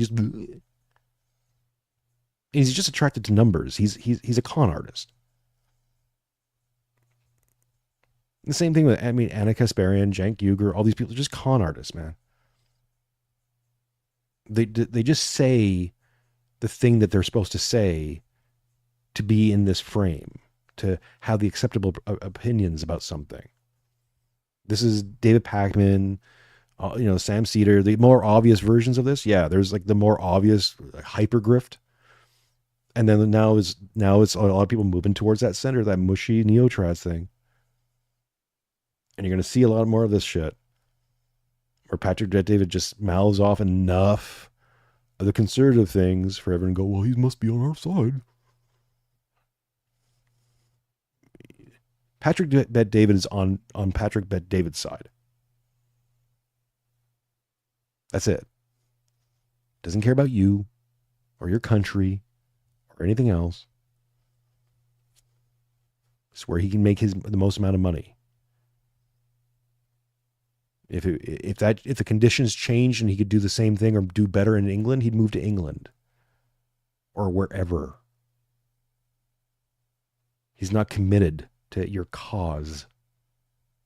He's interested in him. That's it. Now, I think Asmongold talks about, if I was to guess, my prediction is he's going to talk about, unless he said it and I missed it, about selfish gene, right? And all that stuff. And that people are inherently selfish. And it's like, people say that and it sounds good, but civilization is impossible through a selfish gene. Actually, the majority of people are not selfish. The majority of people will sacrifice without any conditions, without any promise of anything. And they'll do it out of almost like a need to do it, out of a recognition that this is how these things get done. In fact, you know that to be true because selfish behavior is coded as bad. You hear this thing, he's a selfish prick. If everyone was selfish, it wouldn't be coded bad. It'd be coded normal. Maybe excessive versions of it would be considered less than ideal. But generally speaking, it wouldn't be considered all that bad if everyone was fucking selfish. It's got to work both ways for it to be true. If you're real and not fake. Yeah, exactly. Sadly, yes. Well, again, like you always have people that are, lamenting the fact that people are people. But, true, you're right. But that's just the way it is. Cybertruck's cool, but if America crumbles because we've taken on too many outsiders who don't give a shit about the country, then the Cybertruck will be a footnote in a Wikipedia. It'll be the DeLorean. It'll be something interesting. People look back, oh, that was kind of cool. You know why they won't be driving it? Because they'll be driving a Neo, and China. I'm going to disagree here with Matt. A very rare public disagreement with him.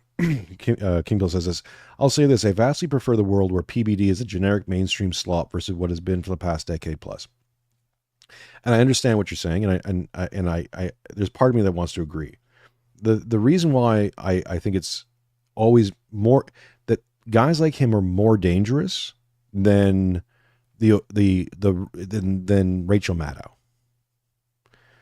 Because Rachel Maddow is a crazy person. Like literally, I think she's crazy and been given a platform. She's very easily dismissible. In fact, the majority of people, and again, outside of America, don't know who that is. She doesn't affect the world the way that people think she does. Patrick Bet-David does, or has the ability to, because he's just that kind of that slow diarrhea of thought that can lead people way astray and into avenues that you can't get them out of. Because you can't, because it's like Rachel Maddow, now especially, she's got screeching crazy person. But by the end of that whole Russiagate thing, nobody, including real blue dog Democrats, believed it anymore because they just kept yapping in hysterics. It became a joke. It was cringe meme. Even for people who wanted to believe it. It was, again, a bit much. I saw it. Or Patrick McDavid doesn't do that. He knows how to play that nice, sweet diarrhea center. And so if he starts injecting bad ideas into that, the rejection rate will be almost zero for a lot of people. And that's a problem. Now, is he saying things currently that, whatever? I don't know. I don't pay attention to the guy. But I think Lex Friedman, for example, if there's actually anyone genuinely watching that show, which I think is like 5 people, but whatever, that presentation is way more dangerous. Because it just kind of just slides in, and then you see people having these ideas. You're like, where the hell did this come from? And you can't like, oh, that's Rachel Maddow coming out of your voice. It's just like this weird pablum, that you now have to deal with. Will be the first to Mars. Oh. This isn't fixed by moving the goalposts of what an American is. It would be a lot easier if an American was just an Indian with an Ivy League degree. It would make this whole problem go away instantly if that worked. If you could just wave your hand and say that an American is a Guatemalan who was born here, that's an American. We wouldn't have to have this painful conversation. It would be so easy if you could do that, if it were a computer simulation. That's Marvel movie shit. An American is whoever Doctor Strange brings through the portal to beat Thanos. The new Spider-Man is an American. It's a lesbian from Sri Lanka who just came here to start up a cupcake business. But she listens to Cold Wave. And she just came here to start up her hair dye business. Whoa. She's an American. She's here for the American dream. That's not reality. That's math. That's Marxism. That's computer programmer. I don't think that it's binary. Oh, it looks like we have a Lex Friedman lover in here. Moldy Apple. Big Lex Friedman stan. Let be known. I think that, yeah, obviously if you replaced all of the people in America with people that aren't in America, would it still be America? The answer is no. But I do think that there are a lot of people that embody American ideals that come over to the country and are a positive for the country. It's a matter of degree more than it's a matter of reality. Because I think that it's very obvious that, like, we all know people probably, if not personally, then people like, just in media. These are people who are not Americans by birth, maybe, or, their family wasn't, or maybe their parents weren't, but they come to America and they have a lot of people come to America because they like those ideals and they want to be a part of that. And I think that's important to have, right? It doesn't mean to just import every single person. No, of course not. But to have some of that is not a bad thing. What are American ideals? I would say American ideals are, let me think. Extreme individuality and extreme individualism. I think that's probably the core of most American ideals. Which is maybe the problem. Because again, you can't have extreme individuality and extreme individualism and be resistant to outside bad pathogens. Even based on what Zach here has been spitting earlier. Saying that, some parts of the culture are good and some parts of the culture are bad. Yeah, but how could you tell? How are you going to discern what is the good and the bad? If you're coding everything as like, well, who can tell? Then drinking cow pee becomes just like, well, that's just your opinion. That's just extreme individualism, pal. Who can say? Marrying your cousin or having relations with underage people. Hey, man, that's just extreme individualism. Consequences be damned.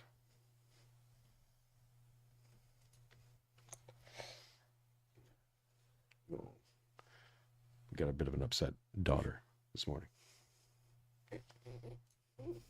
Yeah, and like from that, like if that's the tree, there's like branches that are, like representative government, branches that are like, liberty and freedom of speech and owning a gun. But the tree there is individualism. I think that's the main thing. Self-determination, self-preservation. Yeah, sure. Bullshit. We all know what an American is. Yeah. And all these paragraph-long definitions and high-minded ideas, it's just propaganda. We know what an American is. And if you're not here to help the American people, then your usefulness to us is over with. The right wing, Republicans, conservatives, etc., they are trolls and memers and shit posters, and they have acerbic ideas. It's crazy how every single other politician has like a professional photo of themselves as their picture, and then Donald Trump looks like fucking Braveheart with war paint on, and it's the American flag, and it's some AI-generated image, and he's the president. Thank you, Meglin M. $12. Appreciate you. Okay. Also the most forgiving people. They're the most forgiving people. Anytime anybody does anything remotely Punisher, based, yeah. they are absorbed by the right. Anna Kasparian. This is what happens with me, is that like I have a lot of, and you guys can probably see this because like I disagree with Sam on a few elements here. I have a lot of left-wing ideas, right? I mean, I wouldn't really even consider myself right-wing, but a lot of people do because, again, I think that there's a lot of people in the right wing that are not really used to having allies. Talking about not feeling safe in her neighborhood. That's based, man. Anna Kasparian was red-pilled this whole time. I can't believe it. Damn. People, broadly speaking, do not expect you. We got membership gifts going on in the chat. Appreciate you. Thank you, random username. Thank you, SB. We got a whole bunch of new members, a whole bunch of new people signing up. Sign up, $2 membership on YouTube. And I appreciate all the love and support. It goes a long way. To be full-on 1950s racist Hank Hill. Anna Kasparian, she was one of the co-hosts of the Young Turks for like over 10 years. And so she, I think, had like she had an experience where she felt unsafe or was made unsafe in a public place. And then she complained about it. And then people got mad at her for complaining about it, I think. And then that kind of radicalized her. I think that's basically what it was. I could be wrong, but like that's what I remember it as. So that's sexually assaulted? Yeah, no, I didn't want to get like graphic, but yeah, basically. Get him out, guy. Get him out of here! That's not what they're looking for, okay? They're fine with the Silicon Valley tech version of the occasionally based, occasionally Neil deGrasse Tyson soy face. They love that Elon. What I mean by radicalized, some people are saying that as if like her viewpoints now are normal. What I think happens a lot of times with people, and I could use her as an example. I could also use Elon Musk as an example. I could use J.K. Rowling as an example. I could use Nick Merckx as an example. And I think that I could probably come up with a few other names, is that a lot of times people display one form of a right-wing viewpoint, and then that immediately causes them to get alienated from left-wing communities, which causes them to go farther to the right than they would naturally would have gone, because those people were pushing them away so much that they found another group, and it shifted them more. Joe Rogan's another great example. It shifted them more to that other side than what would have naturally happened through their own personal inertia. You see kind of what I'm saying? Yeah, so that's what I mean by radicalized. And those are some examples of I think it happening. It's this idea that Americans aren't good enough, this misunderstanding of what America is. You're just as bad as the people you bought the website from. Look, I mean, really what a lot of right-wing coding is these days, and I think maybe this is true, is that you have to, that let's say the right wing, for a term, is just truth. It's just like actual sensible reality truth. Liberalism or the left wing is trying to control or trying to edit that truth. And say we don't have to play by the rules of nature. We can change things. There's problems with humanity. This is how you get transhumanism. This is how you get all this progressivism. There's all these problems we got to fix. And we know how to fix it because we're so smart and brilliant and modern and look at the toys we can build. But they never accept that the problem might be them. That these things are unfixable externally. But that doesn't work with their pride and vainglory, so they have to return to, no, we have to fix it. Now, this doesn't mean that a right-winger or someone else saying in truth can't look around and go, yeah, these are some issues that need to be resolved or need to be addressed. But oftentimes what you're going to do, you're going to apply tradition. You're going to apply, time. You're going to apply religion, rulership, region to an issue, and see if that works. Fixes it first. 9 times out of 10, tends to. 9 times out of 10, the problem is just people being people and being bad people, or being. I should say that 9 times out of 10, the problem we're facing is a disorder, and you need to bring that disorder back into order.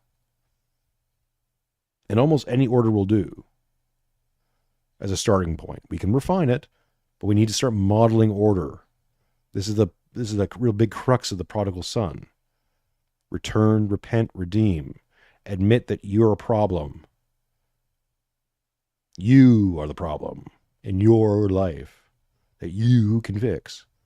So return to the Father, to the church, to God, to order itself, to a higher order. Return to it. Repent. Admit that you're wrong. And in repent, we also mean to change oneself, to be less wrong, to purposely make changes in your life, to not repeat the same errors that you did before. So you can be redeemed. You can be brought higher. You can level up. And this is a continual process. Return, repent, redeem. Return, repent, redeem. Return, repent, redeem. This is the nature of the prodigal son. It can only be done with humility, not out of pride and resentment. Because the first act is to realize that you done fucked up. And you're operating with me, and all the caveats, right? All the excuses, all the reasons. Yeah, you're born into it. It's not really your fault, but it is your responsibility. So one of the big things is stop blaming people, or if you're going to blame anyone, blame yourself and work on that, and then work out, and then move. This is like Jordan Peterson's shit. Clean your room. Yeah. If your life's a mess, unmess it. Stop being a fuck up. This continues to be the case. True. Are you able to listen to valid criticism? It's not from Russian bots. It's not a coordinated attack on you. It's tens of thousands of people pissed off because they think you betrayed them. I hope to God you're a leader. And the rest of you can keep watching this right now. Check it. I think that I think most people are probably frustrated that Elon said some of the things that he said, but I think that the issue also is the way that it's communicated. And I feel like the issue, like, for example, like Vivek Ramaswamy saying like that American culture is lazy. I think that if somebody like Donald Trump said that, or I said that, I mean, not that we're equivalent, but like a person who is like a native born American, who's a white person, let's just speak plain English here, said that, I think that it would have been received in a much more positive light. And I think that the main reason why it was received in a negative light is because it was coming from a person who was perceived as an other. I don't think so. Really? You don't think so? I don't know. I feel like there's been a lot of criticisms and commentary on like American culture being aesthetics and like face value first and substance later. I feel like that's been incredibly common for years. Dr. Crispy Synapse says, I'm waiting for Peterson to clean my room. He's all talk. Well, have you kissed a wall yet, sir? Try kissing a wall and see I think if you kiss a wall 3 times, Peterson just arrives. The situation is, you'll have to think of the 3rd and 4th principles, and just do that. And I think that a lot of people have expressed that. Yeah, fakery. Yeah, Vivek's native born. I'm not arguing about that. I think Vivek's an American too. I like Vivek. I think Vivek's Mellow Forte. That's been a rocking chair the entire time? Oh, yeah. Oh, I am the goat father for a reason. great. I even agreed with his post. I think he's right. But what I'm saying is that when you're conveying a message, the messenger matters. And the way that you convey that message matters as well. And you might think that it shouldn't matter. And I actually, in fact, agree with you in a lot of cases. I think that people should be able to look through the bullshit and they should be able to just see the message and think about the idea. But the fundamental reality is that that's not what happens. What happens is that if you communicate something in a way that's extremely aggro, a really great example of this is, I think, Destiny. Destiny communicates. Oh, no.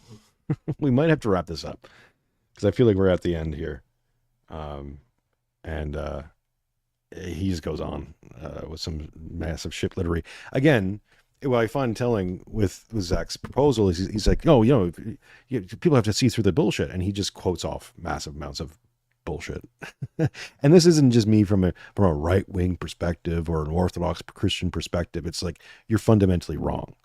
And I can prove how you're wrong if we want to sit down and go through all the factual reasons why you're wrong on this one. But that doesn't matter. There's a narrative truth that always has to be addressed here. And narrative truth is not factual truth. Narratives don't care about your facts. But a narrative is much more powerful in getting people to do things. So you can explain factually all the reasons why you need to build a house, or it can rain on you. Right? A narrative is essentially communicating that rain. Distilling a whole bunch of information down to a single word or a very small sentence. That's why the English language is so powerful, because it can do that better than almost any other language on the face of the planet, and just give it to you. That's why I say things like Trump's being installed. Boom, hit you. Vengeful Son, boom, punch. It's a narrative punch that makes you want to learn more if you want to learn more. If not, you're just going to walk away with it and do your own thing with it. And I can't control that anyways. And I'm just giving my examples. There's tons of other ones. Lengthy, again, millennial head always thinks that you have to give, a term paper on this stuff. It's like, get to the point. What is it? What are you trying to say? Give it to me. Give it to me in a paragraph. Give it to me in a sentence. Give it to me in 3 words if you can. Distill it. And I'm a guy who likes to talk. I've just been doing 4 hours of this shit. Right? But I'm not trying to, but again, I'm not doing this thing to convince you of anything. I'm doing content and entertaining and doing the things. But if I wanted to really hit you with something, I would take this whole thing and bring it down. Synergize it. What's the one thing I want you to walk away with?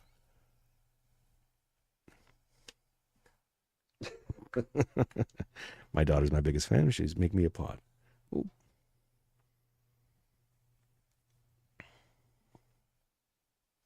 Okay. Well, we'll finish this up a little bit, but I think we're nearing the end, and I got to go be a dad. So it's a lot of ideas that, in a lot of cases, are factually accurate in a way that alienates people. And I think that's very evident. And if you read comments about him, or you read people that are discussing things about him, is that a lot of people don't like they don't like how he says things and the way that he says things, and that causes them to say what he said was wrong. Doesn't get so no. I'm saying, like, yeah, he's aggro, exactly, and doing that ends up alienating more people. It's a dumb take. Well, yeah, kind of it is. That's my point. That's my point, is that it's what I said originally, is that the strongest argument isn't an argument. That's my whole point. That's the entire point of what I'm saying. Do you get, like, kind of where I'm, do you guys see where I'm coming from with this? Like, I'm not crazy, am I? You think people get shit here? Oh, I'm sure, right? Yeah. Let's see where you're coming from. Yeah, no, I think it's a huge factor. And I feel like I've made that same mistake myself in a lot of cases. Out asmongold.com slash, what's the guy's name? Ooh.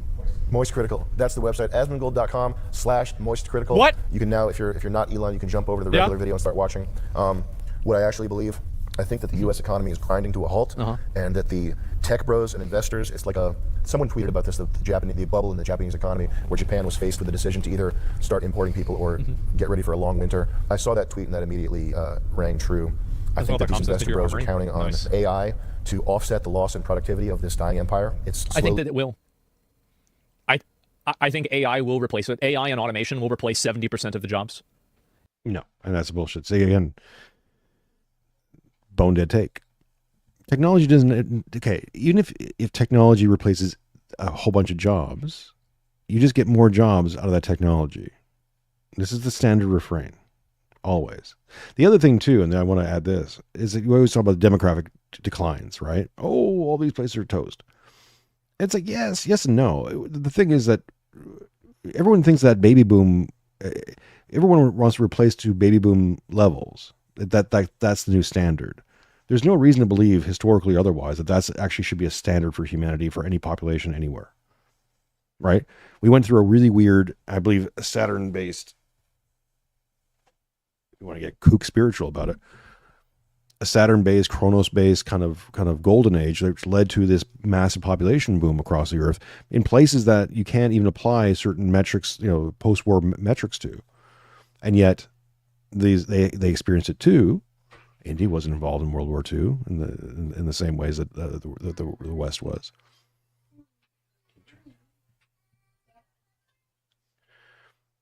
Right? So they experience all these booms as well. Sorry, that just distracted me. Got Peppa Pig in one ear. Apologies if you have to listen to that too. So yeah, as these populations kind of go down, yes, AI may take over certain of the, or robotics or whatever that will take over, cashier jobs. But why is anyone supposed to be a cashier? Why don't you think there could be other jobs that those cashiers can go and do? That, someone gets coded cashier and that's it? That's all they can do ever? That's it? Oh, well, too bad. No, there's other things they can do. Even just maintenance on the droids or whatever, sure. The other industries will open up that you can't even conceive of because we're not there yet. This has always been the case in humanity, always. Cotton gin comes in. They got a civil war about slavery. But what I'm saying is that it's not like the fabric trade went away, or that no one had to pick cotton anymore, or something, right? No. So, it's again, everyone's stupid. Then you have a really stupid take out of your mouth. And then it's like, well, again, look, if you want to find someone who's dumb, it's just look in the mirror or the camera in my case. And I think it will happen within our lifetime. That's why I've always been a big advocate for universal basic income. I think that's what's going to happen. Now, you could maybe try to make laws to prevent this from happening as quickly. And again, universal basic income, horrible, stupid idea. Doesn't work. They've tried it many times, many case tests. And it's not even about what it does to people's motivations and stuff like that. That's the problem. It's actually people, they don't know they don't know what to do with it. It doesn't do good for the economy. The economy actually suffers. Oops. Because it's about circulation. You need circulation of money. And the number one way money circulates is people using money to invest in things. Education, by the way, is that investment scheme. If I ever do a response to Vivek directly, I'm like, you understand that the problem with most people going into, let's say, engineering, is that it's a bad investment. I looked up the numbers. So right now in the United States, there's two sets of metrics for numbers, right? For tuition costs for an engineering degree. The average engineering degree is around 4 years for an undergrad, and then you can add on more for postgrad. Okay. There's two sets of numbers, in-state and out-state. But around the numbers, like in-state right now costs you somewhere in the neighborhood of around $50,000 for an undergrad, for a 4-year program in engineering. That's just tuition. That's the average. Out-of-state is like something around almost $400,000. It jumps dramatically. Okay? That's tuition. You're not counting all the other costs. So when you start adding everything up, right? I think out of state was less than that, but it's still double, right? It's like $100,000 or $150,000 for tuition. So you add up all the costs for 4 years, you're talking like at minimum probably somewhere around the $500,000 mark for most people, and that's for an undergrad. So if you're competing with people who have masters and above, you're gonna have to go even longer. Okay. So now let's just use that number, $500,000, right? $500,000 invested. And all your time and energy and all that stuff. And let's say you're acing it. You're the magic man, right? Heritage or not. And you just invested $500,000. Let's $125,000 a year to get your degree. All associated costs included. Okay? And you get out of college or university, and your expectation would be to make a starting wage about $125,000, which doesn't mean they're going to pay off the loan or pay off your even if you paid everything, cash out of pocket, you're not in debt, but you are, because it's still money invested in something that you haven't received any money back for. You haven't had a return on the investment. And if you walk into the job environment and starting positions are at $75,000 a year or $50,000 a year, that's a bad investment. Again, it's not even if you're in debt to the bank. If it's just out of your pocket, it's just money that's gone that you need to, meet. You have to make $500,000 before you start to have a return. Well, at $50,000 a year and with no guarantee of advancement and no guarantee of a raise, that's called a bad investment. Why would you do that? Oops. You want more people to be engineers, to apply themselves in that direction, even though there's only a percentage of people who ever actually be any damn good at it. But okay, you want to have a whole bunch of people just influxing engineering courses and doing that. Make sure that when they get out of that course, that it's that the starting wage is at least meeting their cost, or else you're insulting people.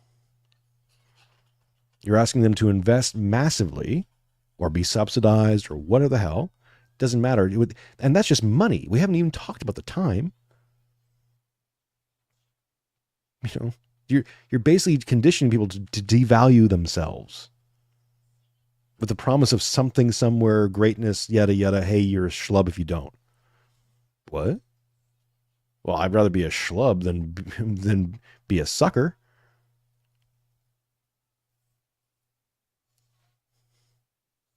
It's basic stuff, man. That's why UBI doesn't work. You need to invest, and you want to see a return on the investment. UBI doesn't require you to invest in anything. It just requires you to exist. You just get money. Here, you exist. Here's money. But there's no incentive to invest in it. It doesn't mean anything. So people just don't spend it on. So either spend it poorly or there's no return on the money.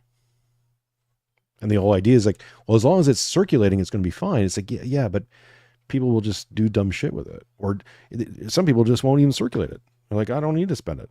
But you need to spend it. I don't want it. That's why in China there was a test program with the UBI where they had like an expiry date on the money. You had to spend it within a period of time or else you'd lose it. But if like it's like, well, if I've lived a life where I don't need it, then why. So it's just like forcing the circulation. But then people find ways around that. It doesn't work. Same thing with CBDCs. CBDCs are going to be a peer-to-peer system. That was going to cut out the commercial banks. That's why the commercial banks were like, no. Nice try. I understand why the liberal mind, the kind mind, thinks they're doing a kindness by just giving people money for existing. But again, that's just not how humans do. You take the good, you take the bad. And what you're left with is the facts of life, Trudy. That's just how it is. But I think that inevitably this is what the outcome will be. Being realized that AI is, for all intents and purposes, a glorified spell checker. I use AI all the time. I'm a pro subscriber to ChatGPT and Perplexity.ai. I have Perplexity AI as my default search engine, and it's about as good as searching forum posts was 20 years ago. It's not. That's really good. I think that he's downplaying it way too much. I feel like if we really think about it, what form of technology 20 years ago isn't way better than today? Almost none. It's actually gotten worse. So don't mistake, and this is a Peter Thiel point, Zach, don't mistake refinement for improvement. Refinement, yeah, the phones are smaller and lighter, but they're actually built crappier. Those old Nokia phones you could drop on the floor from a skyscraper, they just bounce and be fine. And they weren't getting all these constant updates that just actually overload and break the system. There wasn't as many redundancies built into this tech. Yeah, the internet's faster. Your download stuff is faster on general. You have more bandwidth. That's good. So you can do these video streams and stuff like that more effortlessly. I agree with that. But that, again, that's just refinement. It's not like making the tech way better.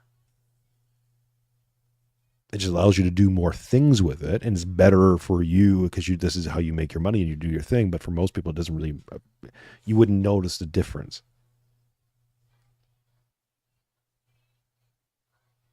Most tech now is just refined to be more user friendly,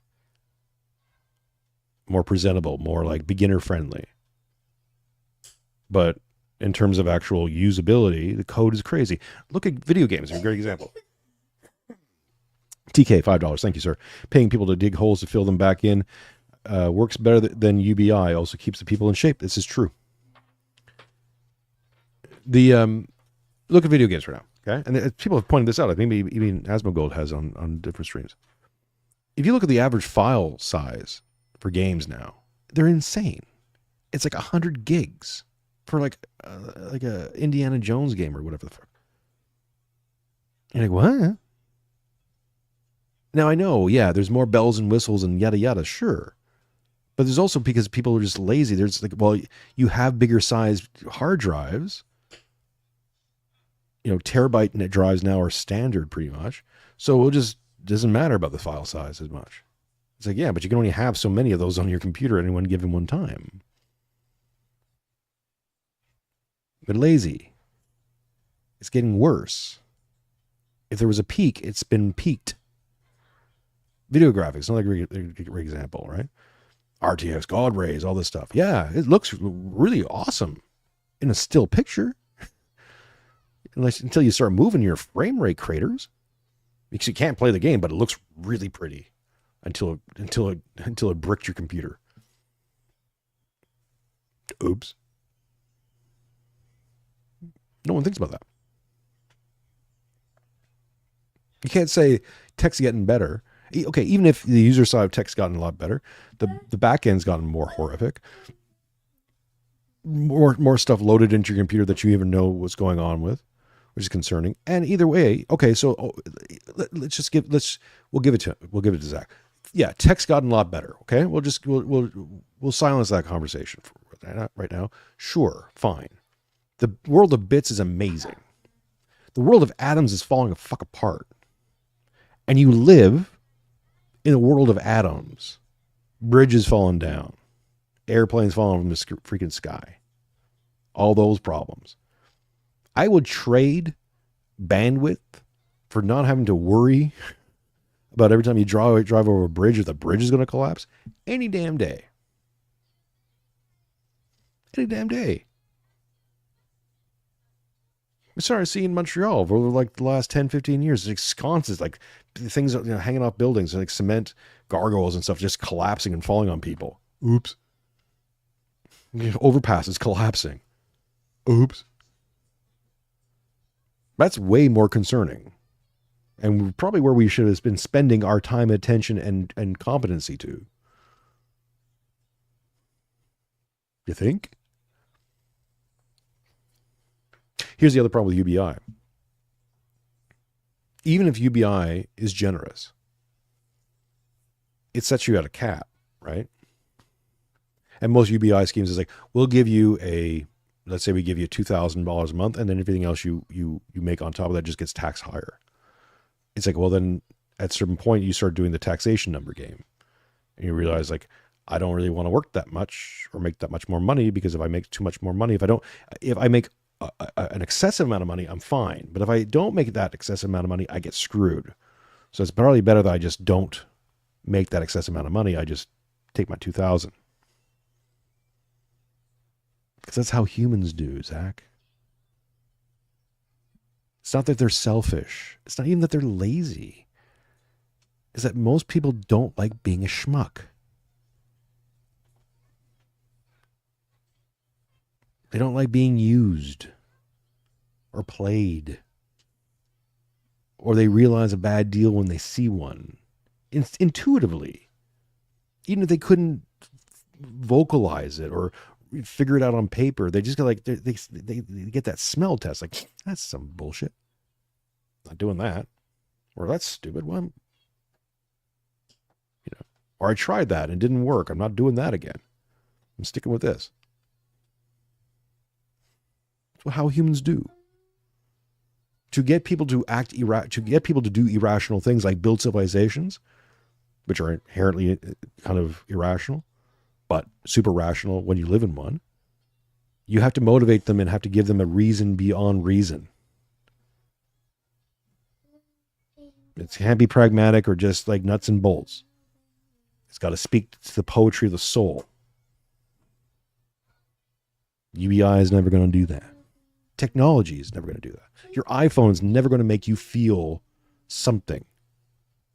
I mean, the content you see on the phone might, but the phone itself is not an awe moment. Oh, look at, megapixels. Oh, this one's got 15 billion megapixels. Oh, it's way better. Oh, I'm a magician. No. You feel that way, you're a nerd and you're incel and whatever. Stop it. Stop it. Right? Your technology is never going to love you. The good, the beautiful, the true is not present in technology. The technology can help you create the good and the beautiful true. So it's a use, it's a tool, not an end result. I really think that AI is going to continue to get like infinitely better.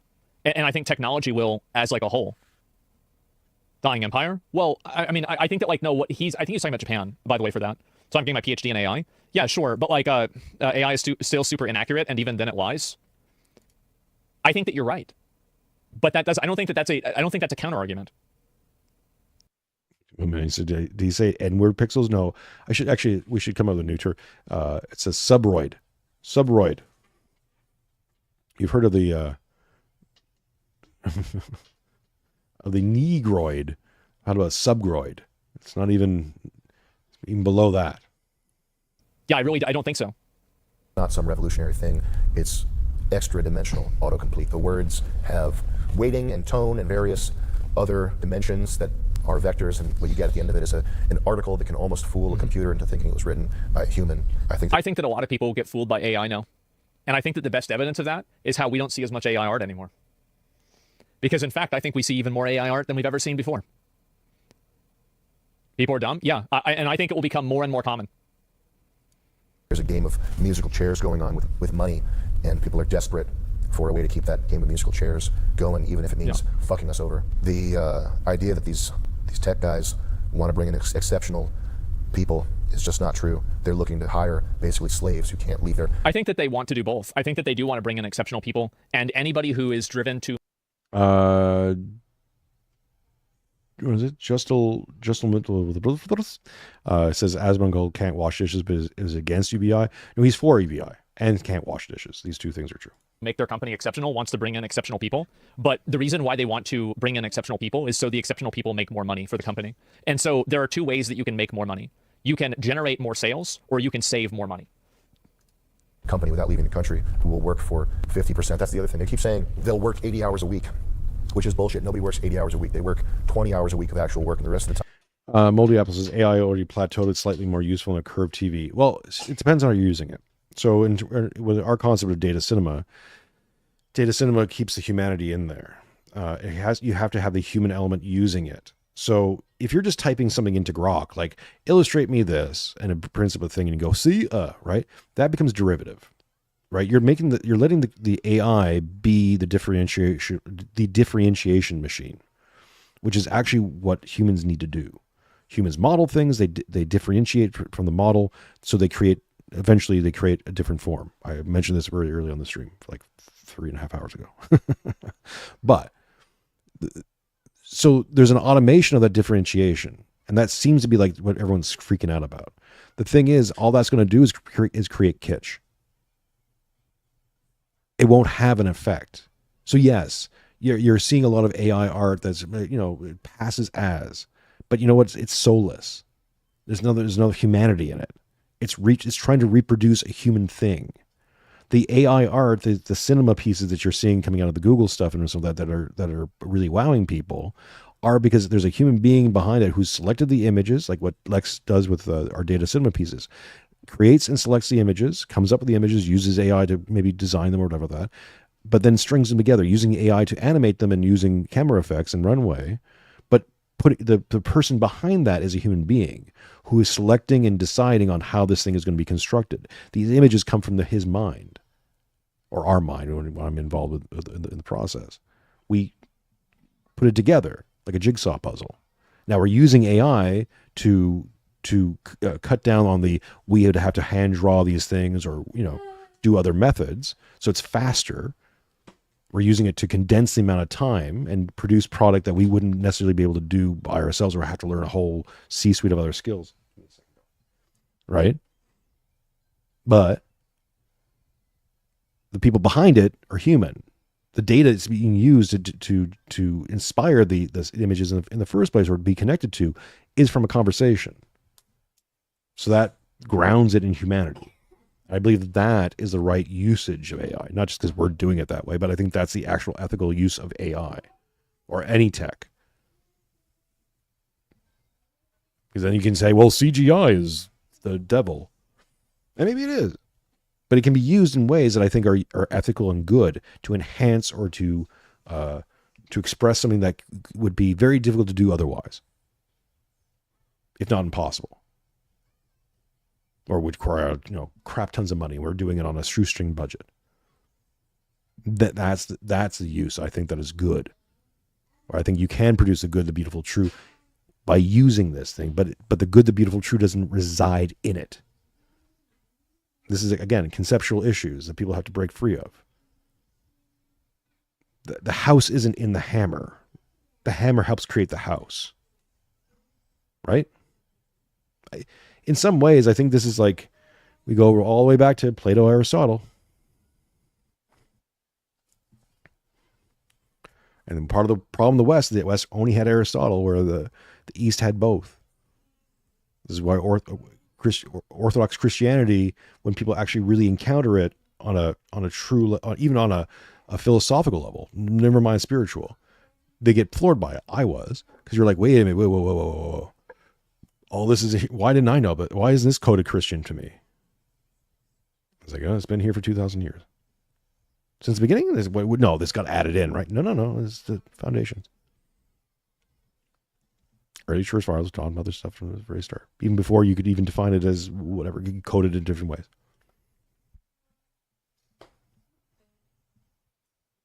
So, yeah. Time is spent fucking around on the phone and showing the boss that they're working 80 hours a week, sitting in the office. They're not actually working 80 hours a week. Yep. Furthermore, why should anybody have to work 80 hours a week? Why is this? So again, yeah, true. By the way, should look up H-1B visa requirements? No, I'm saying that H-1B visas. So there's a separate visa. It's called like an O-1 visa. And that visa is mainly for like these super high performers. And I think, for example, and these are people inside of every field. Like, for example, I think XQC got one since he's like, one of the top streamers. Yeah. Yeah, it's for celebrities only. Actually, I think there was a notification that Elon originally got an HB1 when he originally applied for a work visa into the States.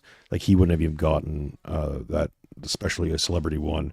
It's very selective. I don't know how it's awarded to people, but it's like you have to be of a certain status when you apply to it. So it's useless to this conversation. Yeah. So it's not extremely uncommon either. But the point is that yes, it is. I think that obviously anybody who wants to improve their company not only wants to hire the highest performers, but they also want to pay the lowest amount of money possible, because that's the... Well, again, so then you can't have those two things. There's no reason someone who's going to, even if you're super smart, see, that's the whole problem, right? Highest performers. Performance is often tied to reward. It doesn't always have to be monetary, but that helps. Why would I give you a shit ton of performance for half the pay? Or even if there's not half the pay, I don't know what the ceiling of the pay is, but I do know I'm getting screwed. I'm still struggling, and I'm working my ass off, and I'm struggling. Why would I do that? I might do that for a bit, but eventually my work's going to suffer. My production, my stuff is going to falter because I'm going to tire myself out. How long can I do that for? 5 years, 10 years, 20, 25 years? You want me to do 80-hour work weeks for 25 years for piddling pay? Because something? American dream, exceptionalism, don't want to be a chud. Huh? I'll go live in the big house someday. Oh, master going to make me live in the big house. Oh, he tell me one day, if I keep working like this any day now. It's pathetic. The highest form of optimization. Race to create slaves. Why is that a good thing? Why is that a humane thing? Why is that good for humanity? Yeah. How is it possible, if you're a Democrat or a Republican, if you're left or right, why is it a good thing to want slaves? They'll work 100 hours a week. They'll work in their sleep. They'll work 200 hours a week. They'll work infinity. They'll have no lives. That's not a good thing. If you want more hours out of somebody, you have... I think that there's really a very it's very hard for me to say, because like usually like I spend a lot of time invested in like doing content or doing things that are surrounding my content, right? And I would say that I probably spend way more than 40 hours a week doing that. And when I was involved with like Starforge and OTK stuff at a peak, I'd say I probably did more than 80 hours a week doing it, if you include streaming and everything involved. But that also there's like a cost to that. There's a huge social cost to that. I was very rarely social, etc., and I'm still not really. But yeah, I hit it. Yeah, I did. It's not a good way to live in a lot of cases. It's a mental health cost. Yeah, exactly. Streaming is not a hard job though. I don't care. Your opinion of whether streaming is hard or not is not relevant to me. It's not. I don't care what you think about that. But it's not about whether it's hard or not. It's about whether it takes time. And so if you're investing this amount of time into something, well then that amount of time is now gone. And so that's it. And so try working as a plumber 80 hours a week. I mean, that would be awful. Yeah, for sure. Yeah, definitely. I mean, like, I don't know. Anytime that people start discussing jobs and working with a streamer, everybody always has to like, it's like this weird form of like virtue signal where like, oh yeah, but like this job is harder, that job is harder, your job is easy. Nobody cares how hard or easy your job is except for you. Nobody else in the entire world cares. Nobody respects it. Nobody gives a shit. It doesn't matter. So the entire premise of this entire value system is totally self-serving. Nobody gives a shit. Let's move past that. Doesn't matter. The point is that if you're working and you're doing that stuff all the time, you don't really have as much time to like go out and do things for fun. It's harder for you to like build relationships. It's harder for you to maintain friendships. It's hard for you to pursue personal goals. And I think that in a lot of those cases, you have a lot of people who feel like, yeah, like this is something that like a lot of people invest a huge amount of time into working, and what they have to show for it is a lot of money and nothing else. Now, this might sound great for a person who also spends a lot of time working and they don't even have money either.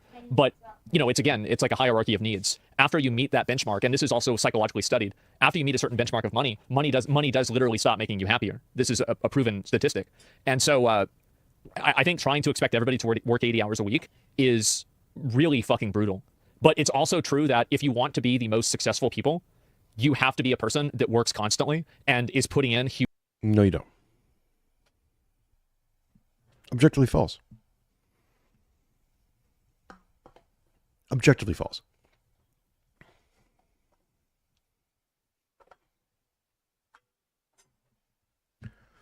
Again, if you've gotten to a point where you have money, especially, right? If you've succeeded in learning a skill, and you go through a period where you have to apply that skill, and you might have to work really hard for a period of time. 10, 15 years maybe, tops. After that, if you're working like a field worker, you're doing it wrong. And here's the thing, many people are doing that. I did that as a restaurant manager. I used to have 80-hour work weeks and burn out and be addicted to a whole bunch of substances because you had to like download somehow. Right? Yeah, it's not healthy. It's not healthy for the elites either. It's just not healthy to do that. Ever. This idea, this obsession of success is weird. It's just weird. If people go, well, if you really want to be successful, you have to do. Why do you? Okay, here's a great question. This is a Girardian thing. All desires are external. People model this. You don't know what to want until other people want it. So the question I'd have for you is like, why do you want to be successful? Why? Well, because, you got to have money. You have to, okay, but you just said it. After a certain amount of money, it doesn't increase your happiness and actually makes you less happy. So obviously being hyper successful making more money isn't the thing. So why? Now, I can't answer that question maybe for everybody, but I think I can, if I was going to boil it down to one universal thing, it's because it's pride. It's vainglory. I am successful. I get respect. You can't disrespect a successful person. This is Asmongold. He catches shit all the time in his chat from fucking not successful people. He's a successful guy. In the streamer world, he's a multimillionaire. If he's not number one, he's certainly in the top 10 probably. Sam Hyde wouldn't have mentioned his name if he wasn't. Right? Okay. So he's successful. And what does he do? I don't know what his work schedule is, how many hours he streams. But if he's doing anywhere close to 40 hours a week, plus, running his businesses or whatever else he's doing, that's a fail. At his point in his career, with his money and all that stuff, he should be moving to production. So if he is on stream, it's like 2 hours or whatever, minimal. His work day should be about 4 hours long. He doesn't have to grind to be successful anymore. He's successful. So now it should be a cutback, do a few hours a day, and the rest of the time spent in other pursuits, other interests, or fine tuning other parts of the business. If he wants to apply himself to that. If that's all that's interesting to him. Like, you don't do a 8-hour game stream. Why? You don't need that anymore. That's for everyone else. That's for the beginners. As a man who says who's going on a 5-hour stream, I'm making up for. I didn't do any shows for a little bit. This is me kvetching, catching up, filling the void. It's not how it works. Shut up. How do you know? Who are you, anyways? Women thinking career success. It's not just women. Men think that too. Everyone does. This is Protestant work ethic crap. You know, work shall set you free, or you'll find meaning of your life in work. You might. It's different for other people, for sure. But 9 times out of 10, if you really dig into these things, it's pride. It's pride and vainglory that is pushing you for this desire. For what? To be seen as something. Even the title, education, right? Why do you get the PhD? Some people might get the PhD because they really need that, I guess, the rarefied knowledge that extra few years of study gives you, or they want to be a professor, right?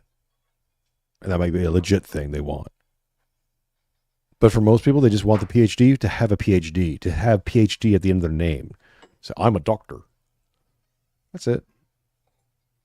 How can I say that for sure? Because I know how people are. I was a bartender for a very long time. Part of my job was understanding people and reading people. To be successful at the job. Or server, same thing. I'm a keen observer of human behavior, including my own. It's pretty simple. It doesn't mean, and that doesn't mean you're a bad person, by the way. It doesn't mean that guarantees that you're, evil or whatever. No, it just means that, and it doesn't even mean that you're selfish automatically. It means you're prideful. Really, I've said this before, but I think it bears repeating because it's so important. One of the most powerful things I ever heard Father Turbo Quayle say I think it was on Buck Johnson on Counterflow, was that depression is also pride. Because when you think of a depression, what is it? What are you saying? I'm sad or I'm upset because things didn't work out the way that I want them to. We often think of pride and vainglory as like puffed out, like I'm so proud, I'm so great, I'm so amazing. It can be the opposite. The opposite is the same. I'm so awful, I'm so bad, life is so hard and it's so depressing and bad. That's pride. Because it's happening to you. Me. I'm so important. I don't measure up to something.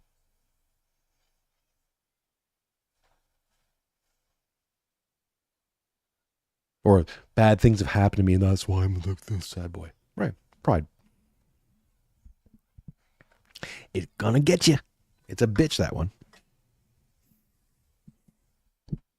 No. Am I saying that you shouldn't want to be successful? No. I'm simply saying that you have to ask the question, why? Why do I want to succeed in this? What is this doing? Even, okay, for me, why do I podcast? Why? Because I get to sit at home and, talk to people? Sure. But that was happening. But I'll tell you this, like I was doing podcasting, waking up at 4 o'clock in the morning. I could do this morning, but waking up at 4 a.m. every morning to work on the show. So I could do the end of the week show with Mark, or when I was when a solo for myself.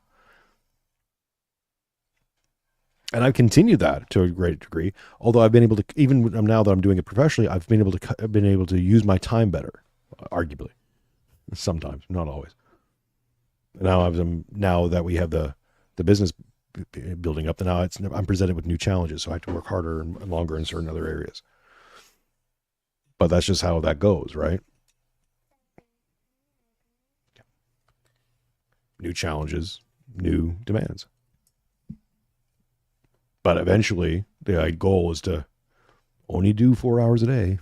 Because otherwise, if I'm not, then it's like, what good is it being successful if all you can do is is work more in one domain that you should have already aced by now. Huge hours. And I think that if you look at streaming, that's the case. If you look at anything, that's the case. A lot of the people that are the best are obsessed. And they hyper-fixate and hyper-focus on it. And they do it every single day. And they will outperform you if you're not doing that. Those people work 8 hours a week, want those hours not for money, but because that's what they like to do. Both, right? I mean, sure. We got another one. Napramadella, blah, blah. Really? So if you're trapped in a battery farm hell, are you prideful if you're depressed? What the?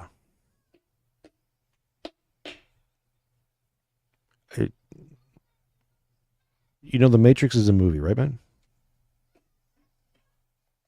You do know that, right? I'm hoping. Okay. I don't live in a battery farm hell, so I can't speak to that. How about that? Do you think a guy working in a different country for an American company shouldn't get an opportunity to live in America? H-1B gives that opportunity. If that opportunity comes at the expense of an American worker, then no, I don't think they should have the opportunity. It's that simple. So, yeah, I mean, because I would want to advocate for people in this country to be able to be the most advantaged. Yeah, for sure. To pay them more. It's just money. They'll do it for $20,000. That's what they're saying. Yeah. They're pretending like they're complimenting their diligence and their work ethic. What they're really saying is we can hire them for cheaper. That's what that Exactly. Yeah, and I think it's a huge issue, and I think that the issue fundamentally is like really kind of fucked up, because if you're relying on effectively a underclass of people that work for less money than the normal citizens do, it's kind of nasty, right? You're basically advocating for an underclass.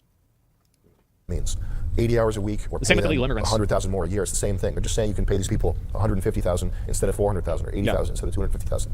It's just money. Any system that gets set up is going to be gamed. This one is gamed by Indians who are master gamers. Pull up the Cognizant article. This is a company that was found guilty of setting a pattern and practice of discrimination against non-South Asian and non-Indian workers. That's not the intention of the program. The intention of the program is to create a meritocracy. But like Thomas Sowell said, you have to judge things on their outcomes, not their intentions. You can make a law called the Everybody Good, Free Money, Everything Good law. But if the end result is that quality of life goes to shit, that's what you have to judge it on. Yep. And so this H-1B stuff, you can't judge it on the floral, high-minded, beautiful, humanistic language that's used to sell it. That's just This is kind of what I was saying before, and this is why it's so popular. It's what I was saying about how like the optics surrounding a conversation are more important than the conversation itself. And okay, back to nit-natting, blah, blah, blah. You can say prison if you want. Okay. Are you saying that if you find yourself in prison and you're sad in prison, that isn't pride? Well, how'd you get into prison, dipshit?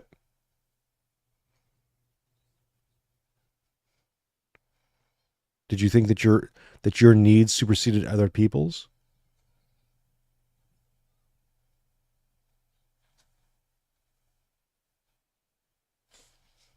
Right? Pride. So pride got you into prison, and if you're feeling depressed in there, not just kind of accepting your situation because you put yourself in that situation, and even if you're wrongly accused, again, you've made choices, you've lived a life that led you to that position. It's pride, motherfucker. This is the thing about taking responsibility. It just doesn't start when you break something. It starts before you broke it. Why did you get in a situation where you're going to break it? Learn from that. Not how to break things, but not how to get in that situation.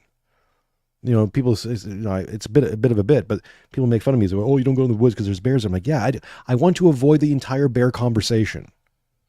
I'm not interested in the bear conversation, as in being eaten by one.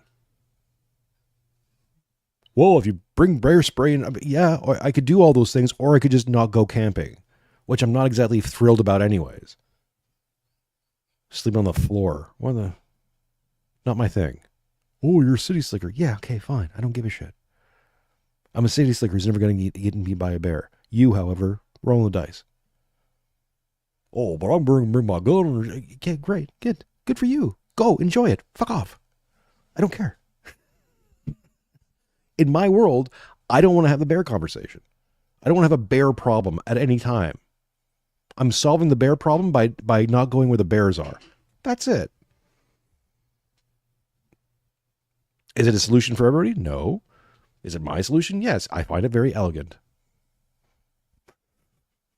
It's not even a sacrifice, because, again, I don't care what's going on. Parks, trees, I see them all the time. From Canada, trees, constant theme, running theme in my life. Where's trees? You see one, you've seen a lot of them. It's okay. You don't have to be deep into the trees.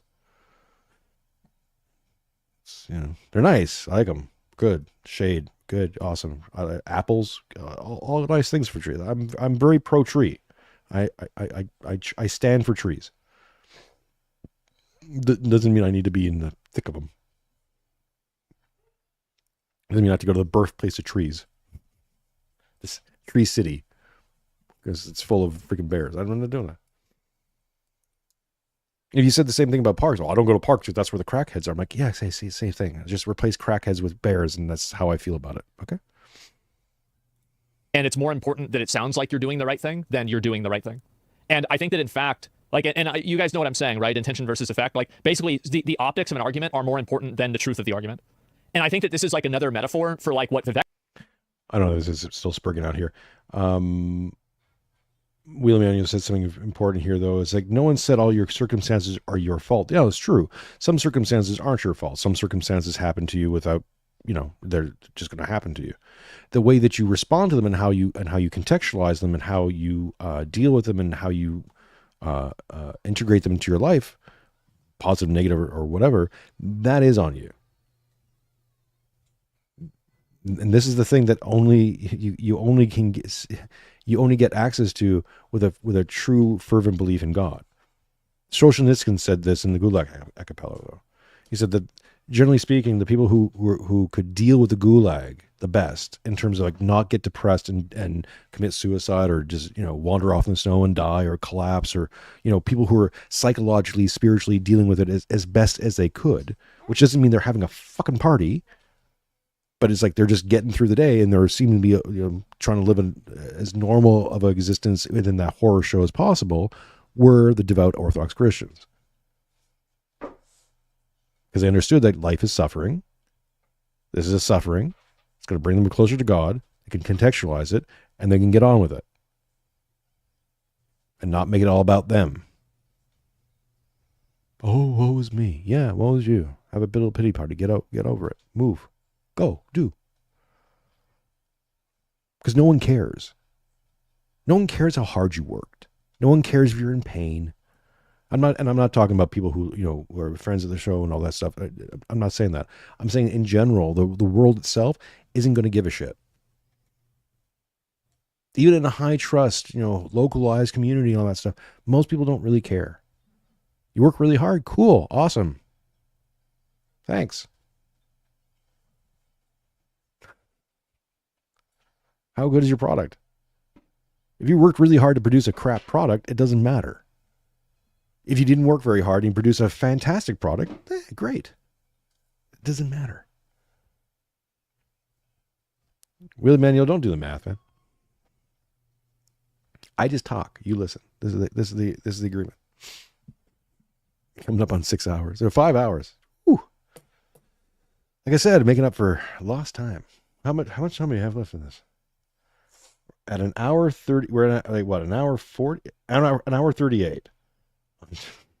Beck was criticizing 20 more American minutes. culture. It's just in a more like philosophical way, but I think it's fundamentally the same thing. People care more about optics and visuals and aesthetics than the actual outcomes.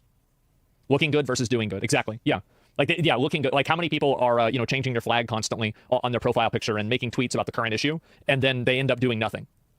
They're slacktivists. There's even a word for it. You have to judge it on the end result. Here's another one: hire workers at a fraction of the cost of American workers. Force them to work longer hours because they won't leave their job, because if they quit, they're gone from America. Again, that's a huge power imbalance. If the company now has control over not only your employment but also your existence in the country, that's really scary. Again, no, there's no difference between being depressed and feeling sorry for yourself. It's the same thing. What's the difference? What's the difference between feeling sorry for yourself and depression? Length of time, duration, depths. Oh, depression's worse. but it's the same feeling, just more intense. That's like saying like it's better to be happier. I can say fuck happiness. Fuck your happiness. Happiness is stupid. It's faggotry. It's easy. It's kitsch. Redundant. Give me joy. And in order to have joy, I must have sorrow. But these things are held in context. They can only be held in context by understanding that suffering is life. It is the necessity of life. You must suffer. You will suffer. It's a guarantee. Emotionally, physically, something otherwise, you're going to suffer. So how do you contextualize it? How do you find meaning even in suffering without giving way to nihilism and depression and all these, again, pride, self, that's vainglory. This is a horrible thing happened to me. Whether it happened out of the blue or it happened directly because of your actions, the results are the same. You can be dragged down by it and suffocate yourself by your own self-sorrow, or you can contextualize it and move on, rise above it, use it. Become closer to God with it. Find a truth within it. Don't curl up in a ball and give up. Find a way around it. Find a way through it. You're going to have to. Without knowing anything about you or anyone listening to this, let's not make it about you. Make it anyone. Everyone alive is going to have to live. Generally speaking, if you live long enough, you're going to have to bury your parents.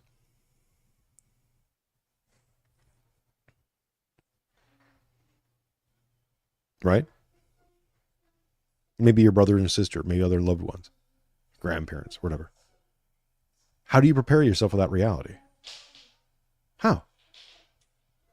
How do you individually deal with that? Even before it happens, how do you prepare yourself for that? It's a reality that you know is happening. It's like when you buy put it a bit more simple. You get a dog. You buy him as a puppy. Really cute. You know the average lifespan of that dog breed is going to be about 12 years.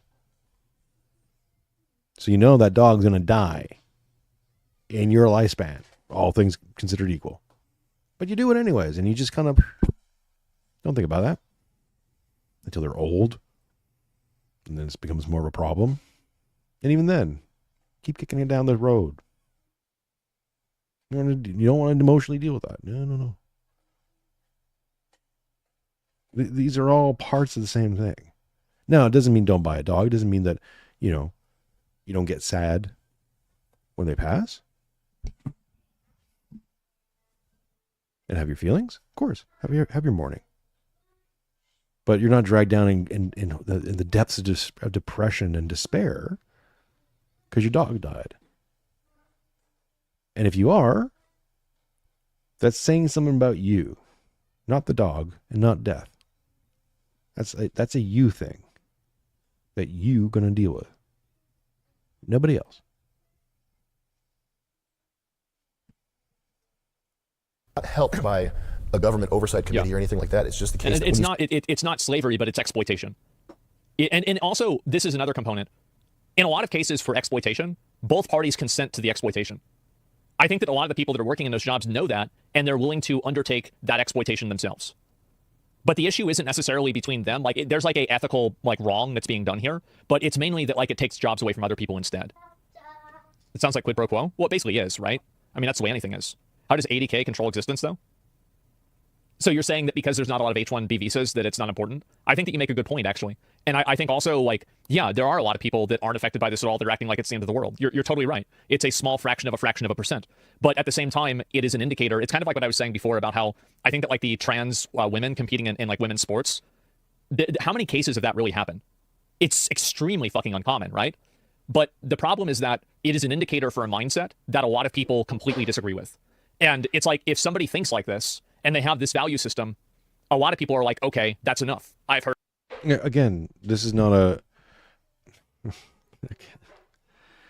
Oh man, I love Zach on many things, but you know,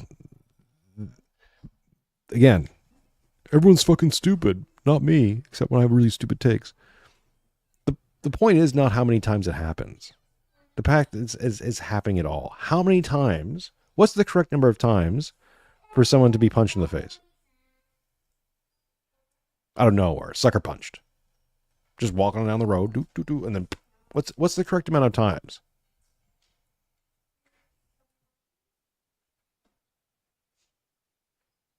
Right? What's the correct amount of times that a woman that in this case, a man competing as in a woman's sport, biological male, but it's taking some estrogen, yada yada, has this unfair advantage. Even if it only happened once, the man woman in question gets gold. Well, he screwed up every single one in that competition. How many? Let's say it's running a race. Let's say there's 12 other women involved in that race. So, man woman wins a gold with an unfair advantage. 11 other girls suffer.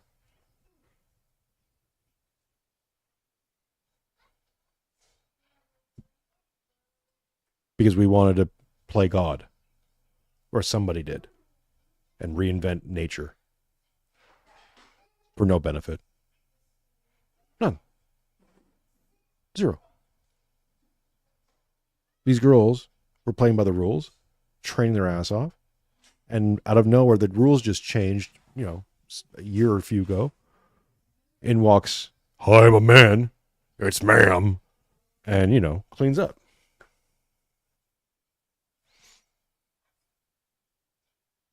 What do you think that does to people's sense of fair play? And when you shit on people's idea of fair play enough, you know what they start doing? They start to buck the system in many ways. So yeah, let's say there was only, I don't know how many cases of this stuff there was. Wouldn't matter. A dozen. Small, super small number. But it's affecting more people than just that one person, right? Than that one event. It's affecting all the other people around them. It's affecting whole divisions. Girls coming up on it going, wait. Is this a new normal? I got to compete against men now? I can't. Well, shit. What does that do to their hopes and dreams? What does that do to their family's hopes and dreams? What does that do to their community? What does that do?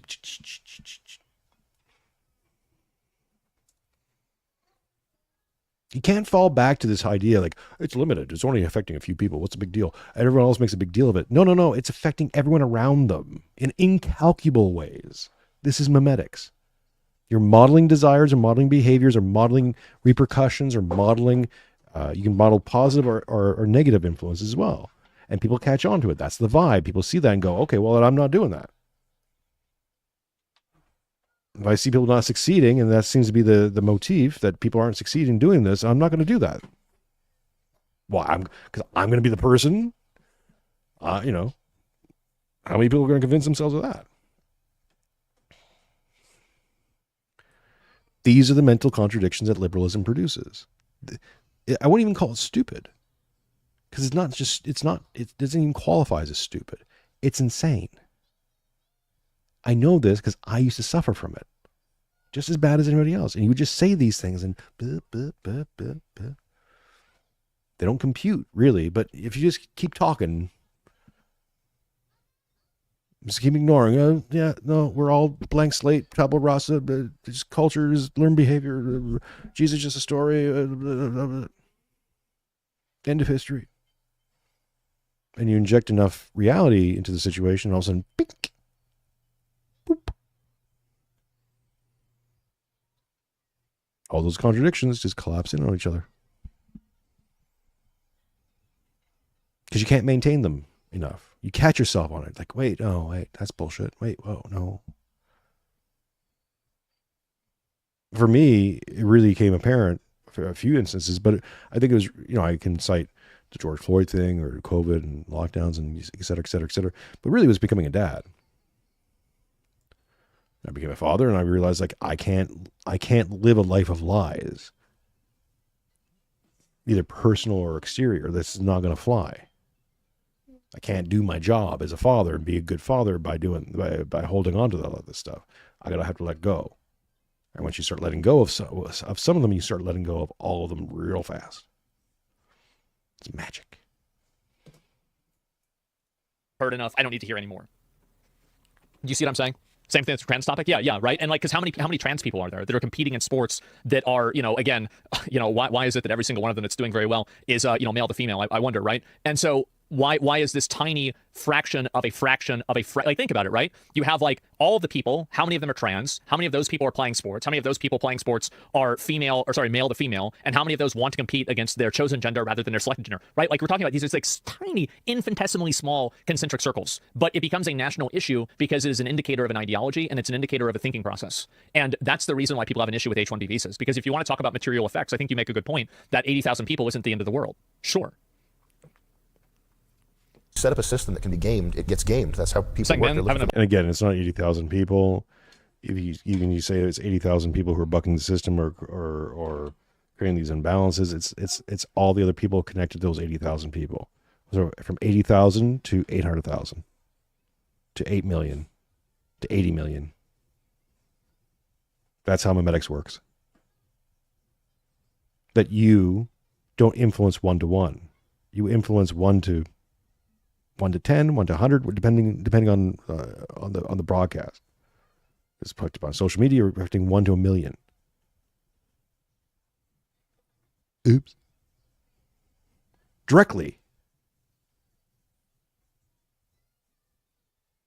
They see your successes and failures. You're modeling it to them.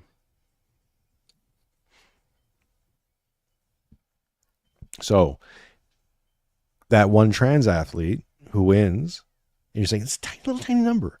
Yeah, but that news gets broadcast to millions of women in sports.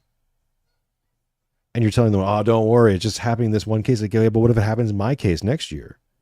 Again, you start to do these things called risk-reward analyses.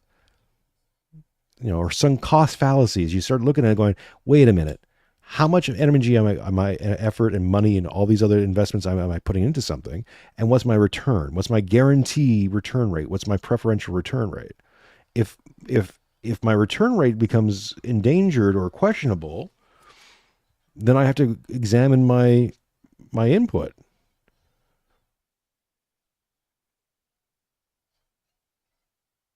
If you're competing in the same sport that some manlet just won gold in, then you have to then really consider that. It's much more immediate. But what if you're this other, and you're seeing like, hey, other people are talking about doing this sport that I'm doing. How long until? If this trend continues. Don't worry, honey, it won't get to beach volleyball. No one wants to see that. Right? Again, fine in theory. It's just not how humans do. Biological advantage. Yeah. They're looking to maximize their benefit from the system. That's just human nature. Massive payouts over claims they discriminated against American workers in favor of foreign workers. Apple paid $25 million to the deal, which is like $25 to a regular person. Yeah. Apple engaged in a pattern of citizenship status discrimination in recruitment positions. The claim that we can't find talented people. This guy's the woke left equivalent on the right. I've seen that the whole woke right messaging. I don't think that really works. And the reason why I think that it doesn't work as messaging is because a lot of these people have already been called racist. They've already been called, homophobic, transphobic, anything like that. I feel like if labels worked, we wouldn't be in the position that we're in now. It's like being woke, like wanting to benefit your citizens first and not bring in a group of people that are locked into a exploitive relationship with an employer that's negative for natural citizens. I don't think that makes you woke, and I don't think anybody else thinks that either. It's a completely astroturfed like thing that's being said that I don't think that even the people saying it believe it. I think they're it's a James Lindsay term. It's a James Lindsay term that allows him to keep doing speaking tours. That's the whole term. That's it.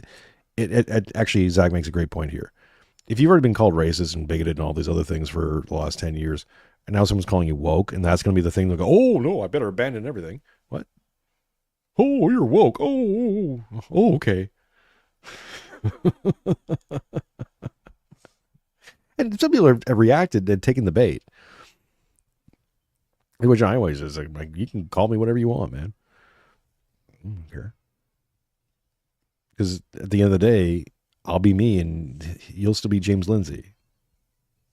You have nothing I want. Nothing about James Lindsay to me is attractive. At all. He's like anti-desire. They're only saying it I don't even like math. because they hope that it will make the person feel stupid and not say what they think. I was putting your people first woke. Whoever said that was an idiot? Yeah. They just wanted to shut up. Yeah, exactly. People here is It's nonsense. Yeah, it's a dishonest. 5-year-old insult reversal. You're gay. No, you're gay. Yeah. The claim there it is. should be that we can't afford to pay talented people enough, or we don't want to. Sorry for getting overly serious here with you. Yeah. At the end of the day, I think you should buy Bitcoin. Oh. There's this tendency to want powerful people or people in a leadership position. You get emotional when their every worldview doesn't line up with yours. You know, Trump's not based enough, or Joe Rogan's too whatever. But these are the men who define our times, and I think it's important you allow them to be flawed people to some extent, but also to push back when they go nuts. But in this case, I think He's completely right. And this is like another issue that people have, is that you're either a hate watcher or a sycophant or a dick rider, right? A hate watcher or a dick rider. You can't be a normal person who follows a person for like their views on these things, but you don't agree with other things that they believe, right? Like, for example, I think Elizabeth Warren has a lot of really great opinions about like how, corporations should be run and how they should be regulated. And I think that she had great opinions on student loan forgiveness, right? But that doesn't necessarily mean that I agree with everything else that she said. And so I think that, again, it's people can't itemize ideas, and they have to look at people as a whole. It's binary? Yeah, exactly. Elizabeth Warren's hot take. Well, I don't know. I think if you go back 10 years, 15 years or so, and you look at like a lot of the things that she said, I think that almost everybody in here would probably agree with her. I do. I think that if you took a speech of Elizabeth Warren from like the Occupy Wall Street days, and you had Trump say that speech, people would be spamming based. it's critically important. It's moist critically important. Oh. It's moist critical. This is the But again, who gives a shit? Because we know that, okay, sure, yeah, 10, 15 years ago, she was saying incredibly base things. So let's just say, well, that's true. Okay. But we know that what that led to. So.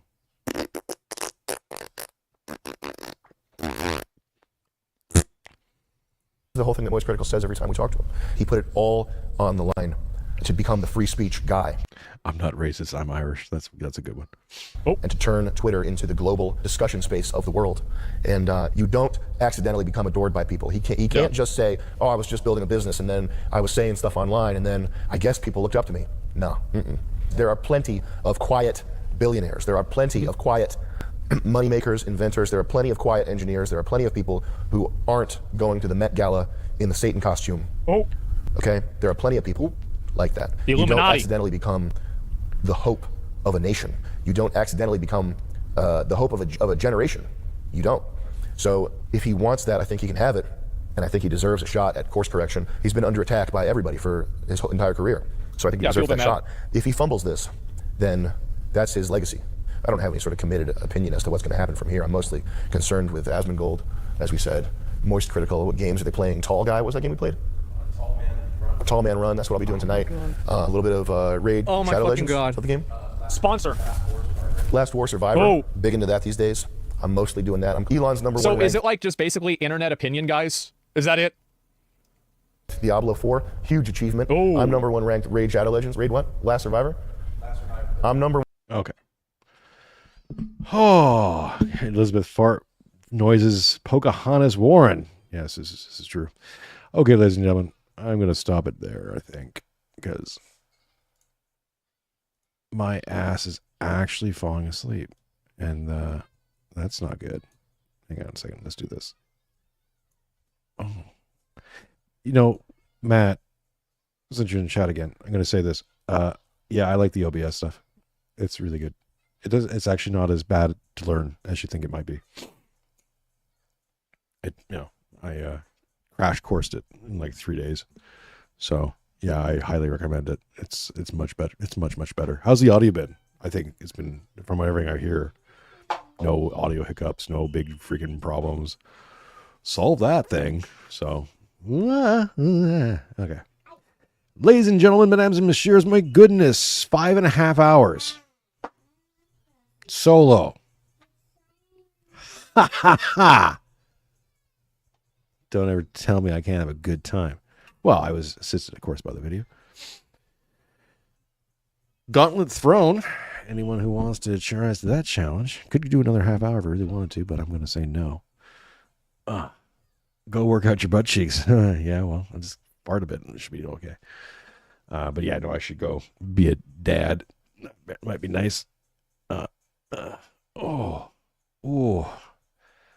yeah. I don't know if having degenerative back disease problems and choosing to do like professional 5-hour streaming has been great. Audio's been great. Yeah, I know. Yeah, it's good. Should have done this a while. Video quality is better too. I know. It's better. It's utilizing all the actual hardware, not doing it through a. I mean, this is still Streamlabs, so this is still a third party in a lot of ways. But I honestly think OBS, my friend, is the way to go. We up our game to rise to the level of video game streamers. Well, hey man, look, Asmongold is worth millions and millions of dollars. Now, I don't even need to be worth millions and millions of dollars. I mean, it might be nice, who knows? But I don't even need that much. I need like half of that, and I'm good. Good for good. So, do a little video game streaming stuff. Why not? Who could it hurt? What's so bad about it anyways? You take the successful people. You want to be success. Be like the successful people, maybe a bit more. Ladies and gentlemen, mesdames, messieurs, I appreciate each and every one of you. I really do. Thank you for all the love. Thank you for all the super chats. Thank you for all the likes, subscribes, shout outs, all the rest of it. Thank you for all the spurgs in the chat. It's been edifying and educational and entertaining.